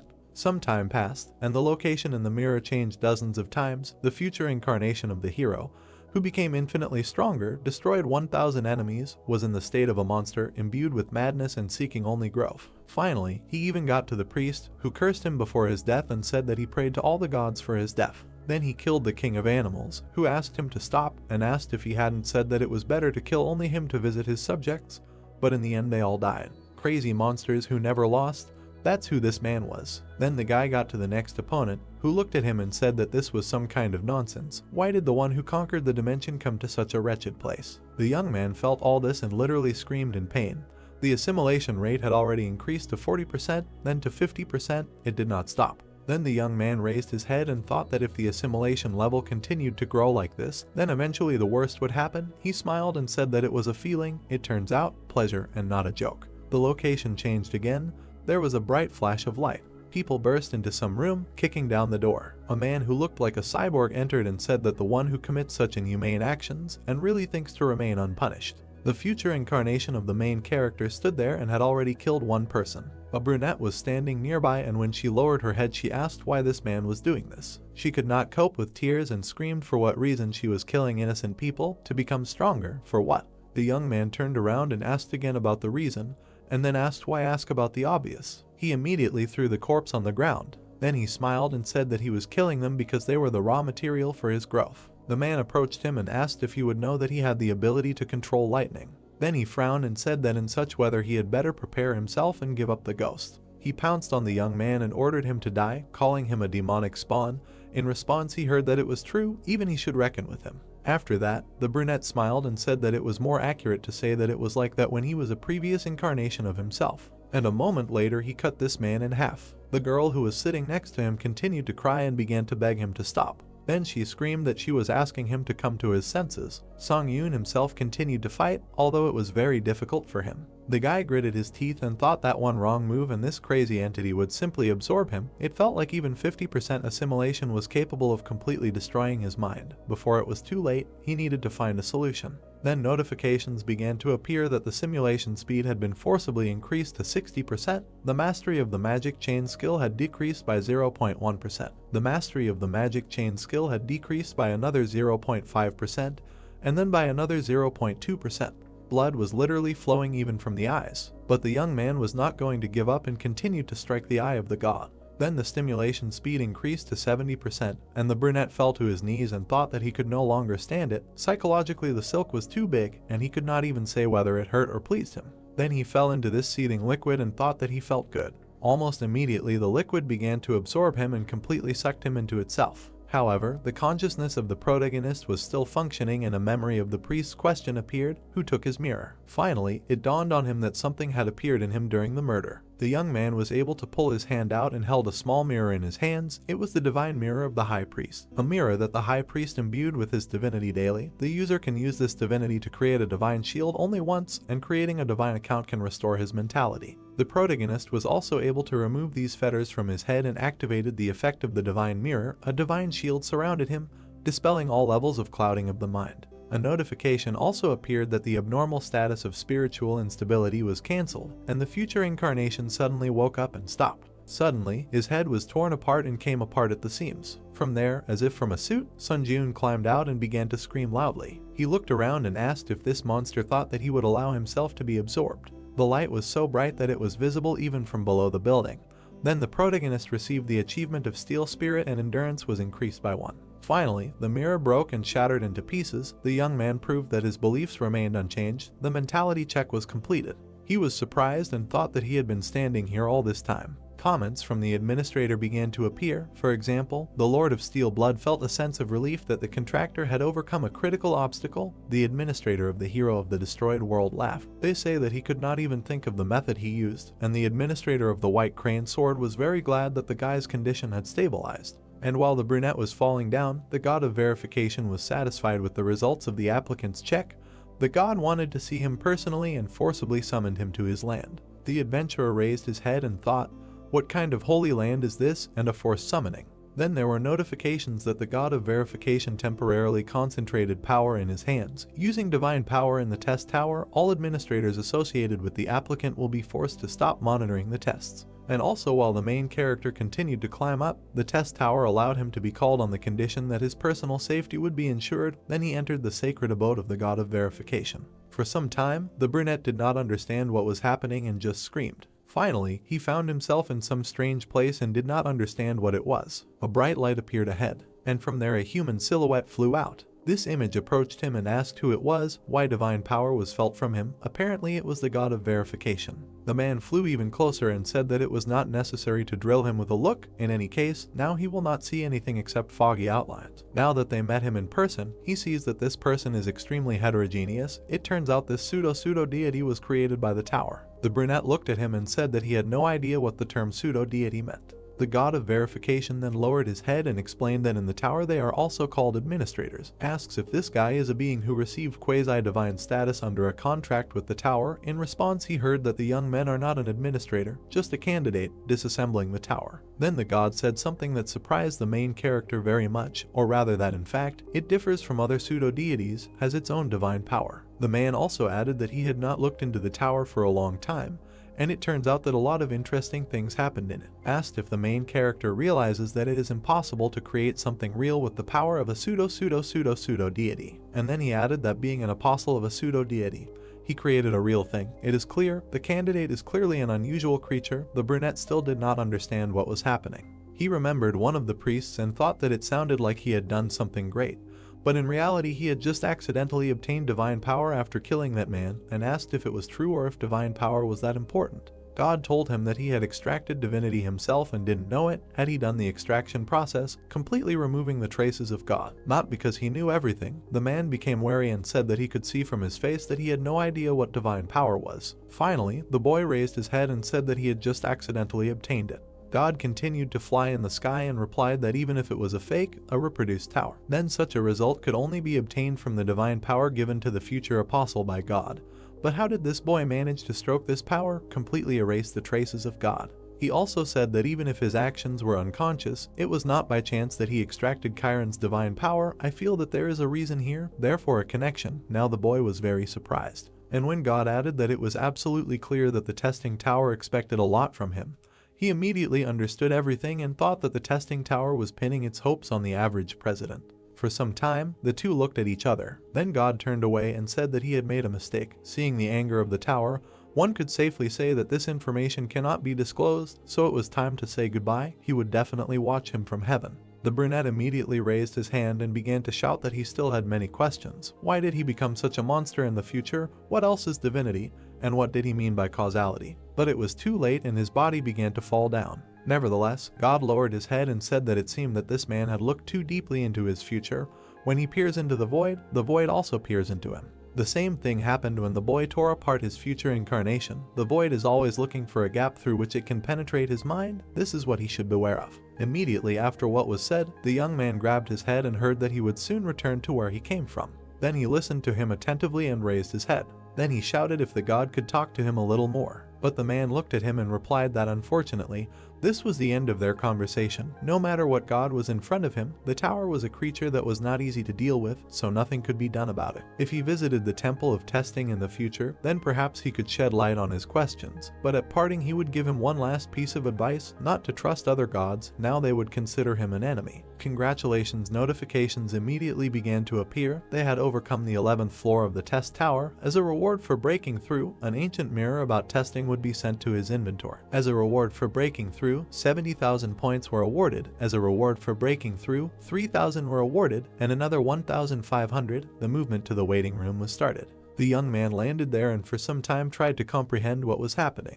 He thought about it, thought about God and about the creature that happened to her before him, told him more than everything he had heard so far, especially the words about how even if his actions were unconscious, that he had extracted divine power, not by chance. I feel that there is a reason here, therefore a connection. Then the protagonist imagined the tower and thought that it was by the will of the tower that divine power was extracted and acquired as power. He assumes that this is the reason. Besides, he said that the tower has high hopes for him, an ordinary applicant, and that he concluded a contract as an administrator in an apostolic agreement, and that divine power was extracted as power from the spirit. Let's assume that everything was done with the submission of the tower. Immediately, priests began to emerge in his memories, and the question is, what are the intentions of the tower that does all this? The guy frowned and began to list all this in his head: the apostolic agreement, divinity, and also the creation of the present, and the words of the god of verification that you should not trust other gods. He sat down on the bed and said that he didn't understand a thing. He lowered his head and thought that what consoled him a little was the fact that even if the gods were hostile,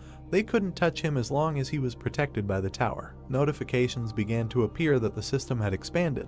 The Earth dimension had been registered as an official dimension for ascending the test tower. Thanks to the formal registration of ascension in dimensions, the Earth was somewhat protected from interdimensional invasion. When applicants from other dimensions now face a penalty when moving to the Earth dimension, as an advantage of formal registration of ascension in the tower, applicants who are not pioneers can also earn ore. The restrictions on observing the applicants' tests were lifted. The guy raised his head and saw that the administrators were talking to him again. The first administrator, Lord of Steel Blood, was relieved to see that the youth had returned and was safe, and the administrator, White Crane Sword, looked at him with tears in his eyes. Only then did he immediately remember the phrase of the god that all pseudo-deities are also called administrators. The guy realized that the administrators were also deities, and then it dawned on him that he probably shouldn't trust them. The young man began to bite his lip and think that in this situation no one could be trusted, and the situation was pretty disgusting. After some time, he moved and entered the world of Steel Blood. A blonde appeared in front of him, running towards him and asking if this guy was badly hurt. But instead of an answer, she received a blow from a sword. The girl dodged and didn't understand what was happening, and the young man lowered his head and turned to her. Then he looked into her eyes and asked if the administrator was right to collude with the tower and use it. The blonde grinned and thought that it looked like a side effect of the mentality check, and the guy continued to attack her and bit his own hand. Then he swung his sword, but missed. The girl raised her head and thought that this guy bit his own hand. She shouted that she needed to come to her senses. He was completely out of his mind right now. And the young man continued to attack and shouted that he connected the administrators and the tower. This was the only question that worried him. He looked up and said that they were trying to exploit the applicants in every possible way. The blonde jumped back and replied that what she was saying now was complete nonsense, so she swung and sent a counter blow, adding that she needed to regain her composure already. But the guy lowered his head and asked why he had been insisting for a while now that he should come to his senses. His eyes were filled with madness, and it was said that in fact now his brain is than ever. The administrator looked at him and understood what was happening, asked to stop. But it was too late. The brunette attacked her again. With one blow he cut the ground, when he heard that if you put all your strength into the blow. Only it was too late. The young man cut her house with one blow. The woman looked there and told him that he was big, and then he took out his sword. And in addition to it, a dozen other swords appeared, which were aimed at the young man. All of them flew sharply straight at him. But the guy managed to dodge and fought. Only then the blonde instantly appeared behind him and asked, "Where are you going?" Then she did what the young man did not expect at all. The girl thrust him into the ground with all her might. His face turned out to be snow. Everything around began to shake and collapse. The guy tried to attack back right away, but surprisingly the girl dodged. And then she did something that surprised him again. Her swords appeared there, trying to pierce him as close as possible. Thus, a kind of cage of swords was formed around him. After some time, the young man suspended from the ceiling looked at her and apologized, said that he had returned to normal, so it was possible to untie these bonds. But the blonde raised her head and answered that of course she should untie him, but to worry that his next visit, nothing would be left of her house. Then she put the cup on the ground. She imagined his future incarnation and said that the remnants of the emptiness will see that I witnessed during the mentality check were not completely removed and were fixed in his personality. Then she looked at him and added that even if that essence was greatly distorted, it is still his other future. In other words, the suspicions regarding the administrator may not have been completely false. Then she took out her sword and said what she would say to clarify the situation.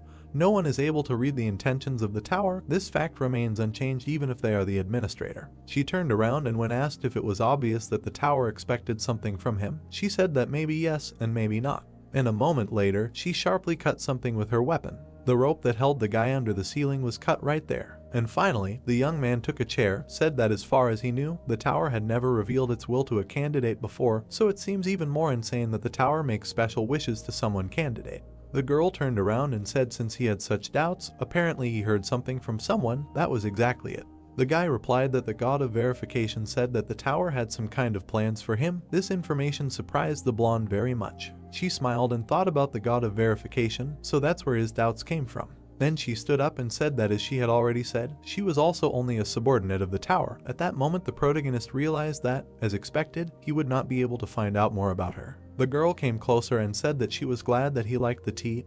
It was based on the urine of a black dragon, so you can drink as much as you like. It is a very valuable thing. The brunette was very surprised and immediately spat out this horror. Then he wiped his mouth and said that he remembered something. The god of verification said something else. Having concluded a contract with the tower, the administrators received the status of a quasi-deity. Then the woman put the sweets on the table and answered that as for the status of a pseudo-deity, she cannot answer him this question right now. But if we are talking about him, then even if he did not want to know this wow, he will find out everything in the very near future. The young man looked at her and said that now he had one last question for her. Immediately a question came up, and the guy asked, didn't they say earlier that she had a long-standing wish that she wanted to fulfill? In fact, it was so. The protagonist came closer and said that the administrator of the White Crane Sword said that a long-standing wish is a right granted by the tower to the administrator, and that it is possible to achieve the fulfillment of this wish with the help of a candidate with whom an apostolic contract was signed. The girl immediately asked again and said that it seems that she has already told him everything about her long-standing wish. Sun Ji-eun looked at her and asked why she still hasn't told him about her long-standing wish. The girl thought about it. Then she stood up and said that it was all about the feeling of fear. Of course, the guy did not understand what was meant.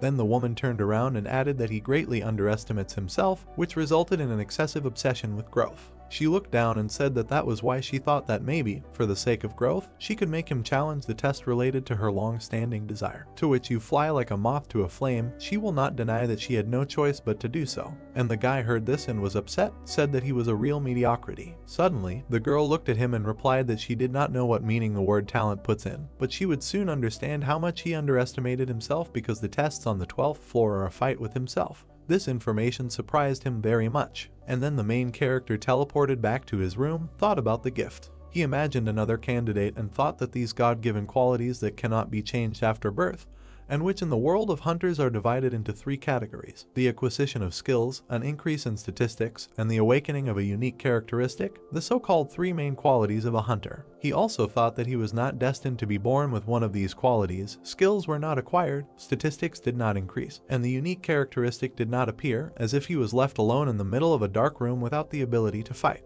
The guy also thought that many things in his life had changed since he entered the testing tower, but this fact does not change the fact that a talentless guy who demonstrated growth only thanks to unique characteristics. And when he imagined the sword, he thought that the Lord of Steel Blood was clearly mistaken, saying that he has talent.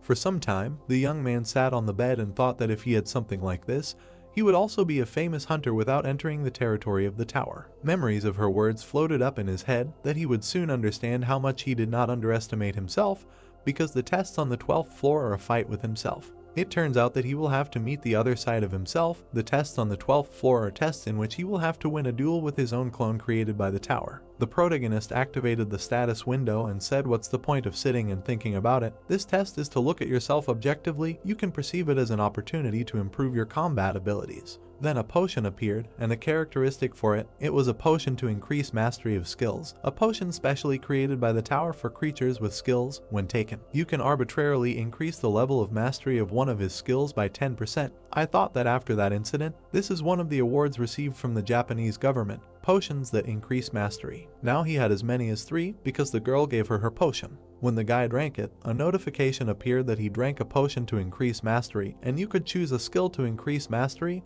His choice was mana management. The young man immediately imagined his energy and thought that the skill acquired during the hunt for the Lord, devouring asshole, during the test on the 10th floor, mana management, it is worth investing in, since this is the basis of all skills. At the same time, notifications appeared that the skill mastery of mana management increased by 10%, then by another 10%, and by another 10%.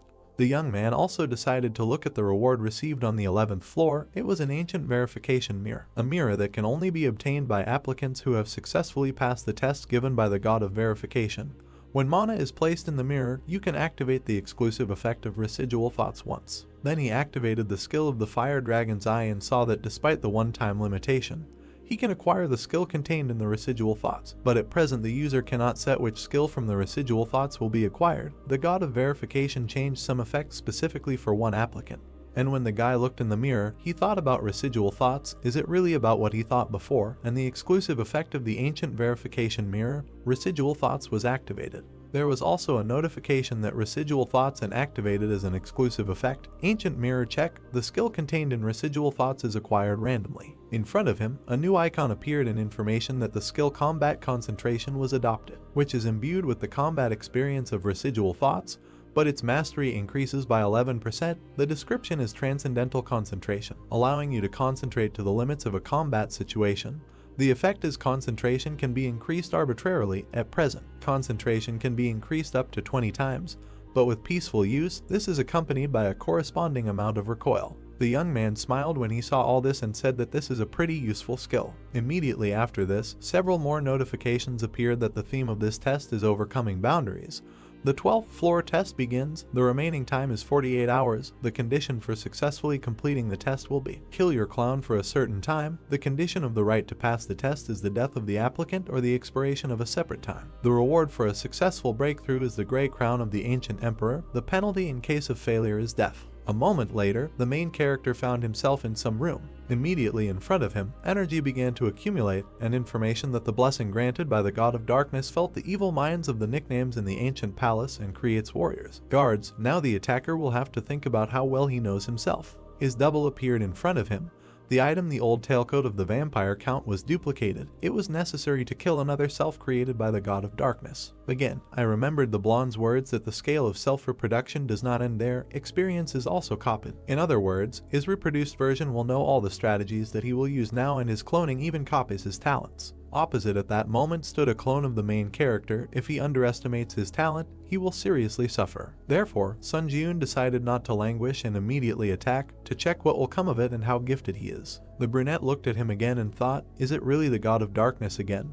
Why so often encounters tasks called gods? His old enemy, should he call him his clone? And while the clone was approaching, I thought that he really looked so much like him that it turned his stomach inside out. And I also remembered the blonde's words and thought that on the recommendation of the ant of the rest of the blood, I spent a question ticket and received additional information. He continued to look at him and thought that he had specifically learned that there was only one item that a clone could duplicate.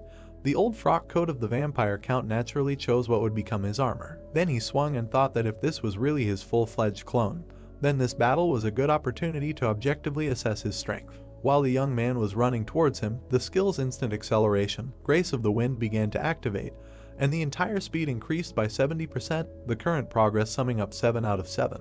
At the same moment, the skill Combat Concentration was activated, and the user's concentration increased twofold, as if the protagonist had split into two parts. He felt as if time around him had slowed down, and at the same time the movements were too fast. He smiled and thought that this was exactly what Combat Concentration was. Then he swung and activated the power of the Sword Master. Suddenly, a bright light appeared right above him. The clone jumped back from the blow. Then he took out his sword. The protagonist immediately realized that it was a sword of steel blood. He frowned and thought that the choice was obvious, and here by the concentration of mana in his left hand, this is a counterattack shield. Indeed, in the left hand of the slope there was a large red shield. The young man glanced around and thought that the combination of the sword of steel blood and the counterattack shield was the only working option for the clone.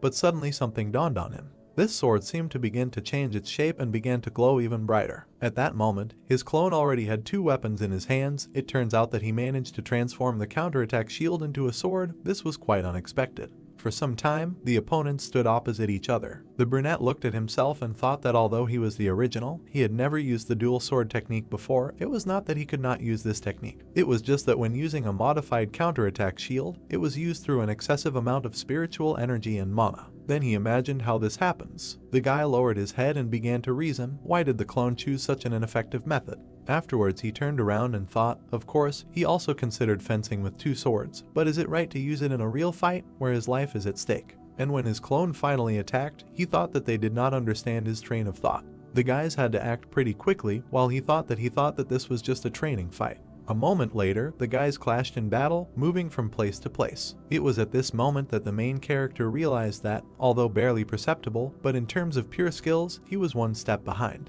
But the clone continued to attack and seemed to be in the lead. Miraculously, the brunette managed to dodge and did not understand why this was happening. And while he was falling to the ground, he thought maybe it was all about his indomitable will. If we recall this skill, the mastery was 27%. The description is a symbol of those who challenge the impossible to the end. Do not give in to despair. The main effect is when facing an opponent stronger than the user. Physical and ability and concentration are significantly increased. Additional effects are when activating the skill, it becomes easier to achieve enlightenment, and the ability to mental defense is enhanced. The brunette continued to fight and thought that at present he was significantly ahead of him in terms of the number of items. Therefore, the skill called Indomitable Will, which he had absorbed before, was activated, so his physical abilities are higher than the original. He also provided information about Combat Concentration. Mastery 11%, the description is Transcendental Concentration, allowing you to concentrate to the limits of a combat situation. The effect is that concentration can be increased arbitrarily. At present, concentration can be increased up to 20 times. But with excessive use, this is accompanied by a corresponding amount of recoil. He thought that if the clone maximizes his combat concentration and demonstrates a concentration that goes beyond imagination, then he will have a good chance of winning. And just at that moment the enemy began to attack even more actively. The young man again teethed and thought that the most serious problem is the fencing art used by him. The clone stood in front and was very confident in his victory. Suddenly he struck, and the young man thought that although it was clearly based on the technique of fencing on dual swords, but this is clearly a bastard's dream. And from one blow he flew back with incredible speed. The main character crushed the wall with his body, the blow was so strong. Then he got up and thought that he had no doubts, this sword was familiar to him. Behind the slope was the heavenly sword, the dragon Nemgun Hayek. He remembered their last battle and thought that although I saw that sword in action only once, I still clearly remember every detail. He also imagined his opponent and thought about his terrifying skill, like overpowering a god, before whom his skills turned into nothing, neither skills nor strength, but the most pure art. He also imagined a bright flash of light and thought that these techniques made him really think about whether they could exceed skills in general, as his teacher had told him before. Then he stood in a stance and thought since fencing and art are not skills, he believed that he would not be able to learn this. He also remembered the blonde's words that he would soon understand how much he underestimated himself. Then he lowered his head and thought that this was the very real talent that the steel-blooded lord had spoken of. While the clone was running towards him, a notification appeared that the user had encountered a strong opponent that he was having a hard time dealing with. So the indomitable will skill was activated. He thought that now the system determines that he is at a disadvantage, even though he is far ahead of him in terms of items. Why is this happening? The young man thought and gritted his teeth. Then he looked at his opponent and thought what was going on.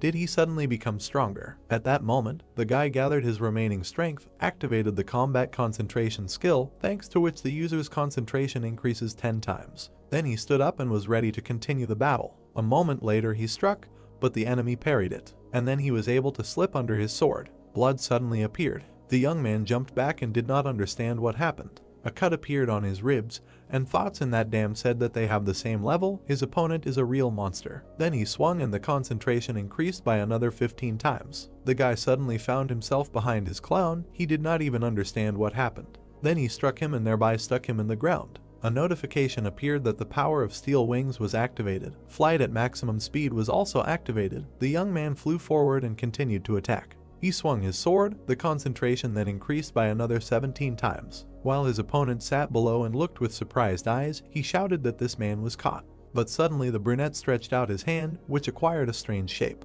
And then it exploded, as if it had specially soaked in blood before that. Sun Ji-eun frowned and thought that his vision was suffering now. Nevertheless, the guy flew to Paul and hit him with all his might. Only when he landed, he thought where the enemy had gone, he had escaped, while blowing up his own hand. Then a bright light appeared behind him. It was the enemy, who had directed a projectile of energy at him. This projectile was like a bright beam. When the brunette turned around, he thought that it was too late to change anything and that he was finished. Then there was a strong explosion. The beam literally hit him on the forehead and threw him back. The concentration at that moment increased by another 20 times, and he entered a state of concentration that exceeded his limit. Because of this, the main characters began to move very quickly, as if disintegrating into different particles. Then he grabbed his head and thought that things were bad. His opponent did not understand what was happening and looked at him questioningly, but the brunette came closer and began to laugh, said that he really almost died now. Then he looked up and began to insult his clown, said that he was in deep trouble.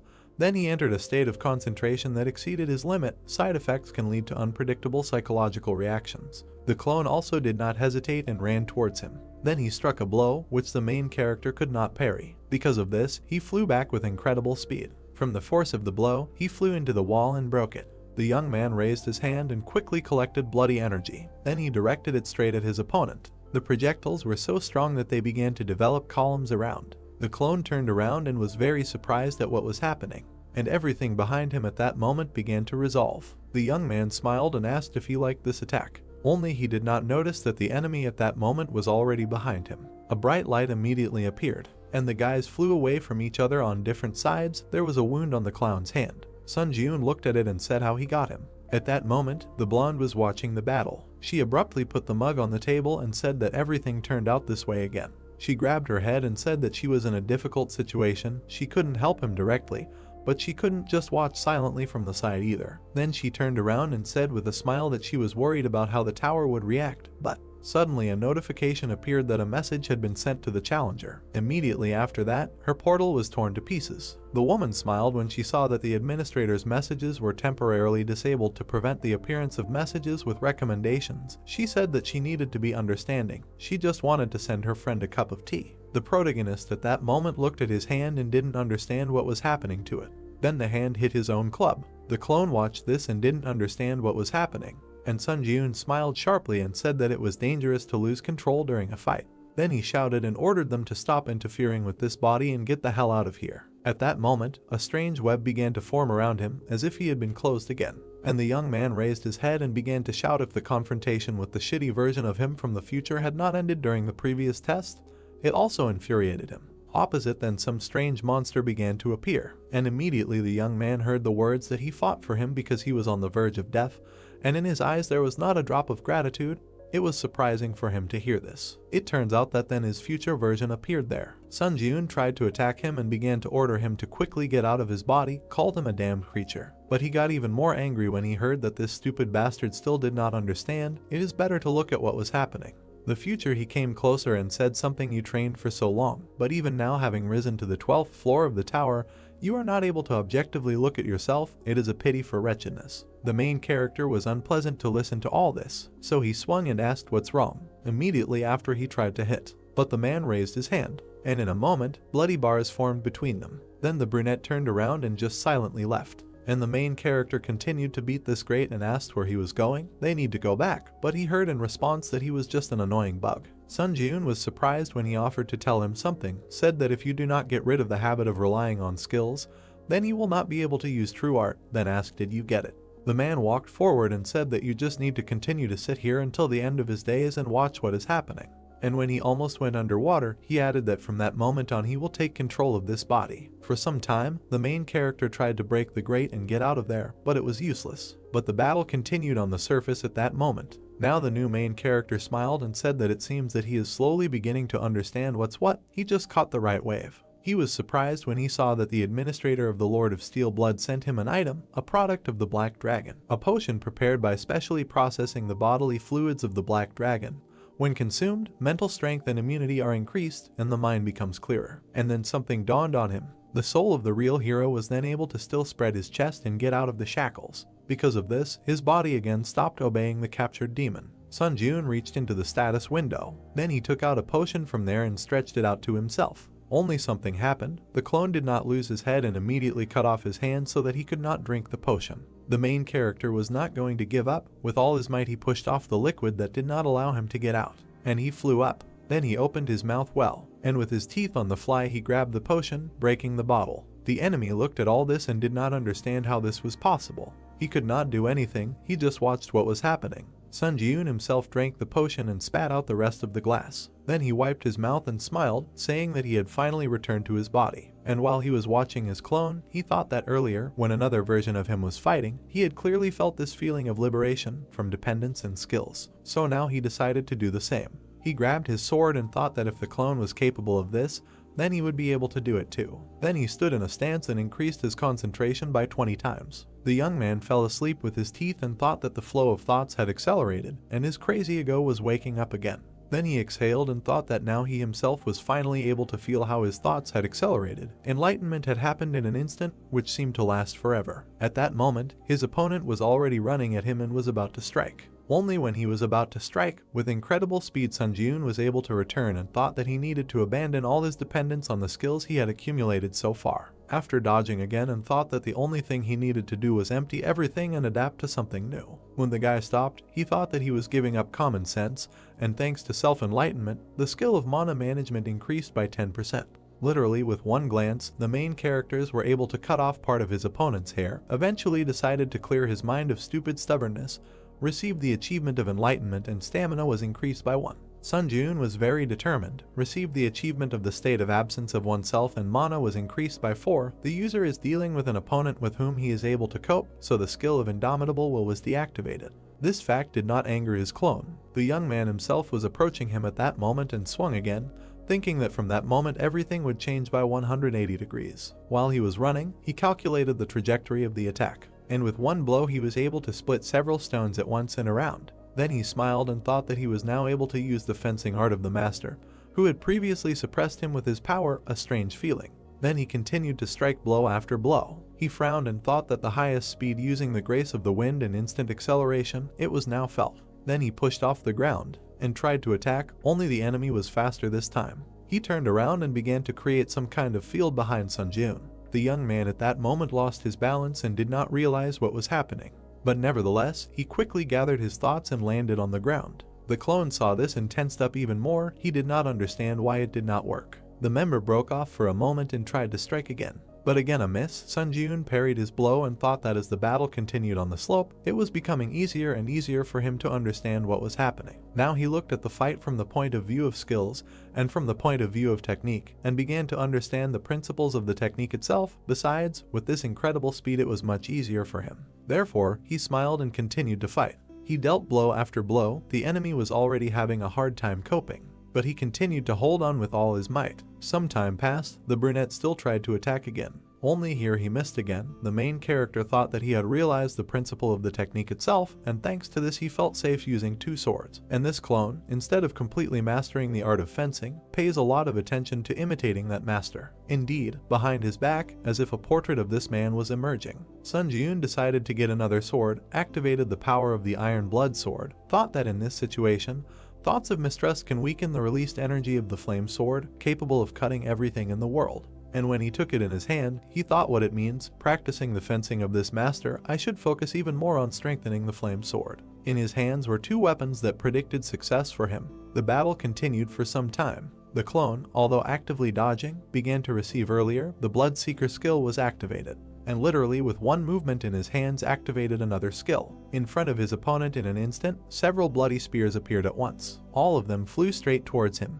He looked around and realized that something needed to be corrected. Therefore, he pulled out his sword and tried to reflect the blow, which literally slid under his feet. An explosion occurred immediately. Only this explosion occurred behind the enemy, so the brunette turned around and looked there in surprise. And due to his own carelessness, he immediately received a blow to the shoulder. He quickly got his bearings, activated his shield and threw the protagonist back. Then he looked at his shoulder and got angry. A second later, his wound healed. Sun Ji-yoon looked at this and thought that he instantly transformed the sword into a shield and avoided the crisis. Things were bad. Then the enemy decided to create a whirlwind of two swords, which surprised the protagonist very much. The young man struck again, tried to stop him. Their swords touched and a spark appeared. Then Sun Ji-yoon swung and thought what it was. Just a second ago it was about rough and aggressive swordplay, but now the clone switched to soft swordplay with smooth and measured movements. He stood opposite and seemed to be waiting for his next blow. At that moment, the boy raised his sword and thought about soft sword mastery. Also this sword mastery technique that the teacher demonstrated to him. I wonder how far the opponent can go in demonstrating techniques, although he understands that this is his talent, but still irritates. As expected, he will not be able to win easily without any risk. He immediately decided to get rid of the second weapon and fight with one sword. Then he activated the skill with the counter-attack shield, and another sword appeared in front of him. The enemy saw this and was surprised, and the young man raised his new weapon and asked what was so surprising. Then he smiled and added that if the clone is capable of this, then he can do it too. A second later, he jumped up and flew into the attack. The opponent's swords clashed again. The fight was so intense that sparks flew in different directions, and this continued for some time. The guys seemed to be floating in the air. Sun Ji-yoon looked at the enemy and thought that, as expected, the cop's sword charges before him, then should he go on a small adventure? He immediately turned around and tried to do something unexpected. The decision was to kick the brunette in the chest. He was so surprised that he couldn't block the blow and flew straight towards the ceiling. He got even more angry and ran off at incredible speed, trying to attack. Sun Ji-yoon was already waiting for him at that moment and thought that he had parried his attack with the counterattack sword, a modified version of the counterattack count. A bright light immediately appeared, and the brunette thought that then he had to charge the sword once, and of course, the suspension of such ignorant attacks would simply break. That's exactly what happened. The copper split into two parts. The clone had to throw the second weapon back, while the protagonist thought that if they were both one, then now was the time when the counterattack energy emissions, the most threatening attacks they had, would disappear. The same thing happened with the sword, which simply dissolved. The enemy flew forward, and the young man decided that he would judge this as a chance. Immediately, a strong blow was dealt, from which everything began to fly apart in different directions. Sun Ji-yoon smiled and thought that he himself was incredibly strong, and the same one received a blow to the stomach, such a strong blow that he was thrown back several meters. When the young man got up, he saw that the enemy was already approaching him at full speed, and a moment later, he received another blow with a sword. Only this time, this blow was expected, so the guy extended his hand and thought that his enemy was caught. At the same second, the clone was pierced by a sword from behind. He turned around and realized that this was all planned. Another sword was lying nearby and was thrown out in advance. He also looked at it and thought that his impatience also played into his hands, and the use of these two components turned out to be extremely effective. Therefore, he smiled and waited for what would happen next. Then he swung and decided that it was time to finish. Only the one who penetrated was not going to give up, spread his arms and began to accumulate energy. Sun Jiun did not understand what was happening. The clone immediately increased in size several times and began to turn into a huge monster. It was unclear what the hell it was. This huge monster began to move towards the main character and destroyed everything around it. A second later, it bit off its fingers and spat them straight towards the young man. These huge fingers with claws began to destroy everything around, and Sun Jiun turned around and thought what kind of monster it was, a little confused by the fact that his attack tactics had changed dramatically. At that moment, a wall appeared in front of him. The young man had to destroy it to get out of there, and immediately behind his back, a huge enemy hand appeared. When the guy fell down, he realized that the monster could not get out of this ball, and a moment later there was a strong explosion. The clone was still above and did not understand what was happening, and Sun Jiun himself had already landed and activated a protective shield. Then he transformed it into a sword and thought that fortunately the recovery time had expired.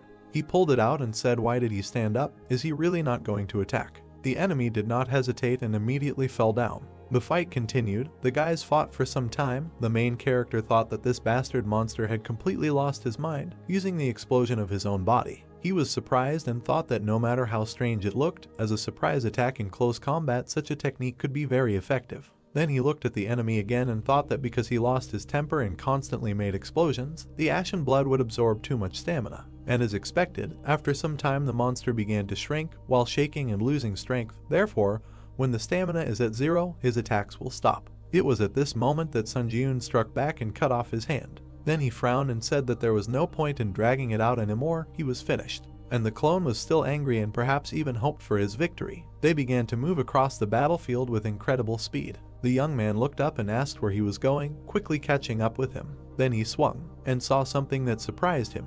It turned out that the enemy had been running all this time and accumulating blood energy. Then he turned around and struck. The projectile flew straight at Sun Jiun, but he was able to activate the shield. Thanks to this, there was no damage, only the young man was thrown back strongly. He smiled and thought that he was still grateful to him for such an ignorant use of this power. The charging was complete. The counterattack shield skill reached the maximum damage absorption limit. At that moment, the young man stretched out his hand and collected all this energy in his palm, thought that the accumulated energy of the counterattack account was filled to the limit. Then he swung and wished the enemy a quick death. He was still screaming and running towards him. A second later, Sun Jiun raised his hand and released the projectile. Then he swung well, and with his own sword he directed it towards the clone. Thanks to this, the projectile flew straight into his face. The monster flew back and clearly did not expect this blow, and the brunette looked up and said that this was his release. The counterattack shield skill instantly released the accumulated damage, and all this entailed a strong explosion that destroyed even the building. Literally before our eyes, the clone began to collapse. A notification appeared with congratulations, and overcoming the 12th floor of the test tower. As a breakthrough reward, the gray crown of the ancient emperor will be sent to his inventory.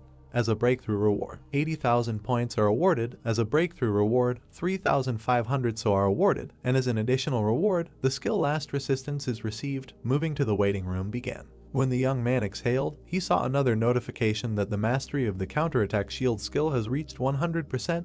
The rank of the counterattack shield skill increases by 1 level. And also new combat concentration was deactivated, and soon there will be a rebound of concentration, exceeding the user's limit. At first it was unclear what this means, but a second later, the young man felt incredible nausea. He began to vomit his own blood. This blood poured out of him in huge quantities for some time, and a notification appeared that the ash blood skill was activated. Then the guy wiped his mouth and thought that as expected, the ash blood did not fail. Until the end he believed that this skill would heal and rebound, which arose as a side effect of concentrating in the Bayou. Then he turned around and thought that if he did not have such a teacher skill in recovery as ash blood in his arsenal, he would not have been able to go so far. He looked around and thought that when he can climb the tower with a calm soul, but is it even possible? Suddenly, some kind of accumulation of energy appeared in front of him above the corpse of the enemy. The guy came closer and thought that it was the spirit of another him, funny, and immediately was distracted by the notification that the administrator's message, which was limited to prevent advisory messages, would be activated. Immediately a message came from the administrator Lord of Steel Blood, who complained about the sanctions for treating him to a cup of tea and asked him to treat him well from now on. Sun Jiun looked at this and remembered about the help. Then he rolled his eyes and thanked her for the bottle, thinking that he also unintentionally learned a new fact. He presented this potion, and the administrator of the Steel Bloodlord sent him an item. It was a product of the Black Dragon, a potion made by specially processing the bodily fluids of the Black Dragon. When consumed, mental strength and immunity are increased, and the mind becomes clearer, and administrators are also subject to sanctions if they interact too much with adventurers. At the same time, a lot of dialogue boxes appeared because all the messages of the administrators, which were limited until now, began to be printed at the same time. There were an incredible number of them. The administrator of the Wandering Knight who lost his master is amazed by his crazy talent. The administrator of the Vampire Lords is interested in where a monster like this guy came from. The administrator of the first Dragon Slayer born in 1,000 years admires the difficulty of the test on the 12th floor and the fact that the hero confidently overcame it. And many more messages. The boy read them and thought that there were so many administrators watching him. It was amazing. The messages kept coming and coming. The boy thought that some administrators were shocked by his talent and the difficulty level of the trial, saying that he looked like a monster, while others were reacting as if they were bored, asking if the challenger who was still only on the 12th floor was really there. Then something happened that surprised the protagonist. Notifications started appearing that the administrator servant of the Soul Holy Knight was looking at him. The administrator fallen heir of the Blood Demon Church was staring at you, and the administrator seeker of divinity was looking at him as if she was expecting something from him, but they began to dissolve. Sun Jiun came closer and thought that the administrator who only said what they wanted and then disappeared when they lost interest were sending messages without any purpose. Then he raised his head and asked why everyone was acting like this. What was the matter? He frowned and thought, of all people, why would there be so much interest in him? Besides, his contract was already concluded, but why were they trying to get his attention? Then he imagined this entire communication system and thought maybe there was an expansion of the system that gives administrators the opportunity to contact him with a request. Their casual reaction turns the assumption into a certainty. Then he smiled and thought, since there are so many. He looked at all these comments and said that it seems that as the system expands in the future, administrators who are not bound by a contract with him will also be able to benefit. He threw up his hands and asked if they didn't think it was a little wrong when everyone was just bombarding him with messages. And he also added that if they needed something from him, they should send him a force as support, then he would definitely remember them later when the system was expanded. New notifications immediately started pouring in, saying that the administrator of the first Dragon Slayer born in 1,000 years was unhappy with the arrogance of a single applicant. The administrator of the fallen heir of the Blood Demon Church snorted and said that this was out of the question. The administrator of the hero of the ruined world asked him to hold his horses, saying that perhaps this man was very vain. The brunette smiled and said that he was informing them that this offer was only valid for 3 people in order of priority. At that moment, there were even more notifications. Various administrators began to contact him. For example, the administrator of the heir of the Blood Demon Church would like to add power to a store intended only for his contractor. The administrator of the hero of the ruined world would like to add power to a store intended only for a contractor. And the administrator of the first Dragon Slayer born in 1,000 years would like to add power to a store intended only for a contractor. At that moment, the guy thought about it. Then he turned around and thought that what was really important now was that the enemy not only had the same statistics as him, but also skills and powers. The enemy's corpse was still emitting energy and was nearby. The guy looked at it and thought what he would get when he absorbed his soul. A moment later, he did just that, absorbed the spirit of the false challenger. The skill increased by 28%. Then a bright light appeared, and information that the composition of the soul was completely identical to the soul of the challenger Sun Jiun. The power of the divine power is activated when the conditions are met, and an attempt was made to extract divinity. The young man looked at this and was very surprised. What kind of extraction of divinity is this? A notification also appeared that the protagonist used spirit absorption to permanently increase his statistics. Strength increased by 10, agility increased by 10, endurance increased by 10, mana increased by 10, tenacity increased by 10. His body was still lying on the ground, and the spirit was still evaporating in energy. A notification began to appear that one of the enemy's skills had been absorbed. The young man had received the lightning sword skill, and errors also appeared that these were already acquired crushes. Skill mastery was being combined. Lightning sword skill mastery had reached 100%. The skill rank was increasing by 1 level. The brunette looked at this and smiled. He was clearly pleased with what was happening. But suddenly a bright light appeared. Something else happened. A status window appeared where it was written that the composition of the enemy's soul was completely identical to the composition of the protagonist's soul. The divine power was activated when the conditions were met. Another attempt to extract divinity had occurred. The young man was surprised. He did not understand what it was. And then a notification appeared that the extraction of divinity had been successfully completed. The divine power rank was increasing by 1 level. And thanks to this power, the transformation of divinity and the accumulation of altered divinity became possible. He looked up and thought what was happening, some kind of transformation, accumulation, all these words were an empty sound for him, really. Immediately after, another notification appeared that the power of divinity was engraved on his soul. He did not know how to use it, so he just gave up, but it turns out that now he can use divine power. Some symbol appeared on his chest, and a bright light appeared. And immediately after, comments poured in that the waiting room of the 13th floor was entered, the expansion of the system was beginning. The community, which was divided by country at the global level, was fully integrated, and communities of different difficulty levels were now available. Team members assigned to combined trials were no longer tied to a specific country.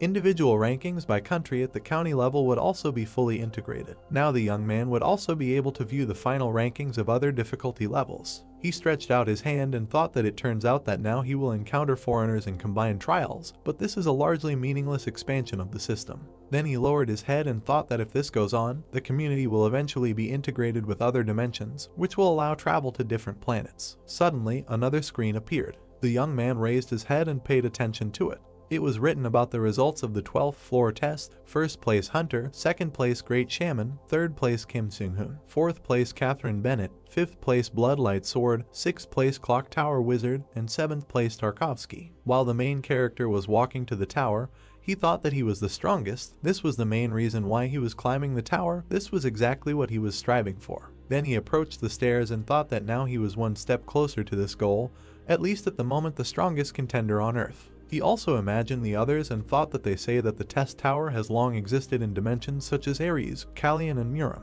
He also imagined space and thought that compared to these dimensions, the Earth is an extremely weak dimension, which literally the other day was officially registered as a dimension for ascent. Then he remembered his opponent and thought if he didn't increase the power of the Earth, he could leave the target of another dimension, as happened that day. He frowned and thought that whether it was before or now, he needed a powerful force that could defeat anyone.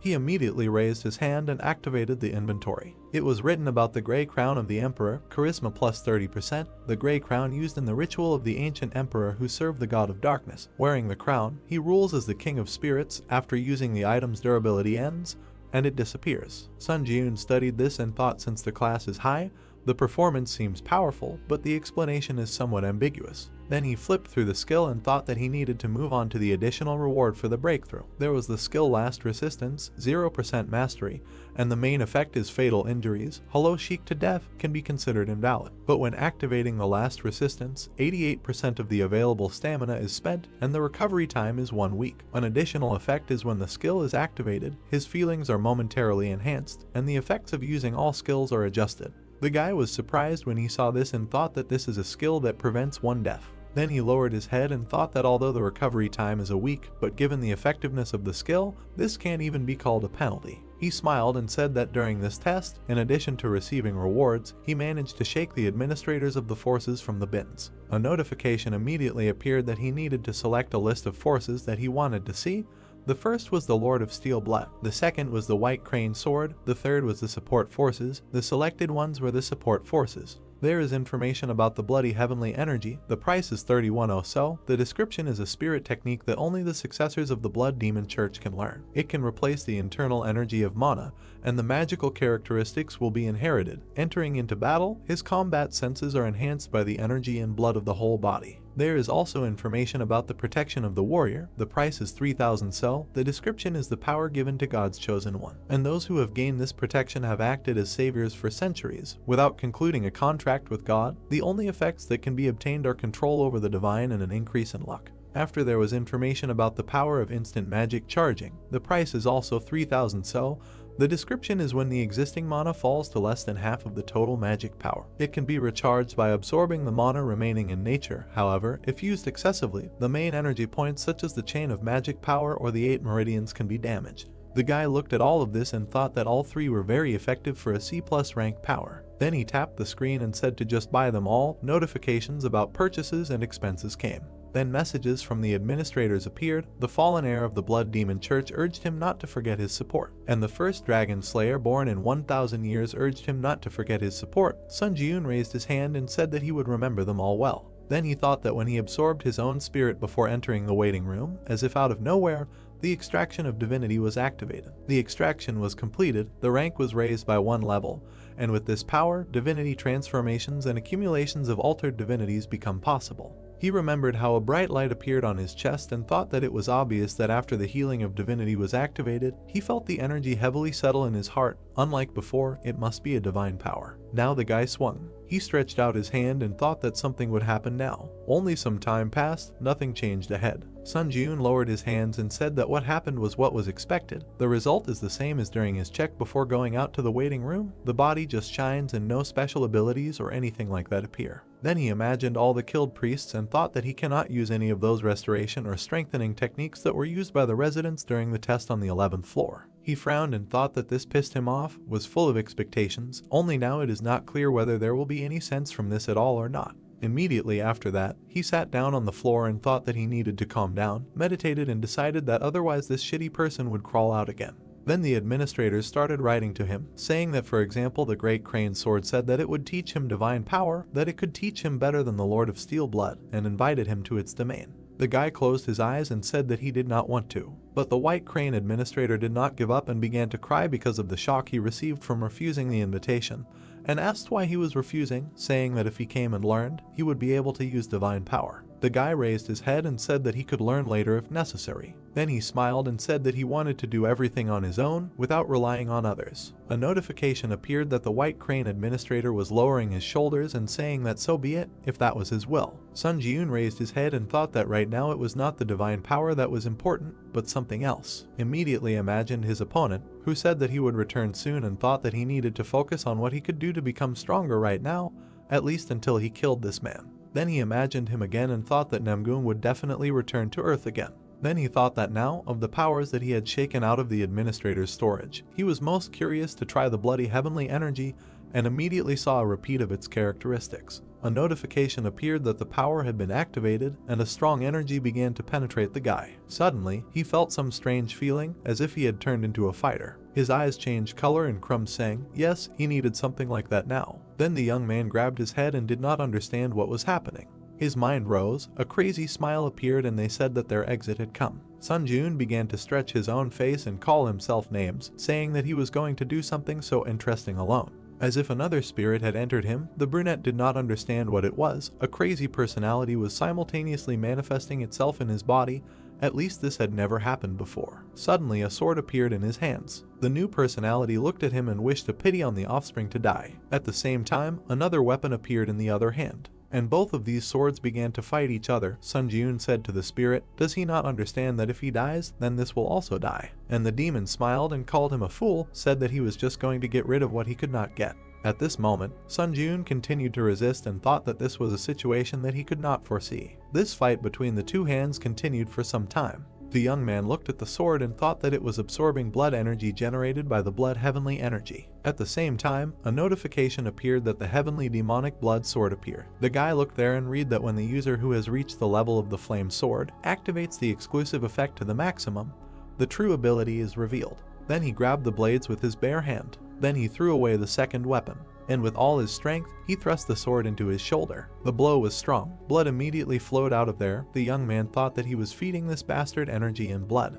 and then he began to scream in pain. For some reason, the sword began to change its appearance. The situation was gaining strange momentum. Then it completely transformed. A notification appeared that upon fulfilling the conditions, the true abilities of the Heavenly Demonic Blood Sword are opened. The name of the item changed to the Heavenly Demonic Sword of True Blood. Sun Jiun looked at this and was surprised when he read that a special slot for blood was created. In front of him at the same second, not a few posters appeared. These were those very slots. Then the guy activated the Eye of the Fire Dragon. Information about the True Blood Heavenly Demon Sword appeared in front of him. Reaction speed plus 15%, attack speed plus 15%. The famous sword that was once one of the treasures passed down from the Blood Demon Church when killing an enemy with the True Blood Heavenly Demon Sword. The Blood Feast effect absorbs the enemy's blood into the blade, increasing the overall effectiveness of the item and sealing random skills. At the moment there are a maximum of 3 skills that can be imprinted with blood, and imprinting skills do not require costs except for the recovery time. Also, in addition to this, information appeared next to the sword that all potential abilities are unlocked by users who have reached the level of the flame sword. When used by a candidate, you can activate the exclusive Blood Feast effect. Then he looked at the chips and thought that he can imprint skills in the sword, and even as many as 3 pieces. In addition, there are no costs except for the recovery time. Then he smiled and thought that it can be said that this is an awesome item of a growing type that this world has not seen before. Then notifications started appearing that the 13th floor trials were starting. The difficulty was high. The theme of this trial was a strategic battle. The allotted time was 14 days. The conditions for passing the trial were to work together with your comrades to kill the vampire count in a certain amount of time. The condition for failing to pass was the death of a team member or the allotted time had expired. The reward for a successful breakthrough was a random skill book, and the penalty for failure was death. And Anoshu was surprised. Was there really some kind of combined trial? He imagined other hunters and thought that combined trials were associated with his extra most pleasant memories. However, a random skill book was a good win. He imagined this book and thought that if it brought a plus-rated rewards, his mood improved slightly. There was also a notification that the map of the 13th floor is only available in trial mode, now open, showing cities occupied by vampires, showing hiding priests in cities occupied by vampires, marking the location of the vampire count in a city occupied by vampires, and the selection of team members begins. 4 portals suddenly appeared in the room. The main character came out of one of them, thought that instead of wasting time searching for priests, could he just invade the city and kill everyone there? He lowered his head and thought that with the abilities he now has, he is capable of destroying at least one city. He thinks he is capable of it. Suddenly another person appeared there, and information appeared that the selection of team members is complete. To create a smooth gameplay, the nicknames of the selected team members will be displayed. A man appeared who looked and said that he was wondering why the system is expanding.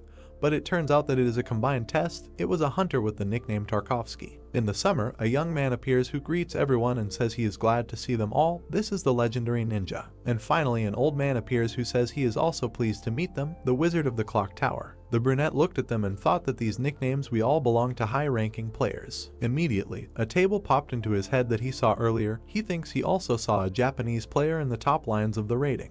At that moment, the old man turned around and said that this place was familiar to him. There were an incredible number of corpses, and the place completely reeked of blood. The guys looked around and said that this was probably a vampire refectory. Suddenly, 2 vampires appeared behind one of them and said that this was more true than ever. They immediately pounced on the old man and said that the dessert itself complained to them. He was ready to eat it with pleasure. Only they did not calculate that he was not alone, and the vampire grabbed another hunter by the head. And another player appeared behind the girl. Literally, with one blow the man deprived the vampire of his head, and the boy dealt several blows to the female vampire. Then he turned around and said that he had such an idea, but it turns out that the man really is the head of the best guilds in Russia. He turned around and replied that he was not going to hide it. That's right, his name is Andrei Tarkovsky, the head of the Karpdim Guild. The boy smiled in response and said that he was not mistaken then introduced himself. It was Sashio Michimoto, an S-class hunter, a member of the Japanese Hunters Association. The man smiled at him and said that his body is more expensive because he is the only hunter of such a rank in Japan. The boy laughed and said that he can just call him by name. Then he came closer and asked if the others were ready for battle. Vampires can sense the death of their comrades, so they will soon come here in a crowd. Then the old man intervened in the conversation and said that there is no need to worry about this report. Since he set up a barrier in advance, they will not be able to sense anything. The brunette turned around and thought that this was a correct judgment. The old man picked up his pipe and said that his name was David Taylor, a humble wizard belonging to the clock tower. The boy raised his hand and said that this was the best of all the wizard towers in their world, and the man said that the archmage, who was on the verge of retirement but was pulled into this tower, was really unlucky. The elder simply smiled and said that on the contrary, he considered it luck that befell him in his old age. Mysterious entities such as towers are an interesting subject of study for wizards. And finally, the protagonist spoke to them. He came closer and said that he was a South Korean C-rank hunter, Sunjun. After a while, the group peeked out from the bar and said that he heard something from the receptionist about this test on the 13th floor. Even a weak vampire's skills can easily surpass those of a C-rank hunter. And if you imagine them speaking, then the vampire count has the highest level of skills, putting him on par with the highest rank hunters, and his special ability is physical regeneration, so it is not easy to deal with him. When the guys were in the main square, they said that as the tower was indicated, the key to this test is to save the clergy. These are the people who will be able to defeat them speaking, but they are hiding in different places, and then you can get their help. The whole team sat by the fireplace and discussed that vampires are all over the city. How can they get inside? It is too dangerous to go blindly, and another said that this is true, they will be extremely aggressive towards them. And they also added that first of all, if they use the stealth skill to bring in a small group, another put up a barrier to block the presence, and then you can clear the territory by conducting a team hunt. Everyone agreed, and the main character stood aside and just listened. Then he raised his head and heard that it was excellent. In that case, it was possible to cope with the test on the 13th floor in about 10 days. He thought that it was simply unacceptable. With such a slow speed, there was no way to get an additional reward for breaking through, so he decided to go to the others. And as soon as he approached, he put his hands on the chair and addressed them, saying that it seemed that they did not quite understand something, that they were passing the test in this way extremely effectively. The old man looked at him and asked, "It turns out there is some other way." Sun Ji-yoon smiled and said that of course there is a method that can boast the highest efficiency. The blonde became curious, "What kind of method is this?" And the man then raised his head and said that he was also curious, "What kind of method is this which is more effective than the one that was just discussed?" And the guy intervened, saying that in fact, as a contender for first place in the world ranking, he must have his own secret to passing the tests, right? At that moment, the brunette spoke and said that it is necessary to hit and take. No one understood the meaning. Then the young man took out his sword, and with one blow, he cut the wall behind him. Then he knocked on it. A moment later, this wall began to fall, and a whole crowd of vampires appeared behind the main character. He smiled and said that if he just shut up and they attacked, they would be able to kill them all and pass the tests. The vampires at that moment began to approach them and discussed whether this man really was. Where did the man suddenly come from? They started attacking and shouting that they had no idea, but they would happily devour him and wanted to drink his fresh blood. The other members of the group were surprised and started shouting that this guy had gone crazy. Was he by any chance planning to kill them all here? And Sun Ji-yoon was already getting excited. He replied that the operation to break through head-on would begin now. The monsters began to attack the guys in crowds, and at the same time waving their weapons, only for some reason the team members began to dissolve.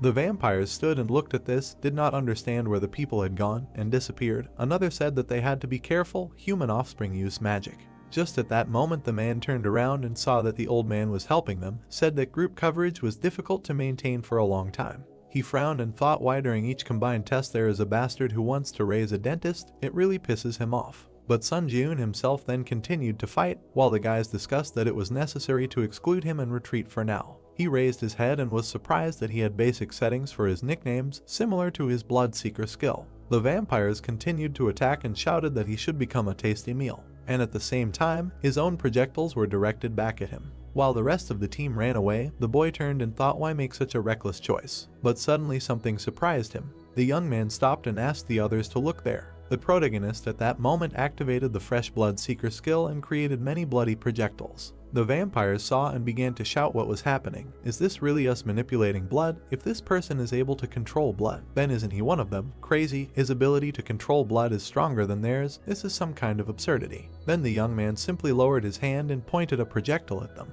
Immediately, the vampires began to die, and quite ironically from bloody projectiles. And the brunette continued to smile under the screams of the monsters and requests to help them. There was a wizard nearby who was thinking that when faced with such an extremely strong cancer, it makes sense to move according to the plan, since such an ignorant method simply cannot work. But how did he do it anyway? He was surprised, thinking that maybe he just doesn't have enough strength. If you remember the past of this old man, he is a high-level battle mage, fought on the front lines for a long time. In addition, he was very smart, smarter than other people. Even in the test tower, thanks to the strategy, he achieved high results, and was able to pass many floors, becoming a ranker and one of the strongest. And on the 13th floor, he came up with an excellent strategy. It would have been difficult to come up with something more effective when they were sitting in place and discussing it as a team.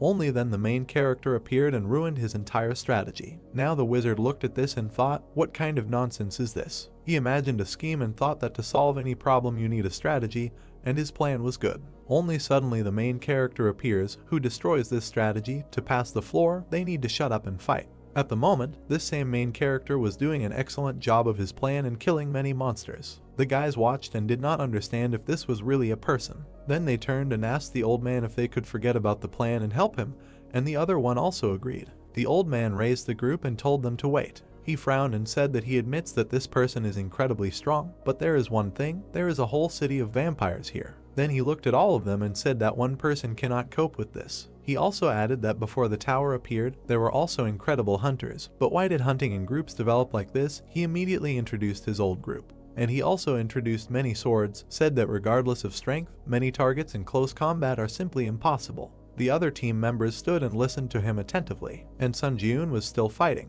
Suddenly, the vampires began to grab him by both hands. Then they were spread out in different directions and one of them attacked him with a spear, shouting that he needed to die. The guy raised his head and was surprised. Then he began to inflate his hands, just like his clone did during the last battle. and a moment later, the hands broke, throwing the vampires in different directions. All of them were struck by blood and died on the spot. The skill Ashen's blood was activated. The young man turned around and thought that if he used this method, he would have to constantly heal. The explosion of the body is a good skill, but too expensive. Plus, there were surviving vampires who asked how a pathetic person could do this, use the power given to them by the god of war. Suddenly, one of them grabbed his head and began to shout that this was a disciple. The others were also scared and said that it was probably a disciple. The god protecting people sent a disciple. The gods are angry that they killed all the people in the city and began to ask the god of war to help their followers. The young man looked at them all this time and thought, what does a disciple of God mean? Is it their kind's thing to invent non-existent things? At that moment, one of the vampires hit another on the head and called him a weakling. Then he pointed at this guy and told him to look there. He noted the fact that the young man was standing there out of breath. The others also started laughing and said that this man was tired. Then they ran towards him and said that they had to attack now. At that moment, Sun Jiun raised his hand and some red ball appeared there. The vampires began to stop and did not understand what it was. Then there were more balls. The young man raised his head and decided to explain what it was. More precisely, to show in practice, he immediately swallowed them. And then he began to bite. A moment later, a literal bloody storm appeared there, and the brunette explained that these were their relatives. A notification began to appear that using the soul of vampires, he restored stamina. Using the soul of vampires, he also restored his mana. Then the guy smiled and said that the restoration was complete. It was time to start the second round. All the city residents started running back. They were very scared of him, and the team was still watching this carnage from the side. The guy came closer to the edge and said that the main character was in first place for a reason. It seems he specializes in close combat. The man agreed with him, said that he did not look tired, even getting stronger. Then the man came closer and said that he would help. The boy supported him and said that he considered safety important, but also wanted to help him. Meanwhile, the main character received a notification that all souls were used to restore stamina, strength increased by 3, agility increased by 2, endurance increased by 4, and magic power increased by 5. He stood in the middle of the street and thought that if you compare the growth rate, it is even more effective than absorbing a copy. Then he smiled and thought that if he kills the vampire count, it will be even better. Comments from the admin started to appear. The admin, the only ruler of the Blue Sea, is interested in him. The admin, the leader trader, had fun thanks to him. The admin, Dark Demon, says that the boy is more like a demon than some of these demons. And the admin, the slayer of dragons born in 1,000 years, smiles and notices his heroic qualities. The admin, Pasha, and the heir of the divine cult of demonic blood, is shocked by his magical power. And the admin, soldier of the fallen world, with a satisfied smile, says that he has potential. The brunette thought that this is great. The admin is still led by his introduction. Then he looked up at the status window and thought that the attention of the admins will never be superfluous. Suddenly, someone attracted his attention. The guy turned and said that he thought that the team went to get the priests. But all three landed and apologized to him, said that from now on they will listen to him. Another agreed, and the third said that at first he doubted him, but it was stupid. Therefore, the brunette turned around and said that it seemed that the whole group understood the effectiveness of the Zis. Then the sixth sense skill was activated and the young man suddenly felt something. A whole sea of blood spilled in front of them. Therefore, Sun Jiun smiled and thought that the vampire count was approaching them. The whole team tensed up and began to discuss whether this was great magic. The count could even use it. Most likely, it was just an ability. But the vampire was strong enough to use an analog of great magic. The third asked what to do. Their death was only a matter of time. The brunette looked at all of them and thought that those whom he admired now needed his protection.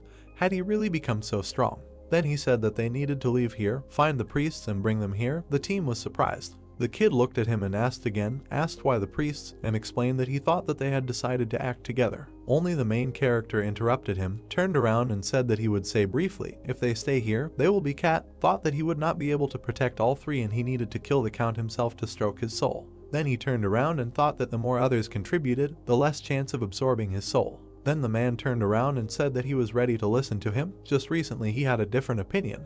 And the old man said that he would soon bring the priests. A moment later, the guys left, and the brunette continued to look at the approaching wave and reasoned that it was time to start. Immediately, the skill concentration in the Bayu was activated. The concentration increased fivefold, and the will of the technique of the culture of heavenly blood was activated. The main character seemed to be trying to bloody energy. Then he stretched out his hands and activated the skill True Blood Seeker. The will interacts with all the blood in its radius of action. Suddenly the wave began to break. Somewhere far away in the castle sat the count and carefully watched what was happening. Then he got angry and began to shout, how dare a pathetic person resist him. He sent out another wave and explained that he wanted to use this city, but now he was ready to turn it into hell. He immediately stretched out his hand and gathered all his energy. Blood began to fill the entire city, the waves became stronger and stronger. The brunette saw this and thought that his opponent was stronger than he expected. Then he frowned and said that he did not think he could block this. He was finished. If you get to know the vampire count a little better, you can move to his castle, where people hold a huge plate from which he takes his delicacy. Then he picks up these balls and puts them in his mouth. The vampire count, Selnir, sat on his throne and enjoyed the delicacies. The man did not know when it all began. He only remembered that he fought again and again. All his battles ended in victories, thus climbing higher and higher. And after all the victories, the essence of his life became battle, as often happens with those who desperately thirst for more. When he came to, he was already standing on top of a mountain and countless corpses, and soon his thirst reached the heavens. At that moment, the vampire saw and noticed that the god of battle was appointing him as a candidate for the apostles. And the greatest desire of their kind was the destruction of the 4 impregnable allied powers of humanity, which were then quiet and calm. They destroyed 3 powers and killed so many people that the fountain of life, which was the root of the 4 allied powers, turned red from the spilled blood. Everything around was literally ablaze. And the vampire thought that if he completely conquered the last country, then the god of battle would recognize him as a true apostle who achieved everything through blood, and the peak would be his becoming the king of vampires. This grandiose plan did not give him peace. The man went to it day and night. Now his subjects ran to him and said that a great misfortune had occurred. The count listened attentively to the fact that the forces under his command were killed, or rather, killed by one person. They immediately brought him a mirror through which he could see everything that was happening there. Scary one-eyed monsters appeared in the city, which transmitted information to him. The count watched all this and said that he was sure that he had dealt with all the bastards who claimed to be heroes. Which country sent those bastards this time? And the servant came closer and said that these people just suddenly appeared. The man began to get angry and asked again about suddenly. Said that his precious subordinates were killed by someone who suddenly appeared. What kind of nonsense, useless idiots. Then he got angry and began to shout, isn't it absurd that he suddenly appeared in the middle of the city, avoiding the gaze of so many eyes? And then he began to destroy all his servants. They asked him to moderate his anger, but it was too late.